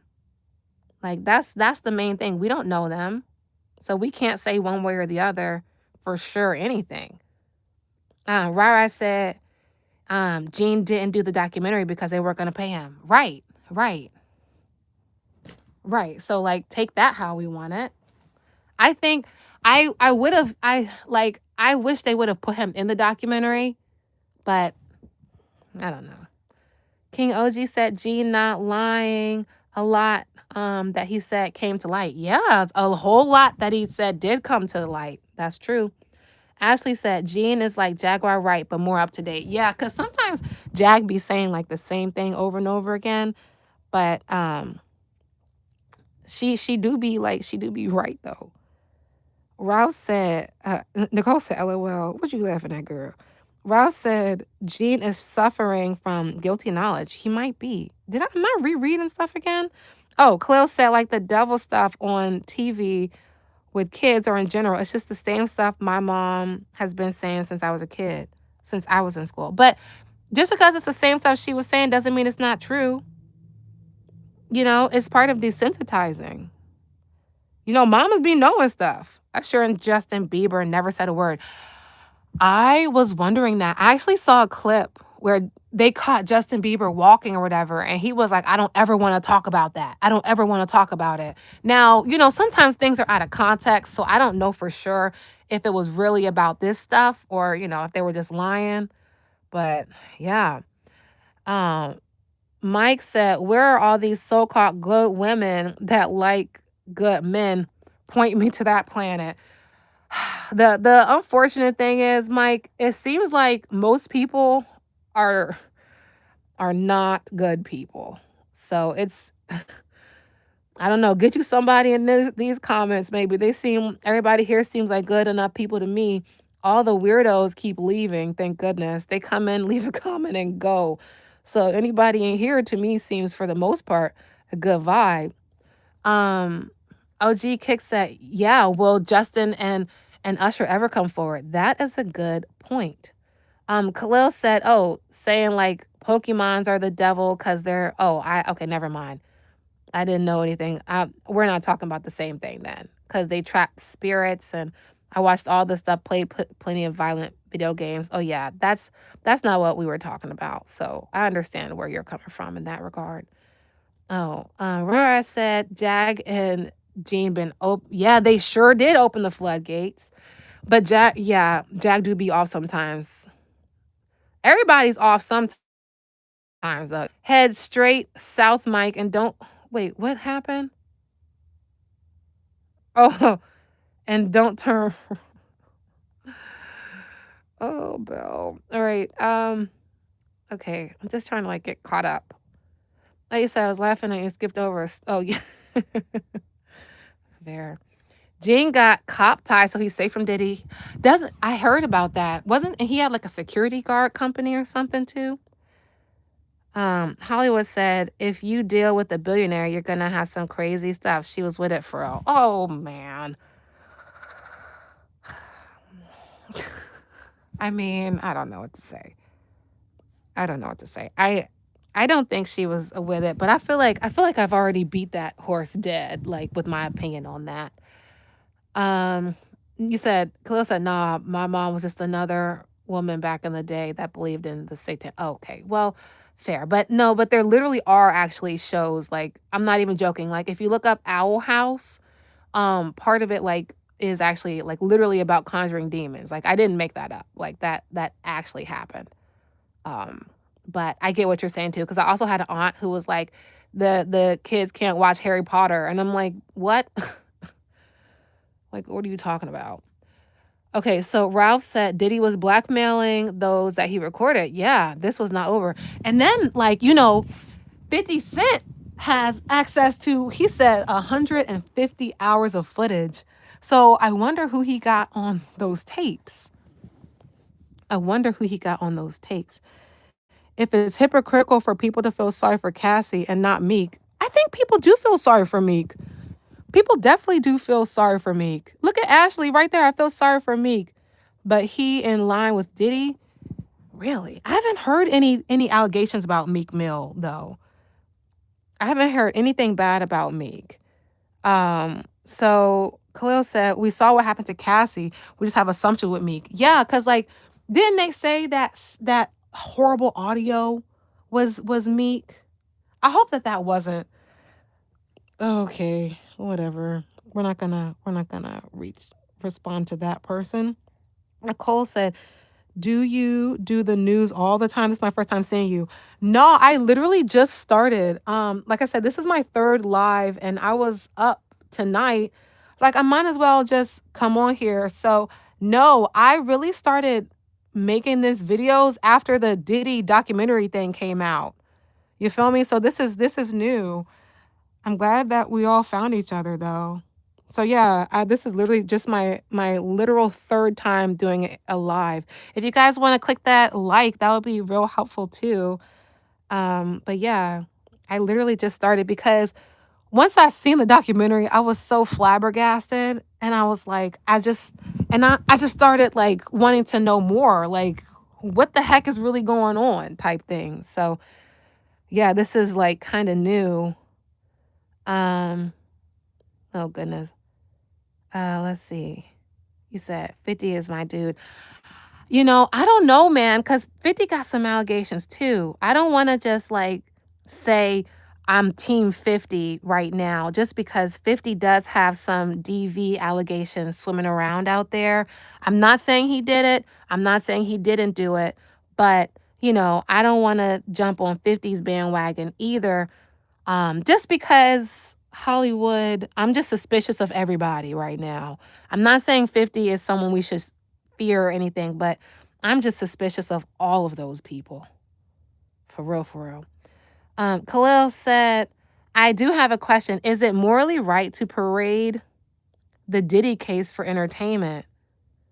I think if you're saying like, is it morally right to parade the Diddy case for entertainment? If you're asking like why I'm making these videos, this is not like for entertainment. You joined kind of late, so you weren't here for like the other conversations, but we're having some real deep dive stuff into this. We're talking about healing. We're talking about how to evolve in the community and holding people accountable. So, if I was just out here, talking about gossip, I mean, that would be wild, but that's not what we're doing here. Oh, you said not me. Oh, sorry. Yeah, but I just, because you know how people be, man. But do I feel like it's more? I don't know. Because I kind of feel like Diddy has hurt so many people. I don't know. That's a hard question. I have to think about that one.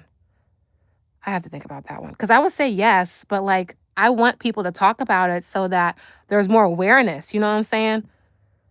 So I don't know. Probably is though. Rara said Puffy is a combination of of his mother's lifestyle and whatever he learned from Hollywood. Because there was and I put this was in the second live that I did, which was like when we went into Diddy's childhood, and somebody alleged that his mom actually was throwing FOs. A guy who claims that he used to live with Diddy and his mom, he said that allegedly, this is strong allegedly, and this is in, apparently there was a documentary about Diddy and it's on Peacock. And if you watch that one, apparently the guy said that Diddy's mom was hosting FOs with them on Saturday nights as they were children, and it was nothing to walk in on people getting it on. That's what the guy said. Mike said, yeah, Meek is a victim. Mm-hmm. OG Kick said that audio was very disturbing. Yeah, I didn't even finish listening to it. Because I can't. It was sick. It was, and like just thinking about what possibly could have been happening if that was Meek, and then seeing that clip of him in the pool, and then I forgot what Diddy was saying to Meek when he was in the pool, but I remember just like, ugh. It gave me the creeps. Nicole said, please continue doing them. You allow others to talk through it and actually engage. Oh my gosh, thank you, Nicole. You know what though? Like on some real stuff, like shout out to like for real, thank you guys all too, because we've been having, because I be seeing like on other people's lives sometimes, like it be getting crazy. So I'm just appreciative that we can have like this dialogue and everybody can share their thoughts, because this is, and one thing we all agree on is that this stuff is effed up. Now, whatever small details we think about one way or the other, that's neither here nor there. But we all agree that this is effed up. Rai said, I can't wait for part 2 on Diddy. Yeah, man. 50 said he might just release them things on Netflix. I mean, on YouTube. I hope he does. Aiden said, are you 12 or 13? Take a guess, Aladdin. Take a guess. Good point, Rai. Let's see. Yolanda said he's seen it all and did nothing, Gene. Well, I mean, yeah, what can you say to that? Ralph said LeBron is a billionaire. Diddy will probably be needing favors when he's released. There was a woman also who was, I think it was a female basketball player who accused LeBron of, trafficking her. I don't know if you heard me, but I don't want we already been being kind of risky with the the videos, but yeah, I'm pretty sure it was a woman basketball player came out and said that he was like trafficking her. Okay, killers are very true, and then Yolanda said them kids though. Okay, let's do another video. So let me just go ahead and say it. Some of y'all are performing patriarchy like your lives depend on it, and it's disgusting. Cassie isn't just fighting the court case, she's fighting all of you. The apologists, the but why didn't she leave crew, the women trying to sound like men to win proximity to power, the men who are too scared of losing their idols that they would rather believe that a woman survived 10 years of violence for fun than believe that a powerful man could be that evil. It's pathetic, it's enraging, and that's why it keeps happening. Because no matter how many lawsuits get filed, no matter how many women cry on stands or show you videos of their assault, no matter how many survivors show up with evidence, bruises, and receipts, y'all still side with power. You side with proximity. You side with the but he made good music. You side with the but it's just hearsay and she's probably lying. Meanwhile, Cassie testified under oath about sex trafficking, abuse, drugging, coercion, freak-offs, about being hit, controlled, and watched for years, and y'all are still asking why she didn't leave. Some of you all have never left the group chat when it got toxic, but you have the nerve to question a girl who was 19 when she met a 30-year-old billionaire. Let me break it down for you. Sorry. Survival doesn't always look heroic. Sometimes it looks like silence. Sometimes it looks like staying until you can finally breathe. And even when that moment comes, y'all still make us fight to be believed. So, this ain't just about Diddy. This is a cultural sickness. This is the cost of idol worship, rape culture, and patriarchal performance. And until the day comes when Black women, no, All women can speak the truth without being cross-examined by the court of public opinion. And men. Don't ask us to trust the system. Don't ask us to let it play out. Don't ask us to wait for the facts, because the facts are here. The trial is public. The evidence is real. And if your first reaction was to protect the predator instead of the survivor, I hope that you feel that same shame in your chest every time you open your mouth, because this isn't about Cassie. It's about every woman who watches this and realizes that if it happened to her, y'all would act the same goddamn way. And until you realize, accept, and honor that, I'll wait. So let me just go ahead and... Period. And men. We have to remember, and she did a very eloquent way of stating that, but also men can be victims too. Point blank, period. Yeah, and then that stuff, exactly. You said, don't bring, what's going on here? Jeannie said, hello, I'm just looking for prayer chat. I don't think you're in the right place for a prayer chat, but thank you. Khalil said, James, I pray none of them women in your life go through the same thing. Oh, what? I must have missed something. This whole thing is just sick, okay? The whole thing is just sick. Khalil, don't mind James. He just does that. Don't mind James. That's just what he does. Okay. Let's see. What's this one? Cassie was a participant. I would honestly say that then it turned into victim. Like, that's what happens. And people are still just saying, oh, she was never a victim. She was never a victim. Now, when she first met P. Diddy, she was 18. That's right around the time that P. Diddy can start grooming her. But she was already drawn to him because it's P. Diddy. He a fucking multi-millionaire. Like, what woman is not going to want P. Diddy, the millionaire? So she got involved with him. And they started having these freaks off and shit. And, like, I would say she was a participant because she wanted the lifestyle that P. Diddy was providing. That's what I was thinking. Until I saw the footage of P. Diddy whooping the shit out of Cassie in that hallway. And we would never know anything. But now, this is me. Sorry, guys. In my mind, I don't think she was ever a participant. Maybe it started all along from abuse. Period. She wanted that lifestyle. And then as she got more into that lifestyle, P. Diddy was like, if this really what you want, this what you going to have to do. And he was very strategic about it. Like, he made her look like a participant when she was a victim. Like, he groomed her all the way from 18 to 28. They was having freaks off, baby oil and shit with the escorts. They could have chose some better escorts. I look better than most. Anyway. This guy. So, and behind closed doors, she was getting her ass whooped by him. If you seen how many times she actually tried to leave, or heard about how many times she tried to leave, and like some women were able to survive P. Diddy, or some women was able to just play their role and go on by their business. But this, like, they saying she not a victim if she chose this lifestyle. She didn't chose to get beat on every damn day. She didn't chose to sleep with a million different men and all that type of shit.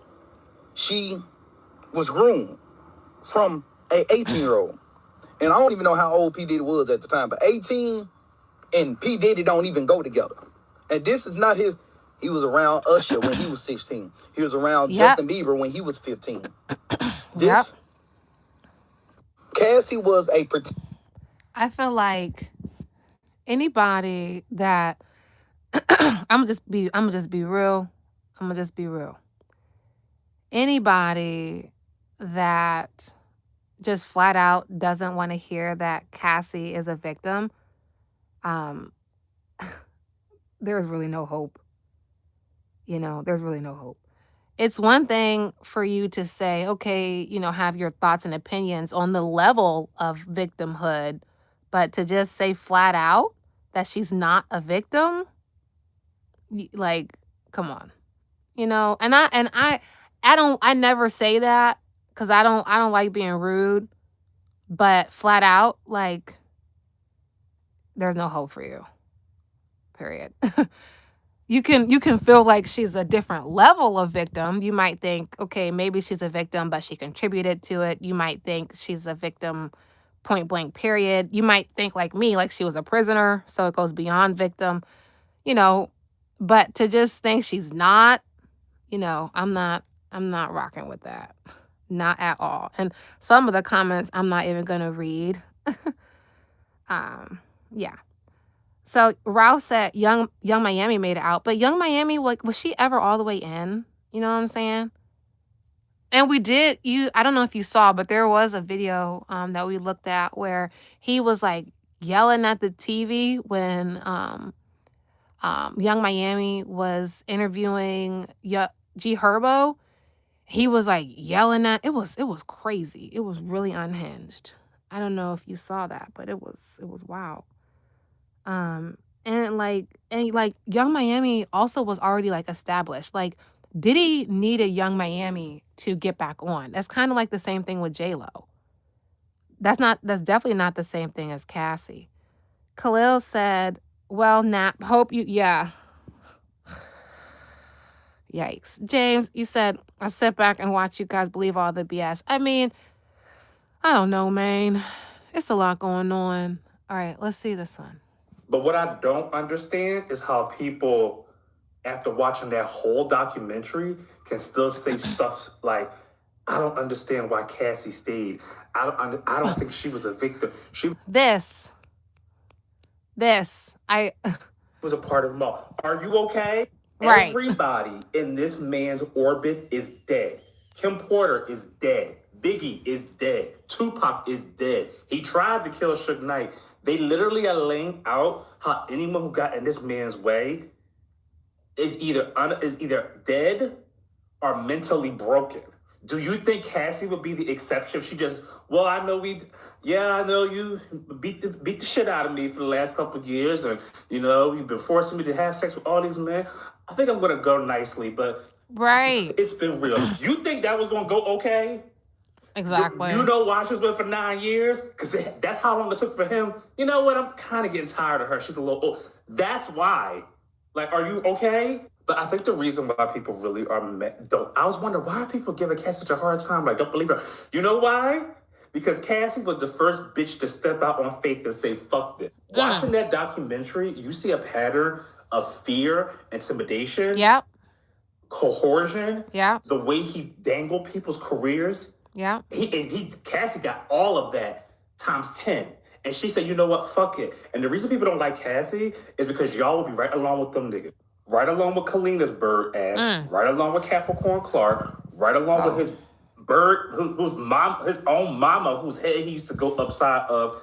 Y'all have been right there with him, watching all the shit he did, and just waiting for, he ain't gonna do it to me, or waiting for your payday. Kirk Burroughs, who was his best friend, who started the company, told y'all that this man threatened him and took his rightful 25% back of his company he started.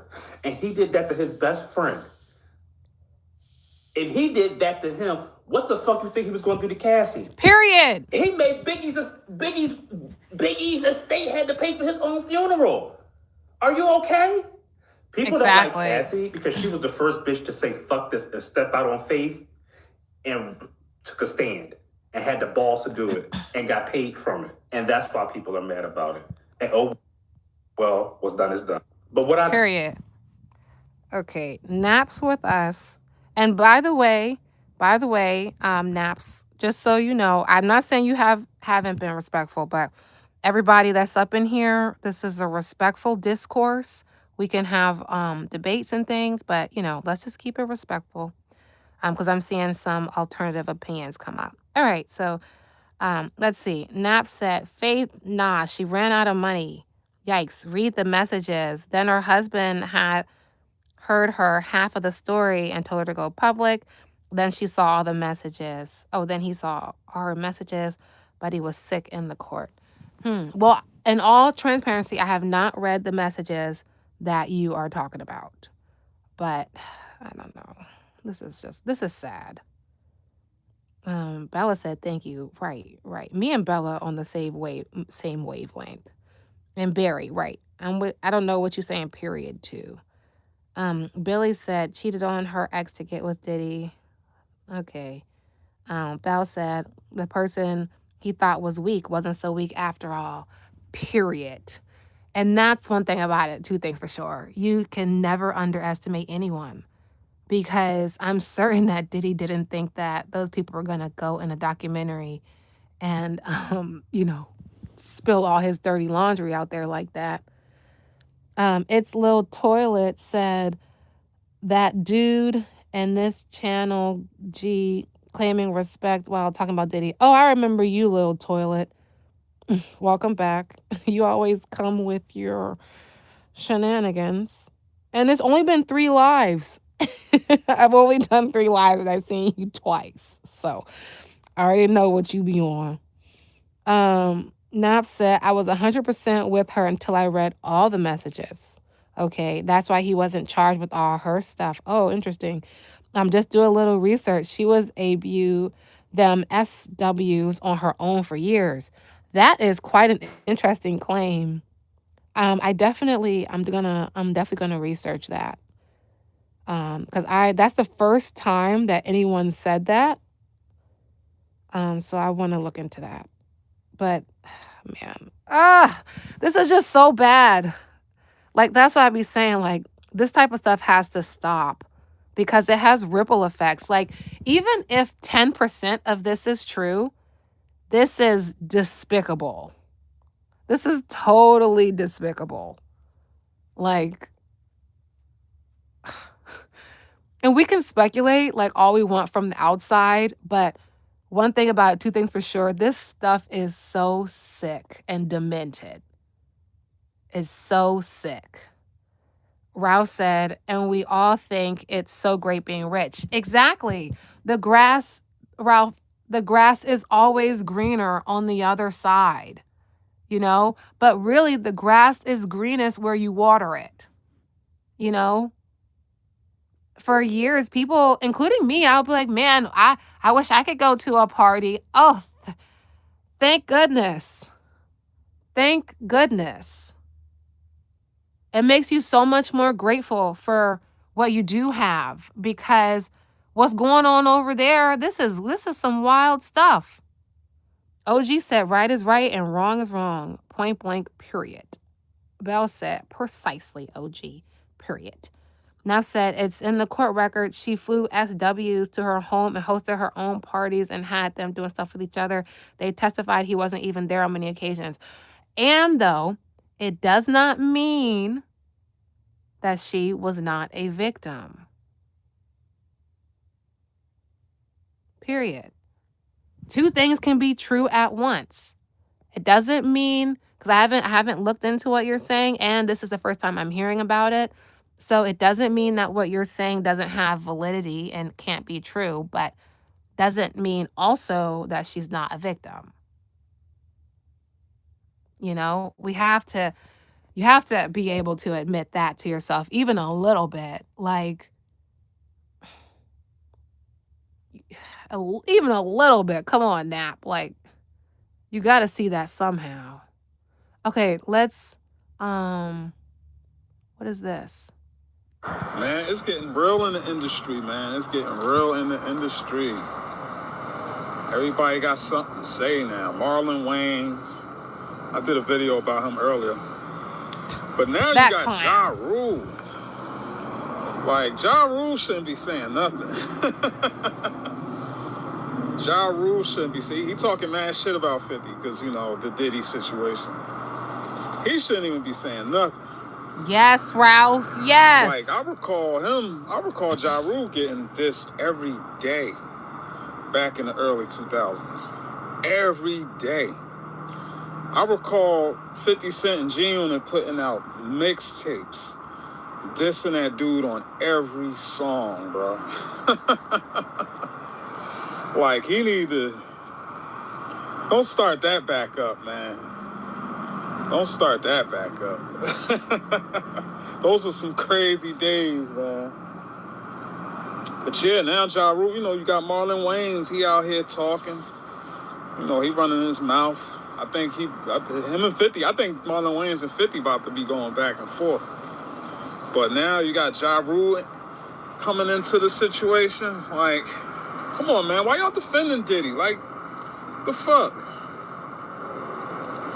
Like, he's a, you know, Diddy is he's a scum. Why is some people defending this guy? Right. I can't make this shit up, man. Okay, let's see. Yolanda said, I want to know what is the real relationship now with J-Lo, right? Is it all good because she's been loyal about his doing? Yeah, she hasn't, granted, maybe I missed it, you know, but I haven't seen her come out and say one thing about it. Like I said, I could have missed it, you know, it could have happened when I wasn't paying attention, but I haven't seen her say anything. So I wonder also, like, where is Mary J. Blige at? You know, where is Little Kim at? Like, where's Stevie J? Where is Farnsworth Bentley? Like, Farnsworth basically vanished. Ralph said Diddy was a victim too when you think about it. Yeah. I mean, if you watch, and I haven't watched it, but I did read an article. And like I said, the second live that I did on here, it's a deep dive into Diddy's childhood. And in that, I found an article where they allege that Diddy's mom used to host FOs when they were children, and that was apparently just a normal Saturday night. That is not what I'm saying. I'm not alleging that because we weren't there. We don't know. But that is what someone who said that he used to live with Diddy and his mom, that is what he said happened. That is what he said happened. And that video is on my page. And just in general, I'm sure you can look it up. Yeah, but when I saw that, I almost passed out, child. I almost passed out. Josh should be on crickets. But you know what? I was thinking maybe, you know, like how Diddy called Kalina in that video. Maybe he called Ja Rule up and was like, look, you better speak because yada yada yada yada yada. That's what I'm thinking, because you know who I'm also wondering? Why did Marlon Wayans say anything? You know, why is Dame Dash on a crusade to save Diddy? You know what I'm saying? Like, what is really going on? Like, did y'all see what Dame Dash said? I have a video about that up because, you know, I feel like we got to catch these perpetrators in the act. You know what I'm saying? We see now the power of video footage.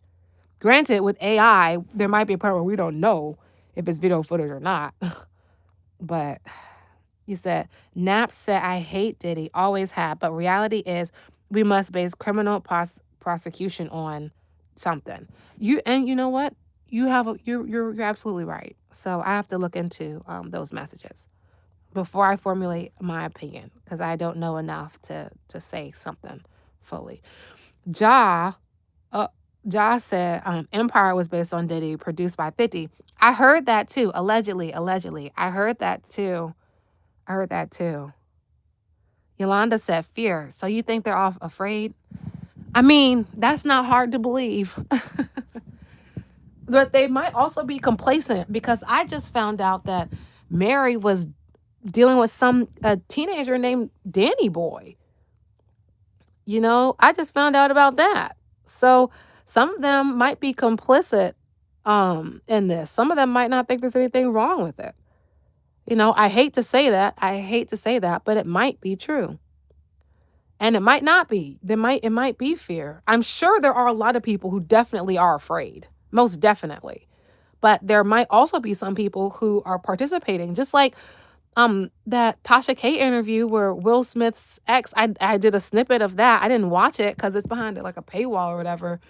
But she interviewed Will Smith's ex best friend or whatever, and he was talking about how Will Smith, you know, did some SA stuff. So the whole thing is just sick. It's like from the outside looking in, it seems like Hollywood is just a cesspool full of predators. I'm not saying that that's true, but if Diddy, if even 1% of what is out about Diddy is true, it's kind of weird to think that he was the one at the top. That's kind of scary when you really think about it, and he was the one who was promoted and, got all this stuff. It just makes you wonder what else is going on back there, you know? Yeah, Bank SS said, "Where's Lil Kim?" Exactly. Where's Lil Kim? Bell said, "Yeah, cuz they all know." That's what I'm saying. Nap said they've all done the F parties. Being F isn't a crime until after the money runs out. It did seem like, unfortunately, more than a few people in that documentary, it seemed like from their own mouth, they said that, they had a falling out because Diddy didn't pay them or because Diddy did something funny with their money or fired them. Seems like people didn't leave Diddy, like he made you go away type thing. It's weird, man. Real, real, real weird. Wayne said, "I got the whole lowdown on this whole ordeal." Where, man? Point me to the direction. I'm finna be doing more investigations into this stuff because this is sick, man.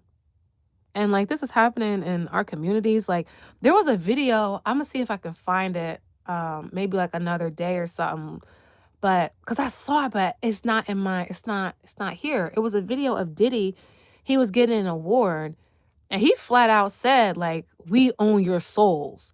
We control the narrative. We set the tone. We tell them what to do." Da da da da da da da da da. And I'm like, what is going on? And this was at his like award acceptance speech. So like this is who these Hollywood people were putting on a pedestal, was this kind of dude. It's weird. Rara said, "I've known about Danny Boy for a while. Watch his whole interview. It's also disturbing." I will. I just found out about this. Oh my gosh. Thank you so much, Chuck. This is my first thingy. I don't know if this is called a super chat or a gift, but I do appreciate the $2. That's so nice of you.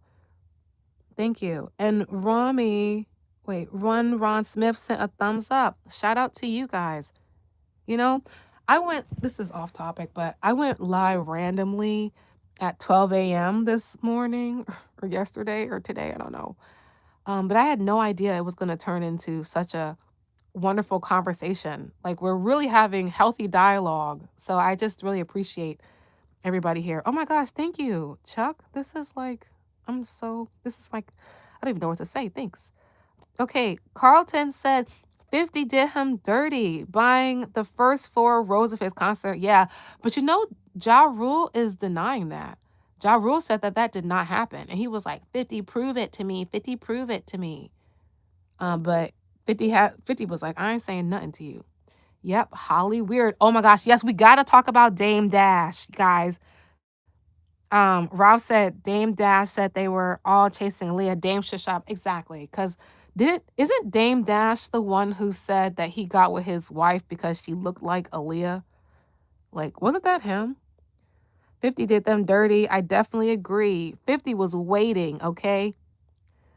Um, forgot to count his blessings. Nav said, "I'm 6'4" athletic. They absolutely present you with endless opportunities." Really, the wives, when I've built some of these homes, it's a lifestyle. Clear, and that's interesting. You have a different perspective then. Yolanda said, "Cult like." Exactly. Wayne said, "If you've never been in the industry, you wouldn't understand." Well, you know what, Wayne, you're probably right. And I'm thankful for that because it seems like a very, very, very scary industry. I'm not even gonna hold you. It seems like something that probably shouldn't even be existing for real, for real. And I find all of my music like from TikTok. I don't listen to the radio. I don't listen to I don't watch TV. I watch people on YouTube, like what we're doing right now. I'll be watching YouTubers, and I listen to people that I find on TikTok and music. So for real, artists don't even need these labels anymore. I have literally a whole playlist from TikTok artists. And they have really good music. And the thing I like about the artists that I find on TikTok is that their music is high vibrational. Like there's this one, like they have all this music that's about like feeling good and giving, uplifting the community and all this type of stuff rather than, singing music about, unaliving people and selling dope and tricking and all this kind of nonsense. Nav said Cassie's documentation showed she agreed to each stage in writing. If you sign your name, you're saying X, Y, and Z. You can't claim victim after. I'm going to leave that one alone, Nap. I disagree still, but, you're entitled to your opinion. And so I'm just going to leave that one there. Carlton said, I did the floors, of Kim and Corey Beardman. They fired their house manager, allegedly, because I took a picture of their dog, allegedly. And they said I couldn't do S about it because I didn't sign an NDA. Wow, that's crazy. That's crazy. That's crazy. I have a funny story too about a celebrity actually. This one time I was in a movie because my mom heard that they were like filming for this movie on Netflix in my neighborhood. And so I just signed up, right? Or whatever. And somehow I got selected to be like, but everybody did, you know what I'm saying? To be a background person. And so as I'm getting my hair done, I asked the lady because at this point, this is before all this stuff was coming out, by the way. This is before that. So I'm asking her, I'm like, okay, well, what is some advice that you would give to a young person coming into this industry? Because this was when I thought I wanted to be in that industry. That's why I'm just so thankful that things turned out the way they did. And she was like, watch out for the wolves. And I was like, excuse me? And she just said, watch out for the wolves. And then and she was an older woman, and we blocked eye contact for like 2 seconds, and then it was over, and she kept doing my hair. And that kind of like freaked me out a little bit and really put me on alert. And so while we're doing this movie, right? The star of the movie was not with us for a lot of the recording. So everybody, it was fun. We're all talking, having a good time. They said suddenly we start hearing somebody yelling. And it's like, what the heck is going on? And it's the producer or somebody on the team, like, hey, such and such is about to come. Nobody talk to him. Nobody look at him. Nobody say a word. Like literally, like yelling. It was the craziest switch up because it had went from everybody. Whoops. I'm gonna just put this here. Man, it's good. It went from like everybody talking, having fun, yada, yada, yada, to us getting cussed out because the quote unquote star of the movie came out. So this Hollywood folks be different. Like, I can't imagine being the star of a production and not being like, hey, what's up? What's up? But instead being like, don't look at me. Don't talk to me. Don't even acknowledge me. Like, don't do this. Don't do that. The freaking person yelling and cussing everybody out. They literally were walking through the crowd with a megaphone. If we see your phones out there. I was like, this is crazy. This is totally, totally crazy. Fun fact, I did end up in the movie though. If you ever come across it, I'm not going to share which one. But if you ever come across it, that was me. You probably won't even recognize me though, because the hair that they had me in, it definitely does not look like me at all. But I did get in that movie. But it was a really interesting experience. And then like the food was really good, which was cool. But they had I noticed they had like different porta potties. So the porta potty that was for like that was closest to reach to the background actors was like kind of dirty. And then the one that was closer to like the star area, because we had to like walk around the area a lot, like go back and forth, back and forth. But they had I never seen porta potty like this. I wouldn't even describe it as a porta potty. It was a portable bathroom. And we were in like like Fire Fest porta potties, and they had portable bathrooms on the other side. So once I found those portable bathrooms, I was stuck to that thing like glue. But it was pretty wild how that all happened. And then another time, I was like an audience member in something, and they never even paid me. So like I wasn't a part of Hollywood at all, but I have had some random occurrences where I can say like, okay, this probably happened because if they would have done this here, imagine what they do in other places, you know? Okay, so I'm probably not going to get all the way to all the comments that I missed. But Ralph said if God can forgive Diddy and all involved, um, so can we. I don't know about that one, Ralph. Nando said these cults and parties are common in Hollywood. Yep. Seems like it. Yolanda said that's what JLo demands. I've heard she's like really mean. Khalil said God forgives, but I don't, Ralph. Yeah, I agree with you on that one. I agree with you. To me, to forgive him is on the victims if they choose to. Yeah, because for me, sometimes it's like, who told us to forgive and forget? Is it so like we can keep being victimized? Because the only time that a bully's ever stopped bullying me was when I stood up for myself. But whenever I turn the other cheek to a bully, they just would slap the other side. Like, should I turn the other cheek so you can slap both sides equally? Or should I turn the other cheek to round up my uppercut and knock you out? Not physically, not literally, but figuratively. I don't believe in turning the other cheek at all because I think that that's how a lot of this stuff continues. Sometimes you have to put your foot down. And so that's how I feel about that. Carlton said, I hate that Hollywood came to Georgia. Yeah, and I'm glad they're deciding to leave. I didn't know they were leaving Georgia.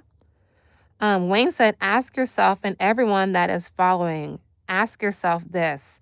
Why have no entertainer ever produced a live contract they ever sign? Oh, I didn't think about that. They never speak, but they never produce. Wait, they speak, but they never produce the actual contract. That's interesting. I've never, ever actually considered that. That's what I'm saying. What are you getting at? Lord, don't. Oh my gosh. Curiosity kills cats, people. No, it's already out now. Whatever. Kathy said, that's how non-union works. What's how non-union works? I might have missed, I might be late to that comment.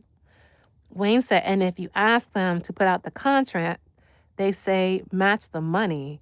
Nobody ever actually read the contracts. The attorneys say they never say it's an NDA in the script. I'm confused. Oh, yes. I don't know how these messages are getting retracted, but thank you, whoever is doing that. We don't need to look at poison. Knapp said, Wayne, the contracts are usually available. Oh, okay. To all legal parties involved. Cases, non-disclosure agreement were presented in court. Okay. So that means we might have to look into that. For real. Khalil said 100%. They do the same thing exactly about saying we should get up. Oh my gosh. Khalil. Exactly. They say the same thing about getting over slavery.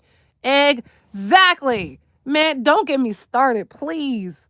Please, I already been on live somehow because I'm a motor mouth. I'm mouth of the South. I talk a lot. I've been on live unintentionally for 5 hours. I don't know how I'm still talking. I usually would have been asleep. Please don't get me started about the slavery thing because we will be here for 5 days. 5 days and 5 nights, to be exact. And then we would sleep over, for real. Because, a lot of this stuff that plagues our community as Black people comes because of slavery. Let's just keep it real. let's keep it 100% real. Well, most of the depravities that, plague the Black community specifically is because of slavery. And it was not that long ago. And it's so not that long ago that even if it wasn't like quote unquote slavery, there are videos that you can find on TikTok right now where there are grandmas who tell their stories of horrible things that happened to them. So, yeah. Knapp said the difference is those were never enslaved, try to use it as an excuse. Unlike Rome, which was the history, right? My parents did not let us get under a 3.5, so we got advanced degrees.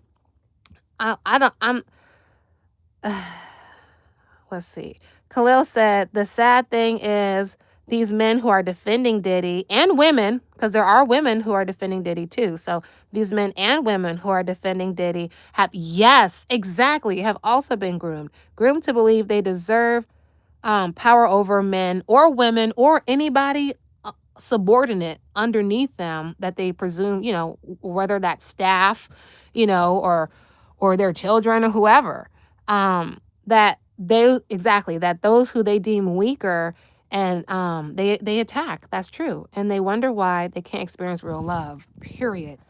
Very well said, Khalil. Especially that last part. Wayne said, I'm from Mississippi. Slavery is cut in my roots. Exactly. Oh, Yolanda said you've been a great host. See you. Thank you so much, Yolanda. I'm so glad that you found the live. This is still a new thing for me. Like I said, this is my third live, but at this point, it just be feeling like I be having so much to say. I'm a motor mouth, and sometimes, people don't always just want to hear me ramble. So, I'm finna be rambling here, I guess. Khalil said, if you've never been to the African American museum, you'll never know true anger. I mean, for real, if we just my mom is really into genealogy and stuff. And she, even reading the documentation of our ancestors and stuff, it's pretty sick. It's pretty sick.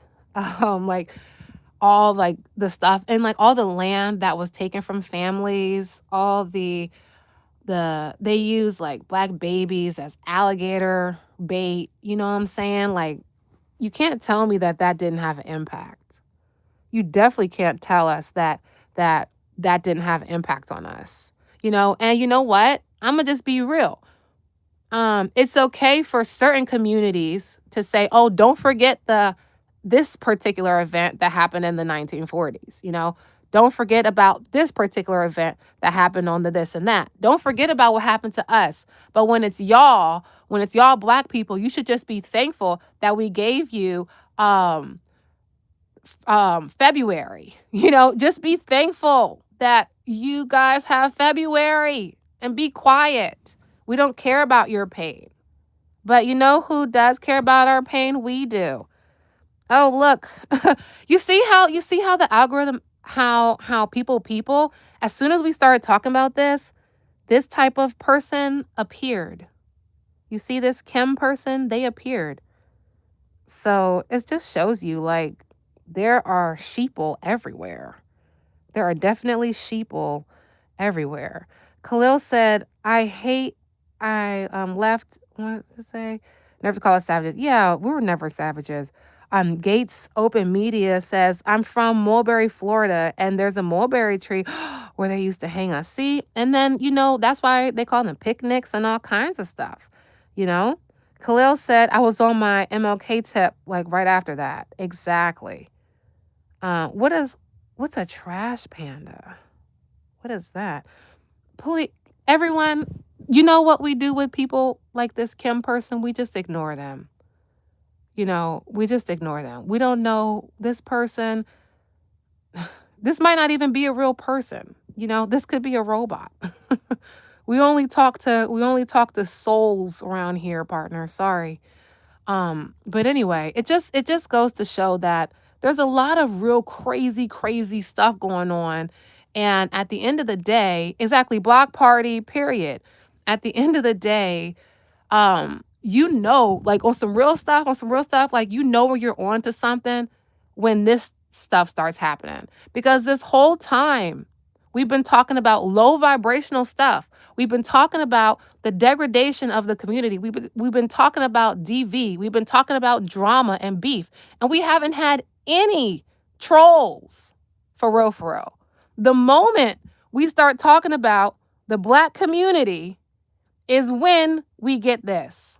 The moment we start talking about the Black community and how we need to come together, support, and do this and this and that, and how slavery, all this stuff, the moment we do that, a troll comes.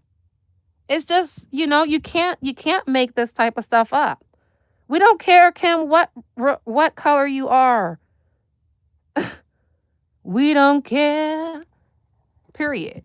Okay, what should we watch now?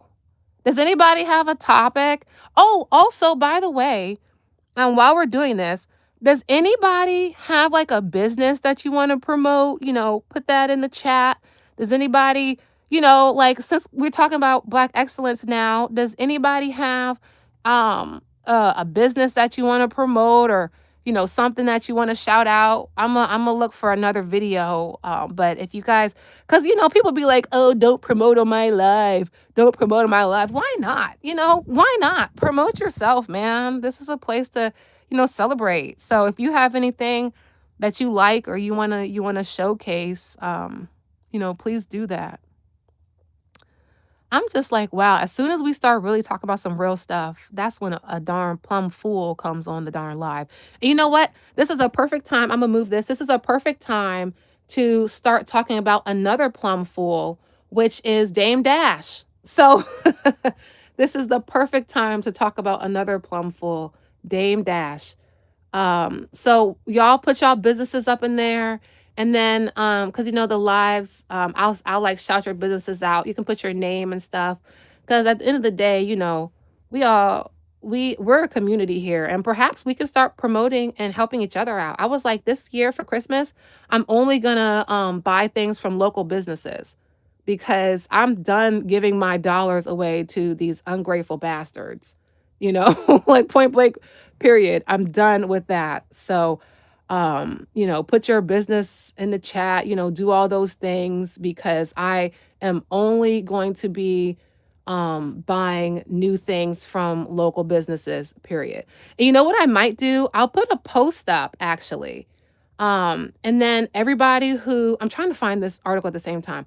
Everybody who has a business that wants to promote it, you put your business stuff in the comment section, right? And then that way we can support each other for the holidays instead of, just wasting our money away. I'm trying to find this particular article because it has, here we go. Okay, now before I do that, I'm going to read out the different businesses that we have that I see here. Okay, so, and Godfrey said slavery is a lot. Yeah, exactly. All right, so Khalil makes custom shoes for kids. Shout out to Khalil. If you guys need some custom shoes, please go find Khalil. And remember, once this live is over, I'm going to make that post. So if you have a business you want to shout out, just put it there and we can get it popping. Gates said my wife's grandmother was in the KKK. Oh my God. And he disowned her and her mother because of me. Wow, that's sad. All right, I'm going to just scroll through and see if there's anyone who has another business. Wayne said, I want you to promote. Okay, here we go. Wayne said, I want you to promote the Black excellence in my hometown. All right, shout out to the hometown of Ruralville, Mississippi. One thing about two things for sure, we always gonna celebrate and promote Black excellence, baby. Period. Khalil said 95% of the country is financing their Christmas. Yeah, they are. So, all right, let's see. Okay, what happened to my iPad? It keeps breaking, and I just don't feel like fixing it anymore. All right, that's what I'm saying. This person, the only reason why I haven't kicked them out is because it's helping the algorithm, but we all know that Kim is a fool. Kim just wants attention, but we all can see Kim is a darn fool. Okay? Period. Now, listen. Now, since we're already on the subject of darn fools, let's look at a big one. A Bama of the week. The Diddy Cone was Reckoning.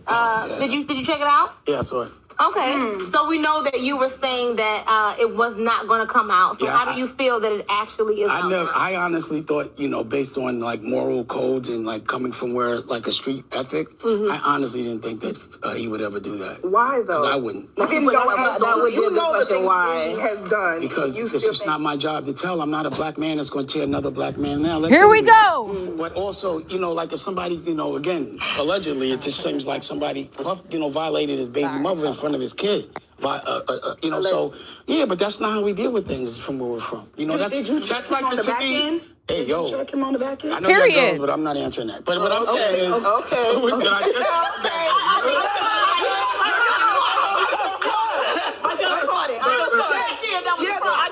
I gotta let me answer my question. So again, you may not understand like a moral conduct for a grown ass man from where I'm from and where I thought he was please, from. Dave. Just certain things and Please. it's not for us to tear somebody down. So for example, if I'm a criminal and I see somebody doing a crime, I'm not telling. If it might be a violation, like they might be doing some shit that might be like a violation to a kid, then I got to go handle that. If I sign on to the street. So for me, I'm not going to do that because that platform is not black owned. I'm never going to tear a black man this down guy. for a white man ever in my Oh life. my gosh. Also, I know Pissing Puff, me off. right? And I don't think that, again, Sorry, I'm just trying to gotta not get ever something going to right check for quick. his moral character. As you see, we never did too much business together. But it would never be me to be the person to deliver that. Let them do it. So probably another person, I would say, go ahead, do that. Maybe someone like example, TMZ called me and was like, yo, we want you to do the interview and this, that, and the third. And I'm like, yo, you think I would ever make money for y'all tearing another black man down, even if that man is wrong? If I'm a black man and I want to do something, I'm going to go tear down a white man. I'm not going to tear down a black man. There's so many injustices that we see other people from other cultures do, but we don't say nothing, and they always send us to tear us down. Are you serious? I would never, ever condone a black man tearing down another black man for a white man. That will never happen. And if listen, and also another thing, just on my moral code, if a man did that to my girl and I felt like I'm violated, I gotta wear that or I gotta handle that different. But I'm not making a documentary. I'm gonna go deal with it. But that's just how other people deal with things, and that's how I deal with things. So the question you asked me was why I said that? Because I never in my life would have thought that 50 Cent would make a documentary about another man from our culture just because it seems that the dude might have tampered with his woman. And that's just not what I'm thought. But let me just say this. I ain't gonna speak too much on that other man, 50. The only reason why I said something about it is because he talks about me. So that's the only reason why I said something about it. And to me, he's easy work. But the thing about it is, you don't have to deal with this, right? I'm a culture saver. I'm out here fighting for us every day. Every time I argue with somebody, it's not for me, it's for y'all. Because I'm good. I'm always trying to open the doors and make sure that everyone in our culture understands the path. They're usually misled to think they're weaker than they are. And I'm the guy that's going to show you that you do not have to be scared of them. You could do it on your own, and you do not have to do it for them. Dame. And they always send us to tear us down. And just because he might be a little strong and funny, we're not jacking that, and I don't think anybody should, because morally, that is not where we want to go. And another thing I didn't like about the movie, to say the least, was a lot of it could have been hearsay. So I've been accused of a lot of things I haven't done. And if there's always, maybe you haven't been hunted in that way, but it is hunt a black man with money season out there. Trust me on that. Please. It's best to be black or else you're a target. So I think I'm in the best position right now, because if you sue me, you ain't getting a motherfucking Hey, thing. man, Sam, what's up?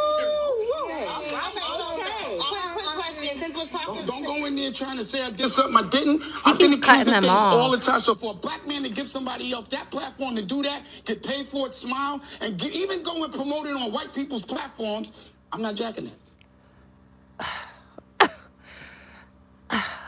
Like, collective side eye.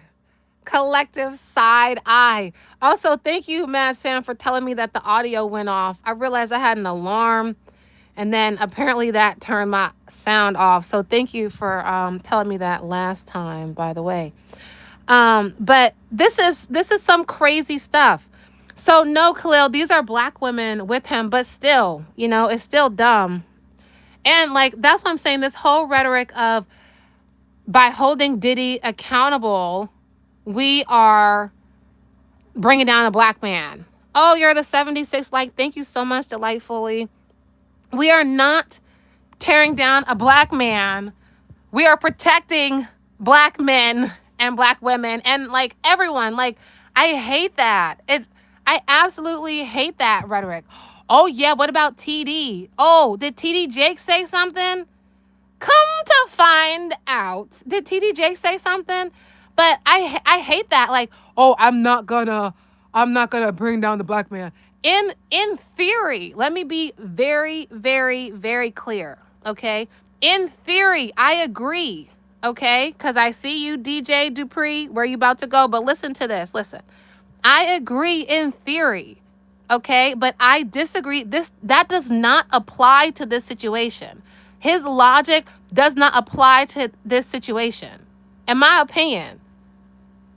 Now, we might have difference of opinions, DJ, but as far as I'm concerned, that like, don't bring a black man down. Okay, to me would apply to the day 26 when they were crying and remembering what allegedly Diddy did to them. To me, that is not tearing a black man down. But this side on the Diddy thing, no, I'm not. I don't agree at all.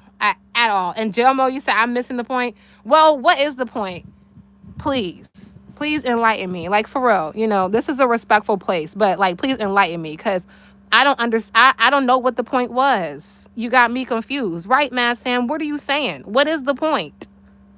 You know, exactly. Indigo Lions. What is the point? Tell us what the point is, because it seems like we all found the point, but somehow y'all two ended up somewhere else. You know, we all ended up at the same library. You guys are somewhere else. Khalil said, what I learned about patriarchy is it's not only hurting women, exactly, in my life, but me too. Exactly. It's hurting you. Like, it's whatever whatever the word is, you know, it's like a ripple effect. Like when you drop a rock into water and how it like ripples out and circles out. That is what happens. That is what happens in these spaces. You know what I'm saying? Like when Diddy and Jermaine Dupri, oh my gosh, I keep calling this guy. I don't know why this is off topic. I always get Jermaine Dupri and Dame Dash confused. So I keep calling him Jermaine Dupri. When Dame Dash comes out the side of his shoulder and says this type of nonsense, it has a ripple effect. And when Diddy allegedly did the things that he did, it has a ripple effect. Yeah, but you guys gotta back yourselves up. Y'all ain't saying what the what the point is.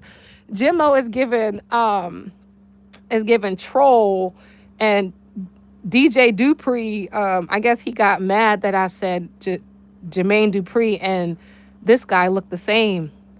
Oh my gosh, Gates said they call TD a big. Oh my gosh. Oh my gosh.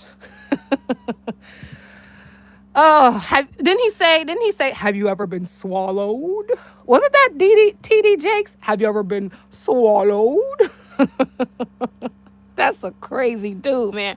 And you know what's even crazier? The people who still go to his church. But that's none of my business. That, you know, hold on, something is like, hold on, I gotta move this thing right quick. It's like making all kinds of crazy sounds. Let me just turn it off. Okay. So yeah. So let's see.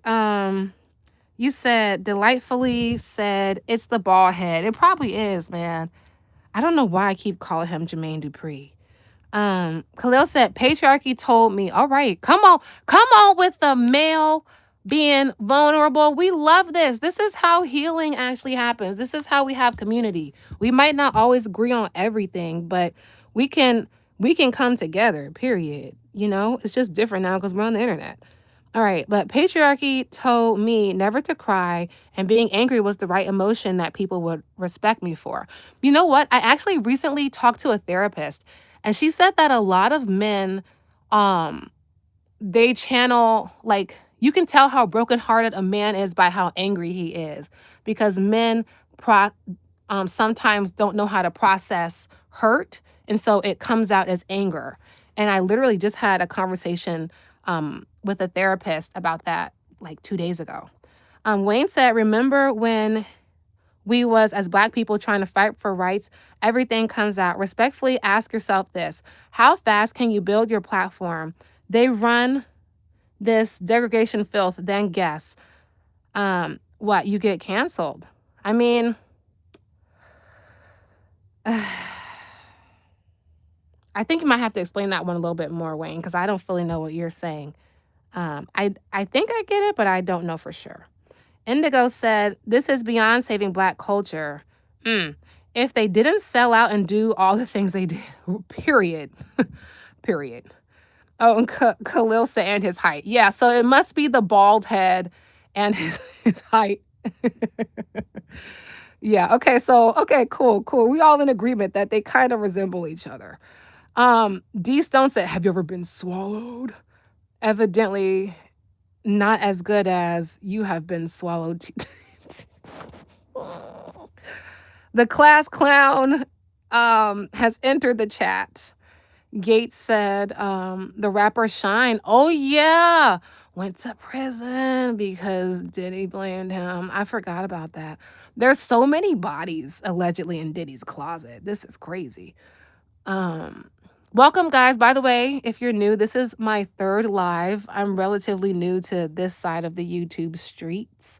But if you're rocking with what we're rolling, please click that like button. It would be greatly appreciated. And yeah, let's just keep going. Let's see. All right. So Raymond said, if you hurt the woman, then you're hurting the babies. Yeah, that are born into abuse. Yep. Damage is a bozo. Cancel Dame. He's a culture vulture. I said the same thing, that he was a culture vulture. He is negative, and that's why he can't claim his money. J-Mo said, okay. Finally, J-Mo replied, I don't agree with Diddy, but we really get excited about destroying ourselves. It's a sickness. I will, that's what I'm saying. Like, I agree with the concept of this, of what Dame said, but I just don't believe that it's applicable to this situation. I think that if he was saying this in defense of Day 26 for crying because they were remembering the like horrible things that happened to them, which allegedly they said Diddy did to them, like if he was defending that, then fine. I would agree, but he's saying to, kind of like not prosecute the guy who's hurting people. And I don't care what color you are. And to me, like, for me personally, if you're hurting people that I love, I want you to suffer more. So for me, like, I'm of the belief that if there's a monster in the Black community, I feel like the Black community should go at them worse than anybody else. I don't think that we should protect them at all.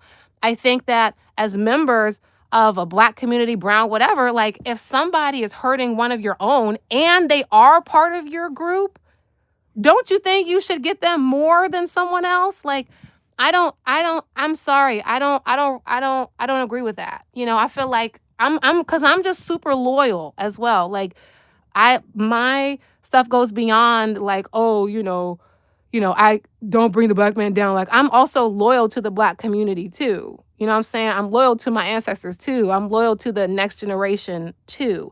So I don't think that we should just allow one Black man to abuse a whole bunch of other Black men just because one of them has power. I totally disagree with that.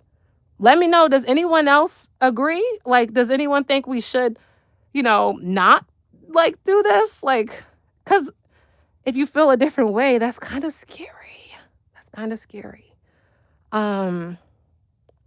Specifically about this situation. Let's see. So, okay, Mad Sam said Diddy got hit with another case. What? Last night, and it's really heavy involvement with Kim Porter. I did not know that. Khalil said, when I saw my dad cry, oh man, for the first time, it scared the S out of me because he was crying, and it was the first time I saw my dad as a human. Man, that's intense. All right. You also asked J-Mo, right, what about R. Kelly and Cosby, Trinity, exactly. Thank you, Trinity. Men have feelings too. Period. I don't know which side you're on. Men have feelings too, and men need to be protected. So this guy, Jermaine Dupri, talking about I'm protecting the black community, I'm helping the culture, but you're trying to make us not, hold this man who's hurting people in the culture accountable. Like, what about the black men who are victimized? Do they not matter? I don't get it. It's not making any sense to me. Indigo says, first time listening to you. Great convo. Thank you, girl. I went live randomly and I'm a talker, so I'm still here. JMO said, why are we excited about destroying another black man? We destroyed again. You know why? And I'm gonna be real. I am excited about tearing down a black man that tears down lots of people, because I'm so loyal to the black community that, to me, it's unacceptable to see and know that somebody is hurting people allegedly and not say anything. I just wasn't raised that way. So I don't understand that logic personally. Khalil said, cause he's a monster. Period. Like what? J-Mo is probably not even black, for real, for real. Like, let's just keep it real. Anybody that's really black wouldn't have even asked that. Like, what are you saying right now? Khalil, I already read that one. Gates said, also he has something to do with Whitney. Oh, I didn't know that.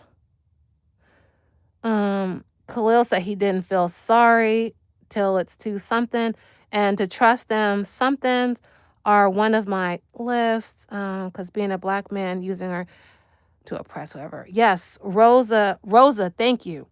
Monsters protecting monsters, period. If I could like a comment, I would like that one.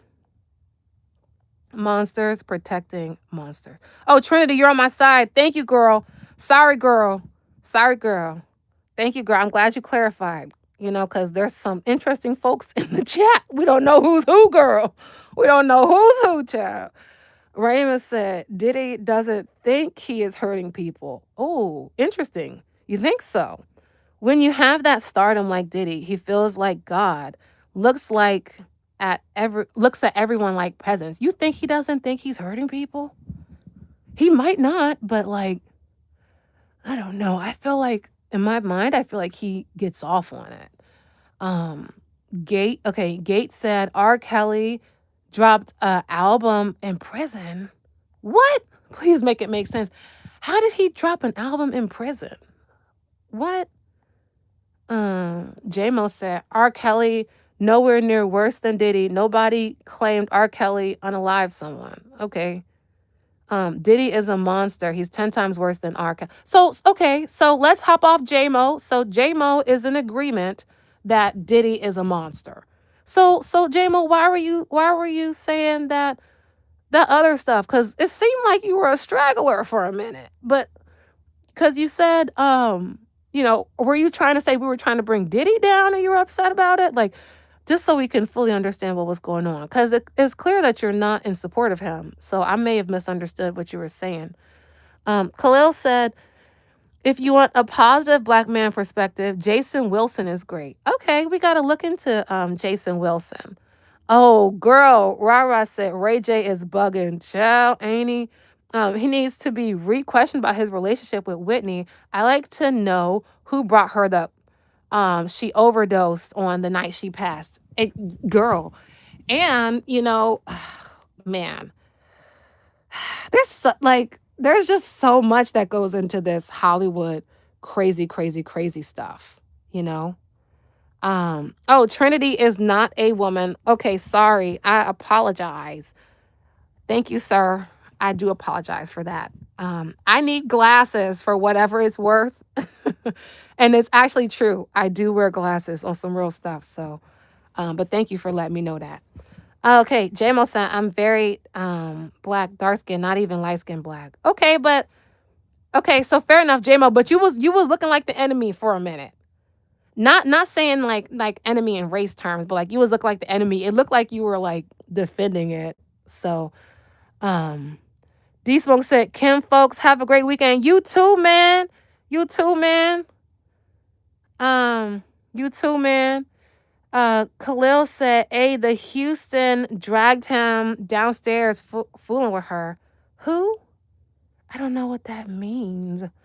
Mad Sam said, I'm in my 50s and I think people aren't raised to take accountability for their fault or mistakes, in my opinion. Mad Sam, if I could pin that message to like every video and then wear it as a t-shirt, I would.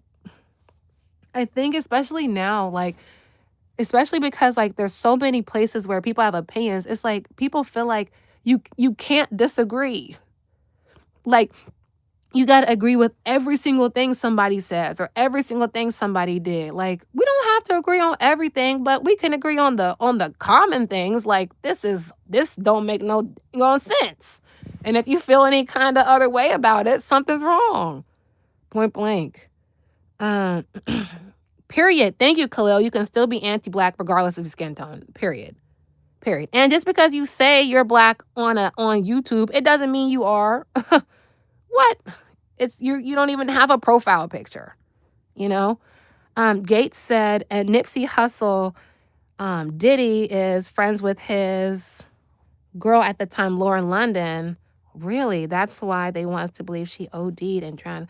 This is a lot, man. This is a lot. Mass Sam said 100. Right. We don't know what color you are. You don't, like, for real. Raymond said, Diddy unalived Tupac. So for a lot of us, he deserves whatever he comes. And that's the main thing. Like, that's why this whole, protect the black man rhetoric, it doesn't work for this. Because you're telling us to protect a black man who's hurting black men. You know? You're telling us to protect a black man who's hurting black women. Why would we do that? And in fact, like, it has us all looking at you crazy. Like, why wouldn't we celebrate him being taken down? Because when you're really loyal to the black cause, when you're really loyal, you would want him to be taken down. Like, you would want this to come out. So, okay, J-Mo, we're not talking about you no more. We're talking about Dame Dash. But you would want this to come out. So when I hear, oh, we're bringing down the black man, I just be thinking, but what about you? Didn't you see him A-Town stomp Cassie into the carpet with no clothes on and a bath towel? And like Dame, he's trying to act like he's so holier than thou, but like, isn't he always coming for Jay-Z? Like, am I confused? Is this not? Because granted, sometimes I do be confused because I don't be paying attention all the time. But isn't Dame Dash the same one who's always like calling Jay-Z a bum and, calling Jay-Z out? Like, isn't that him? So I just think it's awfully interesting that when you're calling someone out about like money or what they did to you, it's okay. But calling out what someone did to allegedly tons and tons and tons of people, that's where we draw the line. I don't understand Dame Dash at all. And this, like I said, it caused me to just really look at him totally sideways, totally crazy. And I'm just not rocking with that. You said I'm definitely not anti-black. That's why I don't talk down on the community. I try to lift the communities. But okay, J-Mo, what would you say in this situation then? Are you saying, because I want to be clear, are you saying that we should uplift Diddy? Is that what you're saying? Are you saying we should uplift Diddy? Just yes or no? Because that will just tell me, what we're on. Because we might be misunderstanding what you're saying. Because sometimes stuff doesn't come out in text. But, it's kind of giving kind of. So just what do you say? Okay. Okay. So J-Mo is not on board with Diddy. Okay. And that's what matters. Because tech stuff gets misconstrued. No, you're taking it way wrong. Thank you, J-Mo. That's what we needed to hear, because you gotta understand too, this is an emotional thing. So people are on high alert in and of itself. People are on high alert. So, that's why it was just important to clarify. So J-Mo was not defending Diddy, everyone. And I'm glad we were able to clarify that. All right. So then Raymond said that Dame just wants to talk about, right, him getting money off of being negative. Right. Dame looking for an angle to be relevant. Right, because he didn't have to say anything. Dame didn't have to say anything. He's obsessed. Exactly, Cleo. JD said Jay-Z, okay. Jay-Z stole Rockefeller Records from under Damien and the artist. Is Damien Dame Dash? I'm assuming that's who it is, but I don't want to assume. OG Kick said 100. Yeah, that's what's up, man. Mad Sam said Dame Dash. Oh, so okay, that is Dame. Okay, perfect. Dame is stuck in the 90s. The game has changed. Exactly.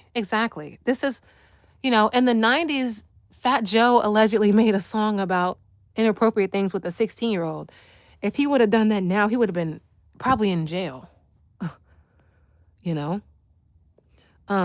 Gates said, why do the women always have to say thank you? Oh my gosh. I was wondering that. Why do the women always have to say thank you to Beyonce when they themselves win an award? I don't know. But, I perhaps we'll find out, because the thing is, like, once one person stands up for themselves, and then people start to, like, these people start to see, or the victims start to see, look, for the most part, society is supporting me. For the most part, society is, on my side. I would think that they would start to come out. So I would imagine that eventually we would start to find out, what's going on behind closed doors. Sheila said, hello, first-time viewer. I'm Sheila. Is upbringing has nothing to do with it. Others have gone through things, fair enough, and have come out better. Question where the top dogs, no names. Welcome, first-time viewer. This is a third time. This is my third time going live. So you guys are all here for the ground floor. You know what, Sheila, though? My mom, I'm guessing you might be Gen X. You might not be, but I'm just assuming, because my mom says the same thing.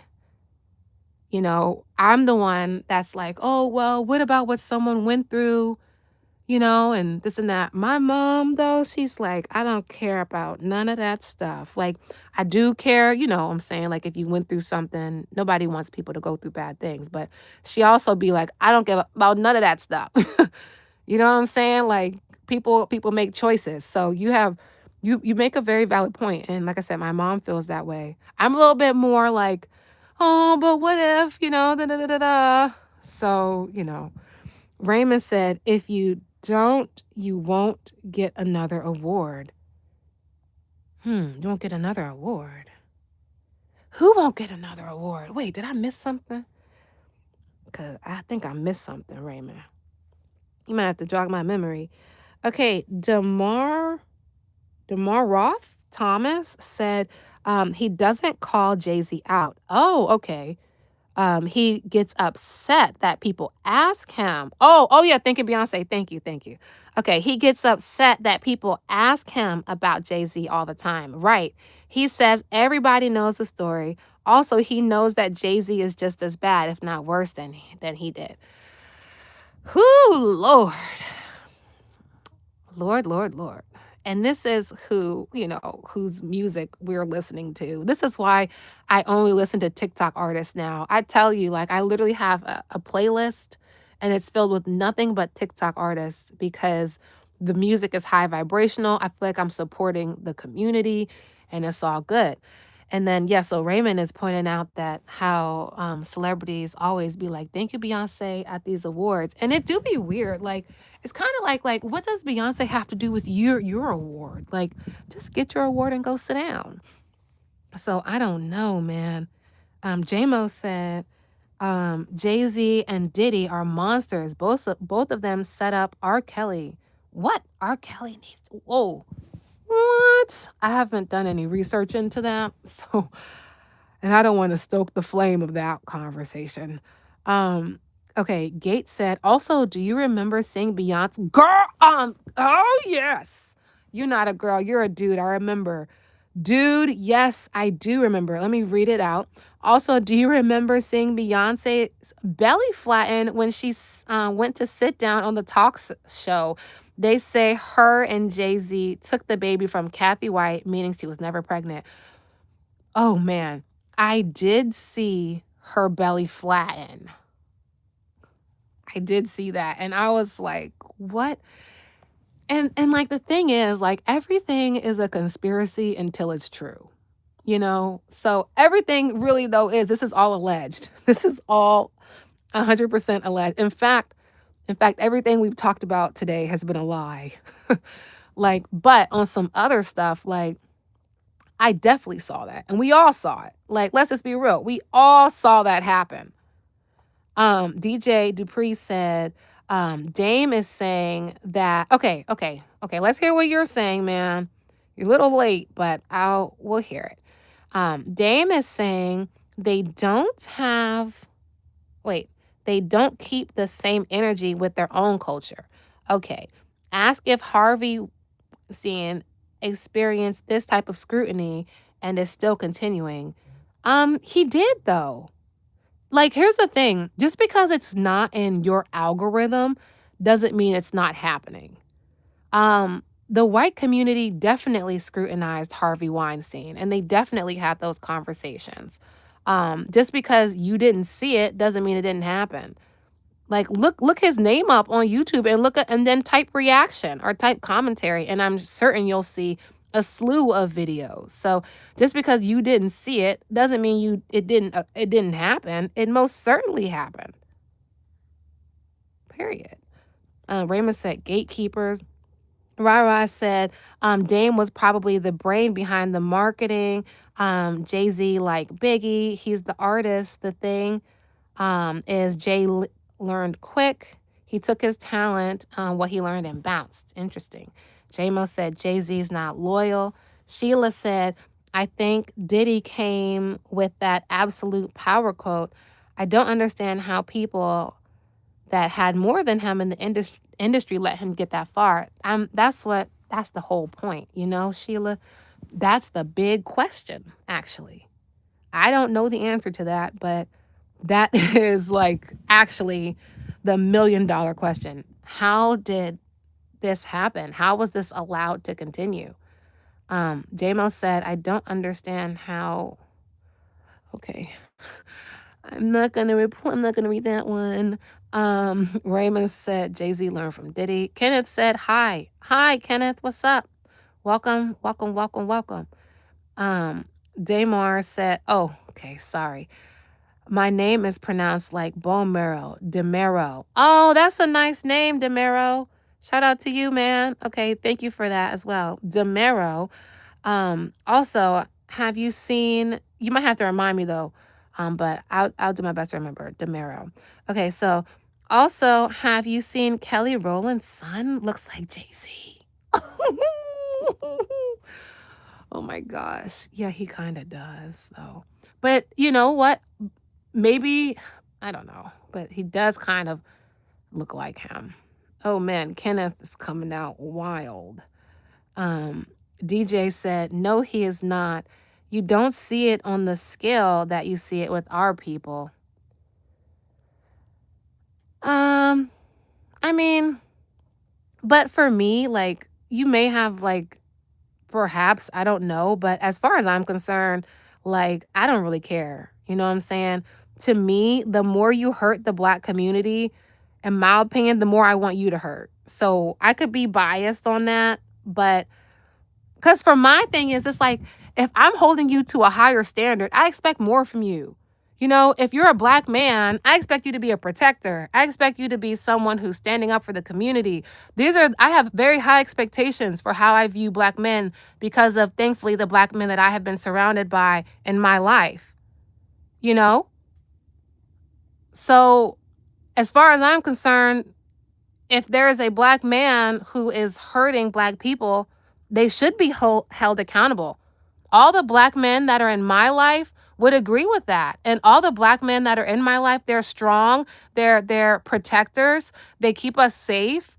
You know, they don't play around when it comes to us at all. You know? There are pillars. So and they would go to war behind us. So I totally disagree with you. Because I feel like, you know, these are the men that I'm holding Black men to that standard. And if you're doing something totally not there, like you should be held accountable for that. I don't understand what you're saying. Let's see. We haven't had a great R&B out. Oh. Okay, they had the Best of Both Worlds tour. R. Kelly told Jay-Z not to send people after him. Wait a minute, what? Gates said on the tour, R. Kelly told Jay-Z not to send his people after him. What? Oh my gosh. J-Mo said it's not about who has more, it's about who you know. Interesting. DJ said you have to be honest. Now, I am being honest. That's my honest reality. I can't speak for everybody else. But we protect Black men around here. But we also protect, we have a high standard. If I'm holding you to a high standard, that's what it is. Mad Sam said R. Kelly and Diddy need to do time for their crimes. Yeah, exactly. I agree. J-Mo said, yes, R. Kelly didn't deserve that much time. He should be, I'm not too familiar with the R. Kelly situation, but I heard he was also a monster. So, I'm not going to defend R. Kelly. I don't know enough about the situation to say anything, but I heard he was a monster. Sheila said, again, I'm Sheila.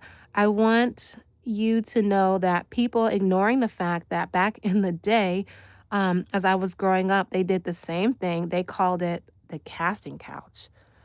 I have heard about that too, actually. And it was like a black couch. Kenneth said Jay-Z and Kelly Rowland. Wow. I'm going to leave that one. Remain confident, said vengeance is mine, said God. You have no heaven or no hell to put anyone in. You good people and bad people, period.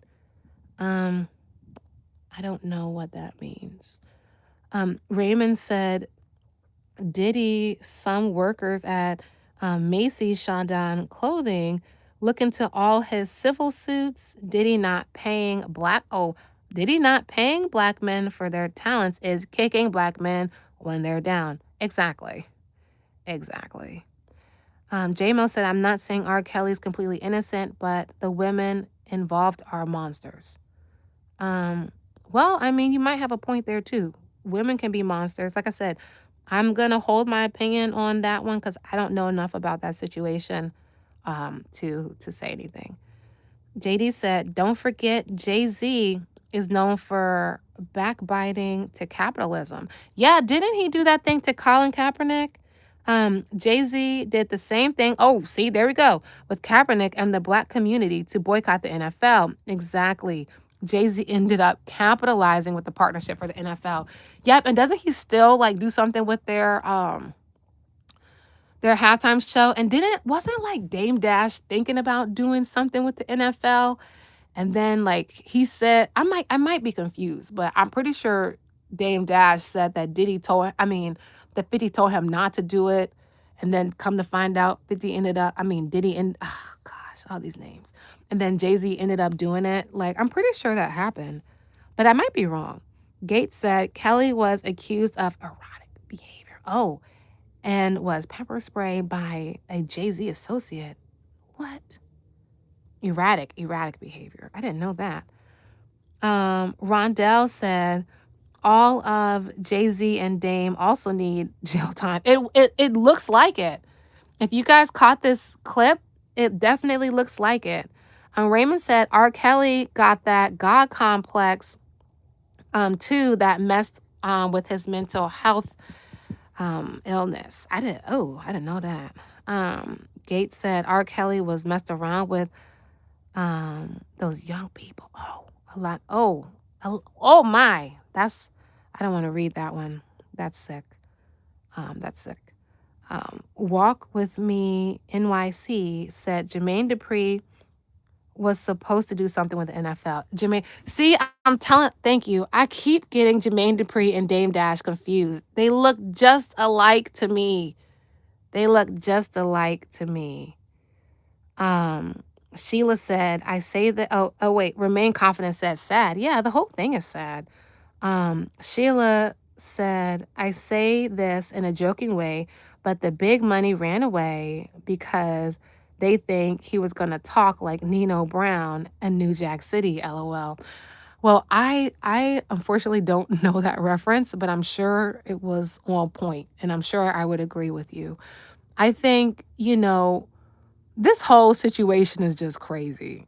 Like, the more we start to hear and learn about the truths of Hollyweird, the crazier and stranger all this stuff becomes, you know what I'm saying?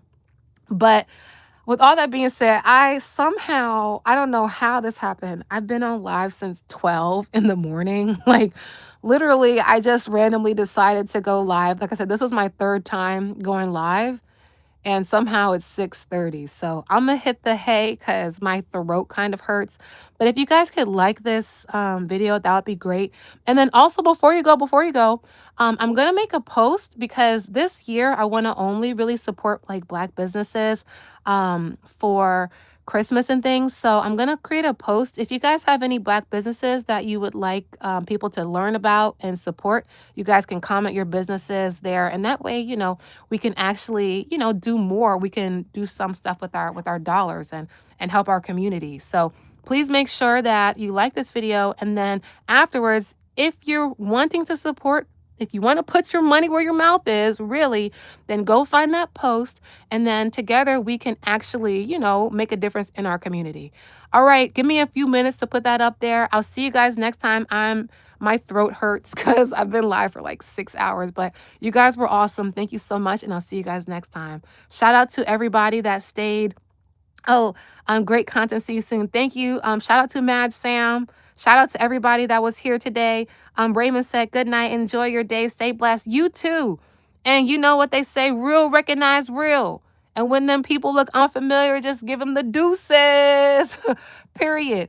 Y'all stay safe out here and I'll see you guys another time. I don't have no schedule. I just I flow with it. So I might be live later today. I might not. But I will definitely be posting some clips and things throughout the day because I want to react to some of that Diddy stuff because it was real crazy. See you, OG Kicks. All right. Again, remember, if you have a business to shout out, please take advantage of this because we can actually make a difference as a community. All right. See you guys. Bye.